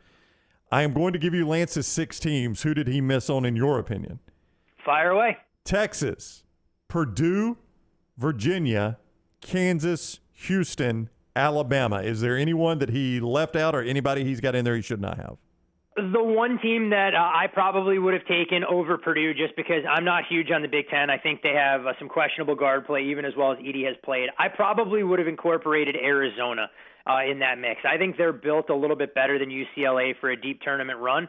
But I think it makes for a real interesting bet there, because I'd price it real close to a pick 'em the way that lays out with LT's picks going head-to-head against the field. Yeah, Arizona was one of my first 4 out. Yep, he did say he just cut Arizona. Yeah, that'd be the only one. I mean, I'm just skeptical of Purdue. I can't buy into Matt Painter getting this team where they need to go. And when you rely so heavily on a big man in the modern age of college basketball, it just leaves me scratching my head if you can endure 6 games. But should be as wide open a field as we've seen in recent years. Obviously, no clear-cut front-runner by any stretch of the imagination when we look at how dependent some of these teams are on their perimeter shooting. All it takes is one bad day, and we've seen it before from Alabama. The shots aren't falling from the outside. They pack their bags. But if I was looking for a team, guys, honestly, that I'm glad you didn't take LT, I wouldn't be surprised at all if teams like Tennessee or Gonzaga don't find their way into the Sweet 16. You'll be surprised if they don't. If they don't. No, if they don't. Yeah, he wouldn't be surprised if they don't make it. Now, which one? Do you think they will or will not make the Sweet 16? I think those are 2 highly ranked teams that are going to be seeded highly that probably do not get to the second weekend because there's too many deficiencies. I see Tennessee at the offensive end and Gonzaga's lack of a true point guard and the defensive capabilities not quite what we've seen from Mark Few in the past. Gotcha. All right. But do you agree with me? Creighton is a big-time sleeper, man. They're going to go deep. It's a team that's definitely capable of going deep. I mean, you look at some of their efficiency numbers, they're through the roof. I mean, you have a couple of players that can take games over. I'm a big Ryan Nembhard guy. The challenge for Creighton is I worry about their athleticism, and that's what we saw when they got mired in that losing streak. So if they're able to rectify that and Coach McDermott gets them playing their best basketball, it's a team I could see flaming out in the round of 32 or maybe being a sleeper to even get to the Final Four. All right, he is Todd Fuhrman. Do a like. Go follow him on Twitter at Todd Fuhrman. Download and listen to BetTheBoardPodcast.com and support the hockey show he's doing. All you hockey fans. What was the name of it again? Ice Baby? What was it? Oh, No, we don't have any cameos from Vanilla Ice, unfortunately. I'm not sure we have that in the budget just yet, but I'd be more than happy to match wits against him if he's bored and looking for something to do come playoff time. Yes, it is. Do you have a sidekick? Is the name of the podcast Creasy Bear? Oh, because of the crease. Gotcha. Yeah, the crease in hockey. Yeah. I'm going to let you go, Fuhrman, so you don't have to listen to any more of those. I was going to say, Brown, we may have to mute Dunaway's mic at either the beginning or the end of the segment next week if we jump on board. But either way, guys, enjoy the game this weekend. Best of luck with all the picks. And LT, you're due, my friend. You are due to pick the Super Bowl winner. I am. Keep fighting, Lance. Don't give up now, Lance. Keep fighting. I won't. Yeah, thank you, Fuhrman. Take care. Be good, boys. All right, the NHL show, by the way, is on the NHL's YouTube channel. Fuhrman was with us on the JohnstonRVCenter.com hotline. I'm assuming Dave D has a copy and paste here. Your 3 Super Bowl scoregamis. Giants 39, Broncos 20. Oh, man, it just moved. Now I got to go dig it up. Dang it. Too many Dang people. it, you guys. Yeah, thank you, liking our show and posting. I know. 49ers 55, Broncos 10, and then the one Lance mentioned, Seahawks 43, Broncos 8. Broncos on 2 bad sides of a scoregami there. Broncos on 3 bad sides. Oh, I'm sorry, all 3, aren't they? Yeah. Oh, how about that? So wow. You get the Broncos in and let Peyton Manning fumble something in the first snap, and craziness happens. Yeah, so 3 scoregamis in the Super Bowl, all Broncos on the losing side. That's crazy. It's so crazy, Brown. You hear certain things, and I was thinking to myself, there's almost one every year, and in my head, it was like a different way of scoring a touchdown. I was like, how many ways can you score a touchdown? There's one different every year.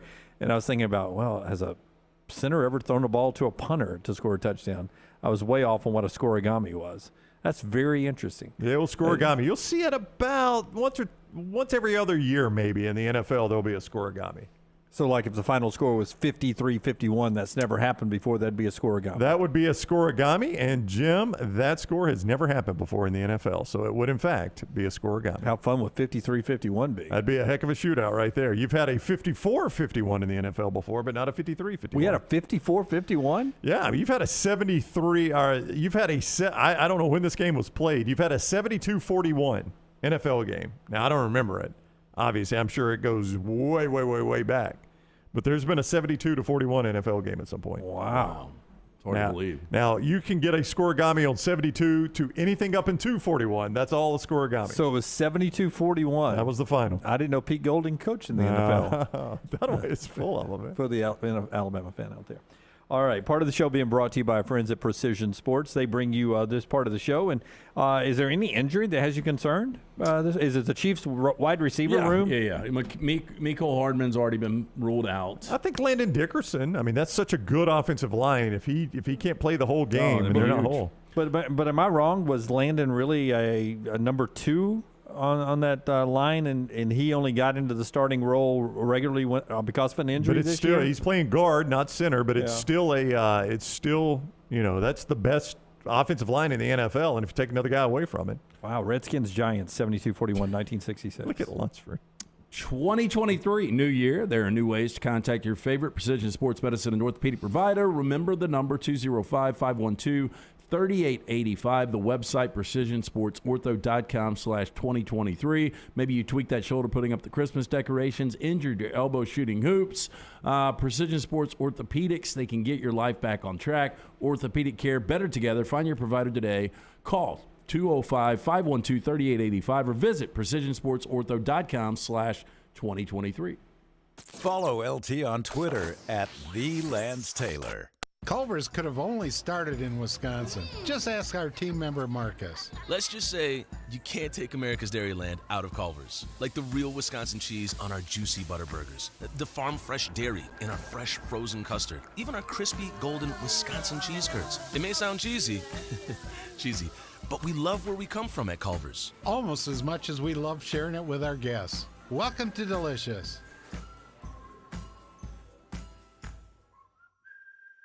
A legendary coach once said, "It's not the will to win that matters, it's the will to prepare to win." Bryant bankers have the dedication and experience to put together a financial game plan that's right for you. Stop by one of the 7 Central Alabama locations today or give them a call at 1-855-4-BRYANT to begin preparing for your financial future today. You'll find out what unbeatable service and legendary results are all about. Bryant Bank, Equal Housing Lender, member FDIC. February is the month of love. And if you're in the market to buy or sell a home, you are going to love Holly Mack Wilson. What's there to love? Holly Mack Wilson will help you prepare your current home for sale and get you top dollar for it. She'll help you find your dream home and negotiate the best deal for it. And Holly Mack Wilson will find you a home anywhere in Alabama. There's a lot to love about Holly Mack Wilson. Call her today, 205-901-9446, or check her out online, hollymachomes.com. Holly Mack Wilson, a lovely anywhere in Alabama Keller Williams agent. Peanut butter and jelly, chicken and biscuits. Man, I love great combos, and you'll love our combo. It's the Bama and Bourbon Podcast. Yay, Alabama's Aaron Suttles is part of the Next Round family, and he joins LT weekly for the combo of Alabama sports and bourbon. Find a new bourbon to add to your collection and get all the inside information on Alabama football and Alabama basketball on the field or off the field, on the court or off the court. It's Bama and Bourbon with Aaron Suttles, only on the Next Round video and audio platforms. Hey, Lance Taylor from the Next Round to tell you about our friends at Gutter Cap. Gutter Cap's that patented aluminum cover system that fits over most existing gutters to keep out debris and eliminate that gutter cleaning. It's backed with a lifetime warranty, almost 20-year service record right here in Birmingham. Stay off that dangerous ladder forever. 45% off the retail price now if you call guttercapbirmingham.com. Call my good friend Chris Stewart now, 205-823-2212. Cap it, don't snap it. It's Gutter Cap. The Next Round store is live and loaded. Check out the latest logo t-shirts and hoodies. Get your favorite team colors, the Next Round flag shirt, or grab the popular Y'all Can Have the Rest t-shirts. Go to nextround.store. That's nextround.store. Start your day online at nextroundlive.com. Get all the latest videos, podcasts, and college football stories. And it's also a great way to stream the show or shop in the Next Round store. Stay connected by visiting nextroundlive.com.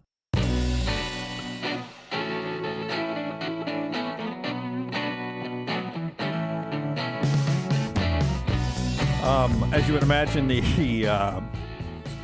the poll question from Cowan Equipment: if Auburn basketball beats Alabama basketball on Saturday, will Auburn fans rush the court? As you would imagine, that has turned negative on many of our social media platforms. Greg writes in, I'm sure it'll make you and all the Bama fans feel better about the loss if all the Aubs do rush the floor. Well, it is a compliment. 62% voting right now say no, 38% say yes. Probably divided by colors they cheer for right there, if I had to guess. But 62% say no, 38% say yes. So the voting heavy in the favor of no right now. I'd be surprised. I do agree it would probably take something like a made half-court shot. And it's at that point, it's almost more about the finish than it is about the win. That's right. That's right. I will tell you this, though. It is a big, big game for Auburn. We mentioned it earlier. You can hear our conversation with Stephen Pearl. I do not think Auburn's in jeopardy of missing the NCAA tournament, but that could be part of the conversation down the stretch. You don't. That could become part of the conversation down the stretch if they don't secure one more big win. And Alabama's an opportunity. Tennessee's an opportunity. Alabama again is an opportunity. Two of those would lock them in, but I don't think you're to that point yet where you say. Because I need you to clarify this. Okay, because here's what I look at last night, okay? Everybody will look at that as a loss. It was. Right? It's a loss. But to me, it was a loss to a tournament team. That was more about a Texas A&M win than an Auburn loss, right? The Tennessee loss is an Auburn loss, yes, but again, it's on the road at Tennessee. So I think that shows up favorably when you're in the committee room. That's another close on-the-road loss. Here's your any on-the-road loss within 10 points, in an environment like that ends up being a positive for you on Selection Sunday. Here is your problem with Texas A&M, guys, is they are 2-4 in quad 1 wins, but they're 8-2 in quad 4 games. They've got 2 quad 4 losses, and those hang around your neck on Selection Sunday. That's A&M, though. That's not Auburn. That is A&M. Yeah. When you said they're losing to a tournament team, that is a problem for them. That's why you see they're going to need a win somewhere. They are second place in the SEC standings. The reason they are on the bubble is because of those Q4 losses. Yeah. If they didn't have those Q4 losses, they would be safely in the tournament right now. When you say, but I need you to clarify this. When you say Auburn is not in jeopardy of missing the tournament, today, you're saying if the field were selected today, they're easily in the tournament. They were in 8 going into last night. They're easily in the tournament today. I wanted you to clarify that because some could misconstrue you as saying there's nothing they can do at this point to miss, but there's plenty they can do to miss. Yeah. Like if they don't win again, they're out. They're out. Yes. But okay, so let me ask you this: and I personally think if they only beat Ole Miss and Vandy's, they got Missouri too. Yeah. Missouri's not a bad team. Not terrible. If they only beat Ole Miss and Vandy, I don't think they make the tournament. They've got to beat at least one more really good team. All right, so they're really good teams. Saturday against Alabama and Alabama at Kentucky, which that may not even be a tournament team. Yeah, but still resonates, especially on the road at Kentucky. It'd be a Q1 win. Versus Tennessee. Those are 4 Q1 games. And that versus Tennessee game comes at the end of at Kentucky, at Alabama. You host Tennessee, last game of the regular season. But if they lose all 4 of those, they're out. I would have to agree with Lance. I think if that's they what lose, I'm saying. They got to win one of those good games. Yeah, because then you've only got remaining wins against Missouri, at Vandy, and against Ole Miss. That puts them at 10-8 in conference, and they would be 10-8 and just almost no 20-11 overall. 10-8 with almost no quality wins. And that's why Saturday is so big. I mean, this is a great chance. You're at Neville. Got Alabama with Florida tonight. However that ends up, you're coming off a game where, personally, I think the officials, jobbed you a little bit. I mean, you made a lot of those fouls, but some of those, including that 4th one on Janai, I didn't think was on Janai, but I understand, everybody swinging arms down low there. It just was a tough situation on the road with the disparity in free throws last night. It will not shock me if Auburn wins this game Saturday, and on Monday we're talking about the foul difference between Auburn and Alabama. You know what I mean? It's home team playing a conference game. Yeah. So we see that a lot in the SEC. Brown's going to tell us about MyBookie, and then we're going to do something here I have been waiting to do for about since we started this right here, because I think that's when this conversation really went fast forward. Oh, Pantsless Wednesday? This conversation went fast forward when we started doing this platform. And I've been dying to do this, and LT has given me the heads up that he is ready to do this. So I'm dying to do this after we get mybookie.ag. Rockstar quality tees right there. Are you dying to do it, though? Dying to do it. I don't even remember this. You told me pre-show you're ready to do it. I'll spring it on everyone else as soon as. All right, here we go then. MyBookie.ag. We just talked about a lot of the props there with Fuhrman. You can get those at MyBookie.ag. Code next round when you go to MyBookie.ag. Code next round. And when you go to Code next round, you get that deposit bonus. And with that deposit bonus, all you got to do is bet at one time, one singular time, and it belongs to you. That's right there at mybookie.ag, code next round. A lot of places will give you a deposit bonus, but you have to bet it like 10 times, not mybookie.ag. Listen to what else you can do. You can bet those Super Bowl props that we just talked about with Fuhrman. Now, I don't know. I haven't looked at mybookie.ag. He said a lot of places, Chris Stapleton off the board on the anthem. I think it's still up right there at mybookie.ag. He said everybody was thinking it was going to trend long, right? So there's a tip from Fuhrman. Maybe you want to play that. Maybe you want to go with one of those props Fuhrman just talked about. They're all available. mybookie.ag. Code next round when you sign up. Bet anything, anytime, anywhere. mybookie.ag. Code next round. Everybody take your pants off. Let's go. Around the board, can we get a word that Lance has used to describe Aaron Rodgers at some point over the last 17 months of us doing this? Well, it's two words, not committed. Not committed is one. Forrester, do you have one? Greasy. Greasy is one. Greasy, yeah. Greasy is one. Lunsford, do you have one? Smelly. Smelly is one. Weirdo is one. Weirdo. Rockstar, do you have one that he's used? Uncommitted. Uncommitted, yeah. A lot uncommitted. Motivated, not motivated. Not motivated, yep. So dickhead. Yeah, you've used that one. You've used that one, yes, absolutely. So here he comes. LT says, because we ask him all the time, he's just not motivated. He's not motivated like he should be, not motivated. LT has five people that he thinks are motivated at what they do, right? Well, somebody asked yesterday. Jalen Ramsey, Matt Gay. Yeah. Somebody asked yesterday. You're still upset with Matt Gay because he was hitting bombs against you. I don't care. I really don't care. Sorry, Brent. Don't steal Brown's line. You don't need him, and I don't care. But no, somebody asked in the Vulcan Tire and Automotive chat room yesterday, can Lance put together 5 people that he believes are motivated? So I've got 5 guys. Okay, 5 motivated people. Let's talk through this a little bit. All right. Okay, Number one. Give me one. I will start 5 and go up. Okay, number 5. Oh, you have them ranked 1 to 5. I like this. The fifth in sports or the world? The world. The world. The fifth most motivated. All right, the fifth most motivated person in the world, according to LT. There's going to be Sean McVay. Sean McVay, rockstar, the head coach of the Rams, who, by the way, told his coaching staff, y'all can go find another job. I might just retire. No, because he was That's being the fair. fifth most motivated person in the world. And then 24 hours later, he comes right back and says, I'm in. Okay, yes. Two off seasons in a row, he's thought about quitting. Nothing more motivated than that. He never said last year he was going to quit. Okay, all right. But he did this year. He was thinking about it. He was thinking about Sources close to Sean McVay said that he thought about quitting though last year. But again, he took 24 hours where Aaron Rodgers takes 2 months. Yeah, let his whole coaching staff look for another job, by the way. He's the 5th most motivated person in your on my world. list. This is my list. You guys come up with your own list. Okay. Number 4 on the list, Taylor Swift. Taylor Swift does seem motivated. She doesn't seem like she has a lot of personal time. I mean, she cranked out an album in the pandemic.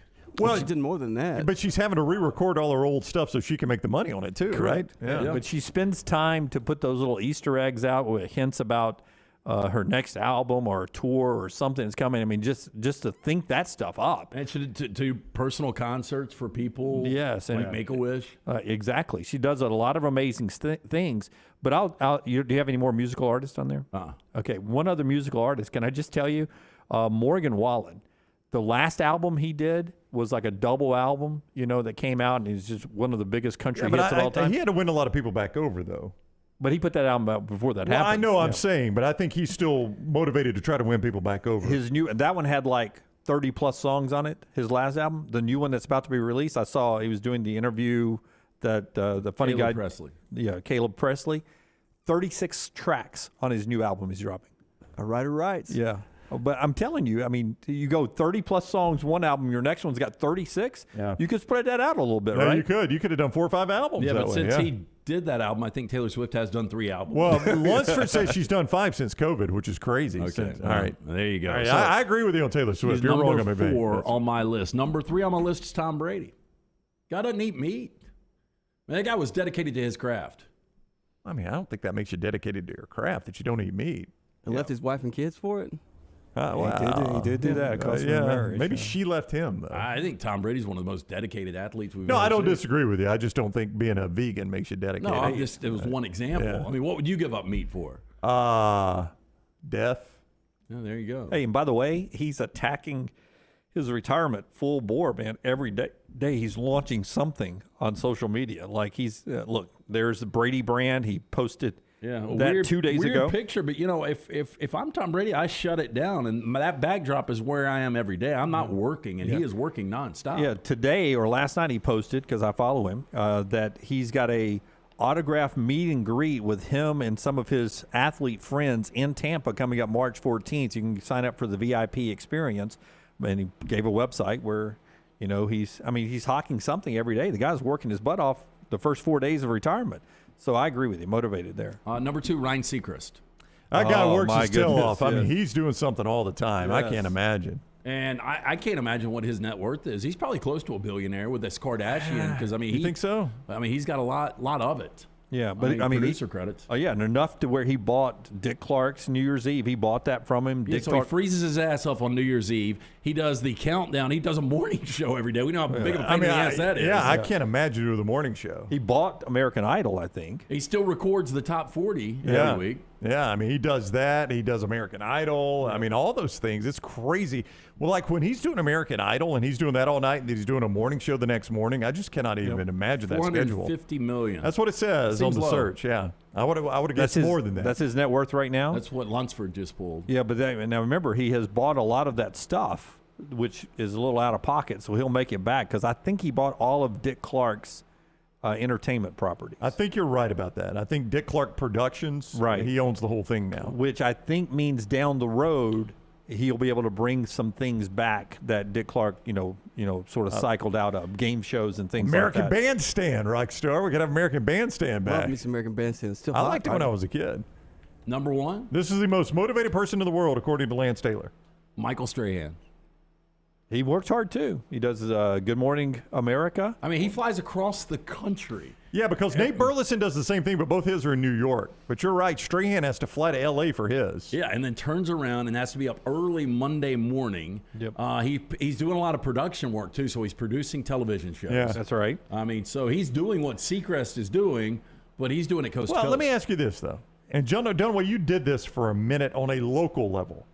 But how much money, do you guys pay any attention to the news? No, I've got one of my TVs hooked up to over-the-air antenna. Okay. Right? Yeah. It is also the one that my Madden, what is it called? Xbox 5 is hooked up to. PlayStation 5 is hooked up to. Whatever gaming thing I got for the holidays. Lunsford trying to Yeah, blah, blah, blah, blah. Yeah, yes. So I hit the wrong button yesterday when I was turning on my television to watch the Auburn game. Right. Because my YouTube TV best on the second screen, not the first screen. And as I did that, hit the wrong button, the TV popped up and nightly news was on. Who was what channel? It was NBC. It was Lester Holt still doing that? Yeah. Yeah. And so I was like, they were talking about some reporter, and I didn't understand why the reporter was walking through Ukraine in a helmet and vest with bombs going off around him. I was like, what a dumbass reporter this is. Well, I that's don't good need TV. you. I don't need you to report on the war like that. I mean, get out. Now, I get that there's a war going on. Yeah, and so now I'm hooked, right? So now that story ends. Lester said something nice to the guy in the live talk back, and then the next story was something else, and I was like, I have not watched the news in forever. Well, my only point was Nate Burleson, not to the extent, Strahan made a lot of money in the NFL, and he's making good money from Fox, and Burleson's making good money from CBS. I don't know how much more you'd have to pay me to get up and talk about the news as early as they have to get up. Zero chance. I mean, do you know how early they have to get up to do that? And then, today, it's Super Bowl week. What's Nate Burleson talking about today, Rockstar? Last night's State of the Union address, President, I'm like, who wants to do that? And I'm going the to Republicans guess. stood up this many times. Yeah. Democrats stood up this many times. I don't know who wants to do that. I'm going to guess Strahan's got a podcast. I would imagine so, yeah. Probably so. But to your point, Brown, on Burleson, who is in Strahan having so much fun, I literally, and not a humble brag, they doubled my salary at CBS 42 when I started going from sports to the news. And I hated it by the second week, after the first paycheck. I hated it the second week because I was in such a good mood when I would leave our show at 2 o'clock. And by the time I made it down the street, I mean, what were we, a mile away? Yeah, a mile away. 1 mile away. And all I did was change out of the casual clothes I wore on our show, and I put on this coat and tie and put on makeup, shop promos, which let me know the top stories that were coming up at 5 and 6. And I was depressed by 3 o'clock every day. And I can just imagine this is what happened. That second week, you're at the breakfast table by yourself. You've made your own breakfast. Maggie comes walking in. You're kind of fiddling around. She's like, "What's wrong?" You're like, "I've got to tell Ballard I'm resigning after 1 week." And she said, "The hell you are."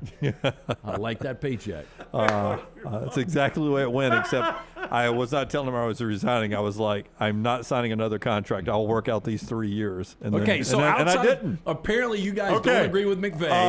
No, I don't. McVay is off the list. McVay doesn't make it. Corey says Herb Street. I mean, Herb Street flew all over America doing football games this year. You gotta appreciate that dedication. The Rock, Dwayne Johnson. Dwayne Johnson. That's Herb Street's only job. Kevin Hart. McVay's only job's a Rams coach, so we got to kick him out. I mean, he Herb barely Street wants has that two job. jobs. Herb Street has 2 jobs. Yeah, he's the NFL college and college. the NFL. And college game day. It's really 3 jobs. Kevin Reese Hart's Davis. making movies nonstop. He's working out like at 4 in the morning. He has his own serious comedy channel. He does all those damn ads. Yeah. The guy's everywhere. Royal Payne said Elon Musk. How do you leave Elon Musk off? Look, it was my list. Guy's I building had 5. rockets, he's Greg building from cars, Pearl he's City running thought he was Twitter. going to be on there. He went 10 deep. He is raising 10 kids. He's a hustler. Yeah. Look, I need that tomorrow. Technically, he hustles. I don't think we want to call him a hustler. Least motivated. 5 least motivated by Aaron Rodgers Aaron and 4 Rodgers others. will not be on there. Oh, really? No. Okay. So you're going to do a list of 5 least motivated Okay, people? yeah, I'm more interested He in was that. so unmotivated, he didn't even make the list. This will be. I can't include family, right? No. I mean, I don't really care. Or coworkers. My family or yours? What about ex-coworkers? You can do that. Yeah, you can do absolutely. it. As long as I'm not on the list. Okay? You wouldn't be on the list. Yeah, I was a little disappointed I didn't make your top 5. Yeah, okay. even if you're not motivated, you act like you Thought it are. was like, you know what time I got here this morning? Yeah, Jimmy Sexton. No, I love when I mean, Dunaway will take.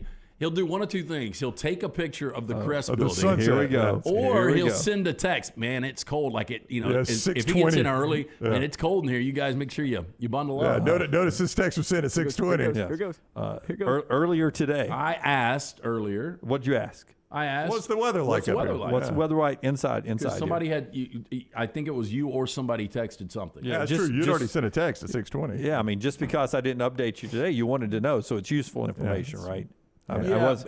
No, it can be, but I think you do it to let us know that you're here. Yeah.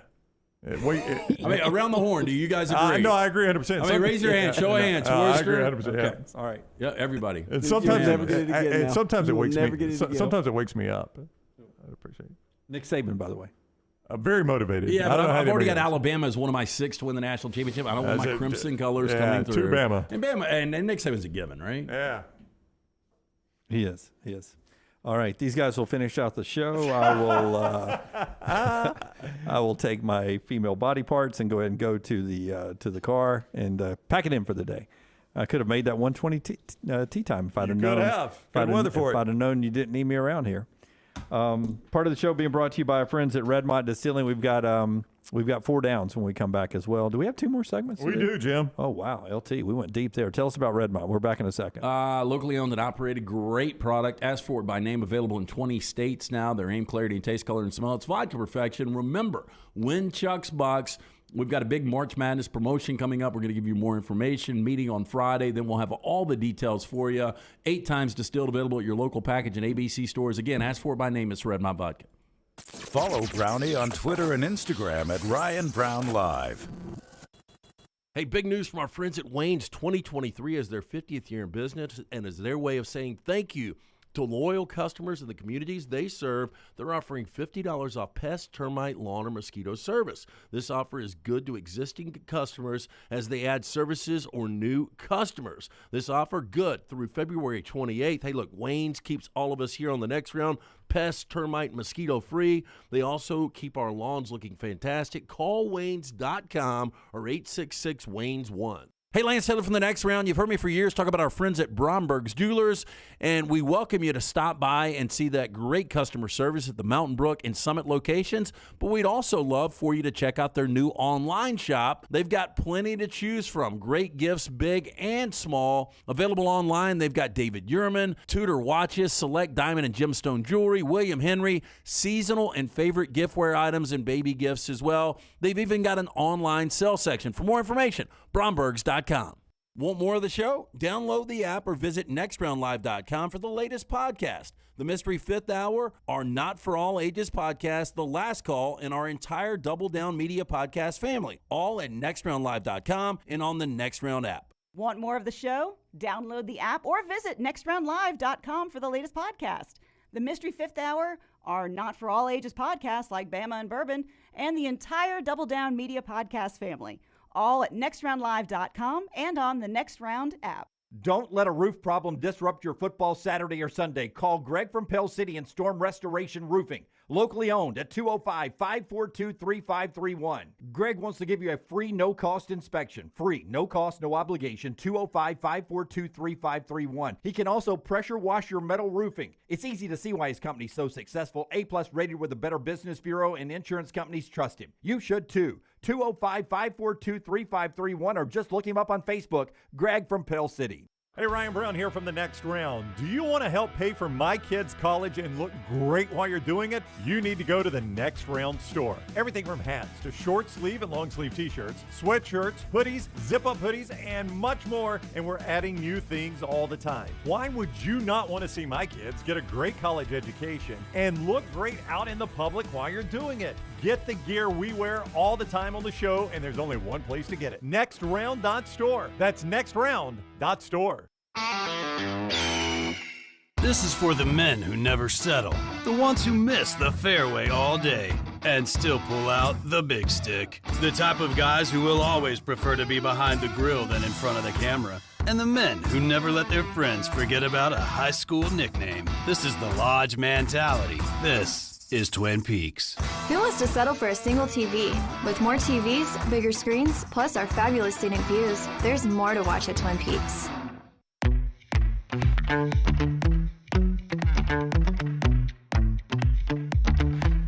Back with you on the Next Round. Because we went so deep in the last segment, we got to do what's called a little bump and go here. We're going to touch down and take back off and do another commercial break to get them all in. But Big Worm did write in. He texted me. Big Worm says, Jim, I just normally try to laugh off some of the things you guys say on the show, but I did want to correct something you said about Yellowstone character. It's not Tater, it's Teeter. Yeah, it is Teeter. We've been saying Tater. It's well, Teeter. you're the one that said it was Tater. I haven't seen it forever, but now I remember it was Teeter. Yeah. Okay. God bless and roll tide. Thank you for that God correction there. bless and roll tide. Yeah, God bless and roll tide. Or excuse me, roll tide and God bless there. When we come back, we'll do our four downs. Good birthdays? Good birthdays?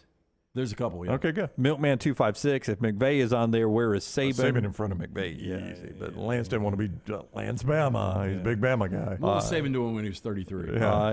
Thank you so much. Everything but the kitchen sink sends us a picture of their Ghost Energy they're drinking. We'll do our four downs when we come back. Thanks for understanding.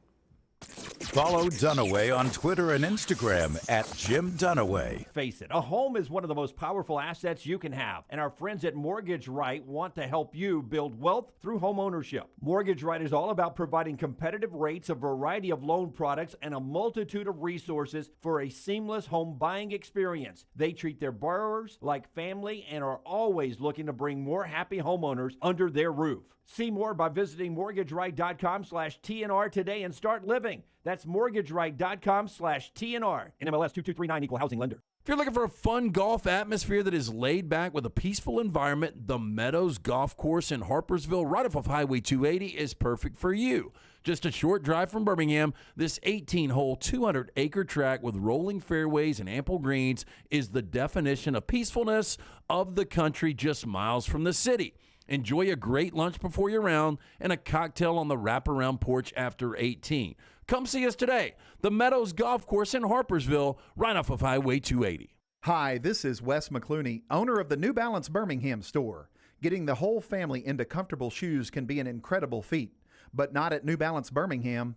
We have the largest selection and inventory of any specialty shoe store, and our fit specialists will match your feet with the perfect New Balance shoe.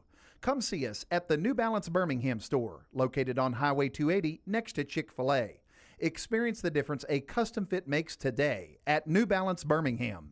Follow Next Round Live on Twitter, Instagram, Facebook, and YouTube. The social media team at Next Round Live is dedicated to giving you daily news conferences and practice video from UAB, Alabama, Auburn, and around college football. Follow and compare to the sites you used to visit. You'll also get the latest highlights and news from the Next Round Daily Show. Turn on the notifications so you don't miss a thing. Next Round Live on Twitter, Instagram, Facebook, and YouTube. See more at nextroundlive.com. Follow Next Round Live on Twitter, Instagram, Facebook, and YouTube. The social media team at Next Round Live is dedicated to giving you daily news conferences and practice video from UAB, Alabama, Auburn, and around college football. Follow and compare to the sites you used to visit. You'll also get the latest highlights and news from the Next Round Daily Show. Turn on the notifications so you don't miss a thing. Follow Next Round Live on Twitter, Instagram, Facebook, and YouTube. See more at nextroundlive.com. Have you had a pipe burst, a washing machine overflow? Maybe your toilet or bathtub has overflowed upstairs and now you have water coming through your ceiling? No problem. The specialists at Dry Tech are here to help. What's important is you act immediately when water damage occurs. Failing to do so can cause mold, rot, and mildew issues. Long-term exposure to those toxins can cause many health issues down the road. So act fast. When trouble strikes, call Dry Tech 205-637-0143. That's Dry Tech at 205-637-0143.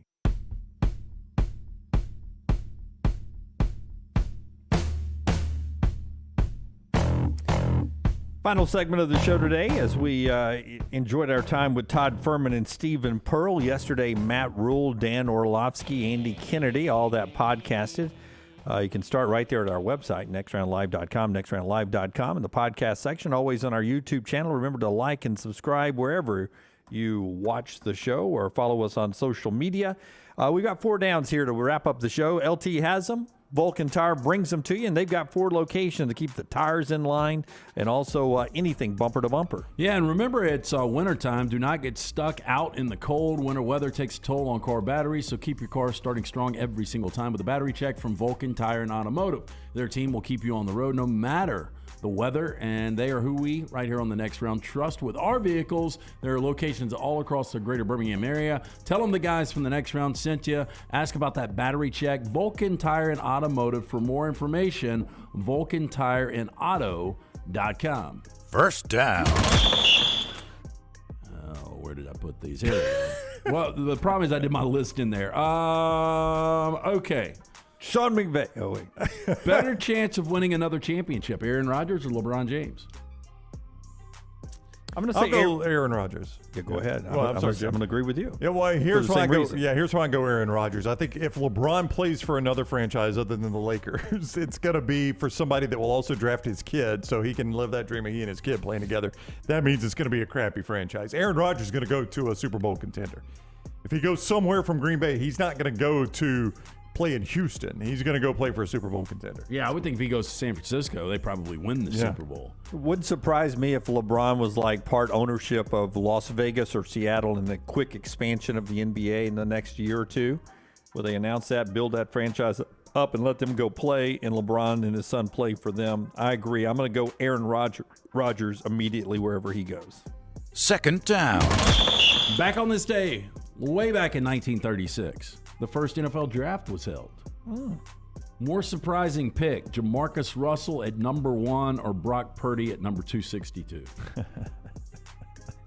I guess surprising by results. Yeah, because when Jamarcus Russell was picked at number 1, it looked like a great pick. Yeah, and I mean, we didn't think Brock Purdy was going to get No, not drafted. at all. Did I black out for a second? Did you say on this date back in 1936 was the first NFL draft? You did say that, yes. Okay. You're saying because it's February. No, I was just You guys know who the first player ever drafted was? That's what I thought. I thought the question was going to be from that first draft, and then you went with Jamarcus Russell and Brock Purdy, and I was like, I've missed something here. I'm going to say Happy Legs Johnson. 1936. Yep. Those are the nicknames you used to have back then. As Happy Legs, Tyler. Who's a Heisman Trophy winner? Oh, was he? Doc Blanchard. Nope. No, he was in the 40s. I don't know. Can't remember. Jay Burwanger. Jay Burwanger? Yeah. He played at Iowa, didn't he? Yeah. I thought he was in the Army or Or maybe it was Army. I don't know. I would say more surprising is Jamarcus Russell was as bad as he was to me. I'm going to say that too. I mean, we've had first flops, but I didn't think Jamarcus would be that bad. I thought Jamarcus was going to be pretty good. I did too. He was great at LSU. He might make my list tomorrow. Oh, no. Least motivated people? Yeah. Third down. Outside of running down that purple drink. He liked it. He did. Funny responses. Forrester said it was Tom Brady in 1936. David said it was the quarterback for Georgia this year. What was his name? Stetson Bennett. Stetson Bennett. Nick Nolte has got a birthday today. 82. Better Nolte film, 48 Hours or Cape Fear? And if you haven't seen them, let us know. I haven't seen either one of them. So. I've seen both. He was good in 48 Hours, but Cape Fear is a better movie to me. But I'm going to say he was better in 48 Hours, but he was really good in Cape Fear. Yeah, I thought 48 Hours, that's my favorite cop buddy movie. I thought it was so well done, and him and Eddie Murphy have got such a good chemistry on screen. But when you think Cape Fear, you think De Niro. You don't think Nick Nolte. Exactly right. Yeah, and he was kind of a pushover in Cape Fear, but Jack Cates was an awesome character in 48 Hours. Fourth down. And finally, John Grisham is 68 today. Best Grisham book turned movie. Time to Kill. It's either A Time to Kill or The Firm. I don't know which, Rockstar. Yes, I think it was The Firm. I think it was The Firm. I think if you say which one did the there was best only combo is probably The Firm. I thought The Firm was a better movie than A Time to Kill. I thought there were only 3 worth the rat's ass, and I thought that was The Firm, Time to Kill, and Pelican Brief. And Pelican Brief was fantastic. Now, I'd forgotten about that until you just mentioned Julia Roberts and Denzel. Yeah. Good flick. Down in New Orleans, her professor. Uh-huh. The client took part. Was The Jury? Was that one? Runaway Jury. I didn't like that one. Runaway Jury's the one with John Cusack. I did not like that one. The Chamber and The Rainmaker. The Rainmaker's the one where they're going after the gun company, or is that? It's Danny DeVito in The Rainmaker and Claire Danes, I believe. Yeah, and Matt Damon's the attorney. Yeah, that's not a bad one. I wasn't crazy about that one. There was another one, The Gingerbread Man. I don't think that's it. No. And it was supposed to be awful. I didn't see it. Yeah, I didn't see that. Well, who was that about? Gingerbread Man. They were going after Branagh. a cookie company. It was a cookie company. This guy choked on a cookie. Yeah, I thought that sounds like a bad plot. I thought they were going after that comedian. I would redheaded comedian. Carrot Top. Yeah, I got a toilet seat in The here. cookie company tried to cover it up. Didn't they put him in the same oven they baked the cookies in? Yes, they did. It was a very, very sad ending for him. And it came out like this. I'd go in this order. I'd go Firm, Pelican Brief, A Time to Kill in that order.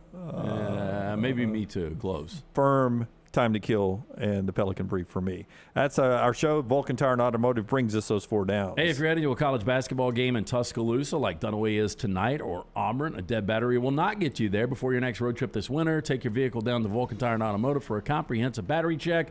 We here at the Next Round trust our vehicles with the team at Vulcan Tire and Auto. We encourage you to do so as well. Locations all across the Birmingham area. You can find out more about what they can do for you and your vehicle, VulcanTireandAuto.com. All right, we're back with you tomorrow, 9 a.m. Central Time, closer to the Super Bowl, and we'll react to Alabama and Florida. Until next time, God bless you and God bless America.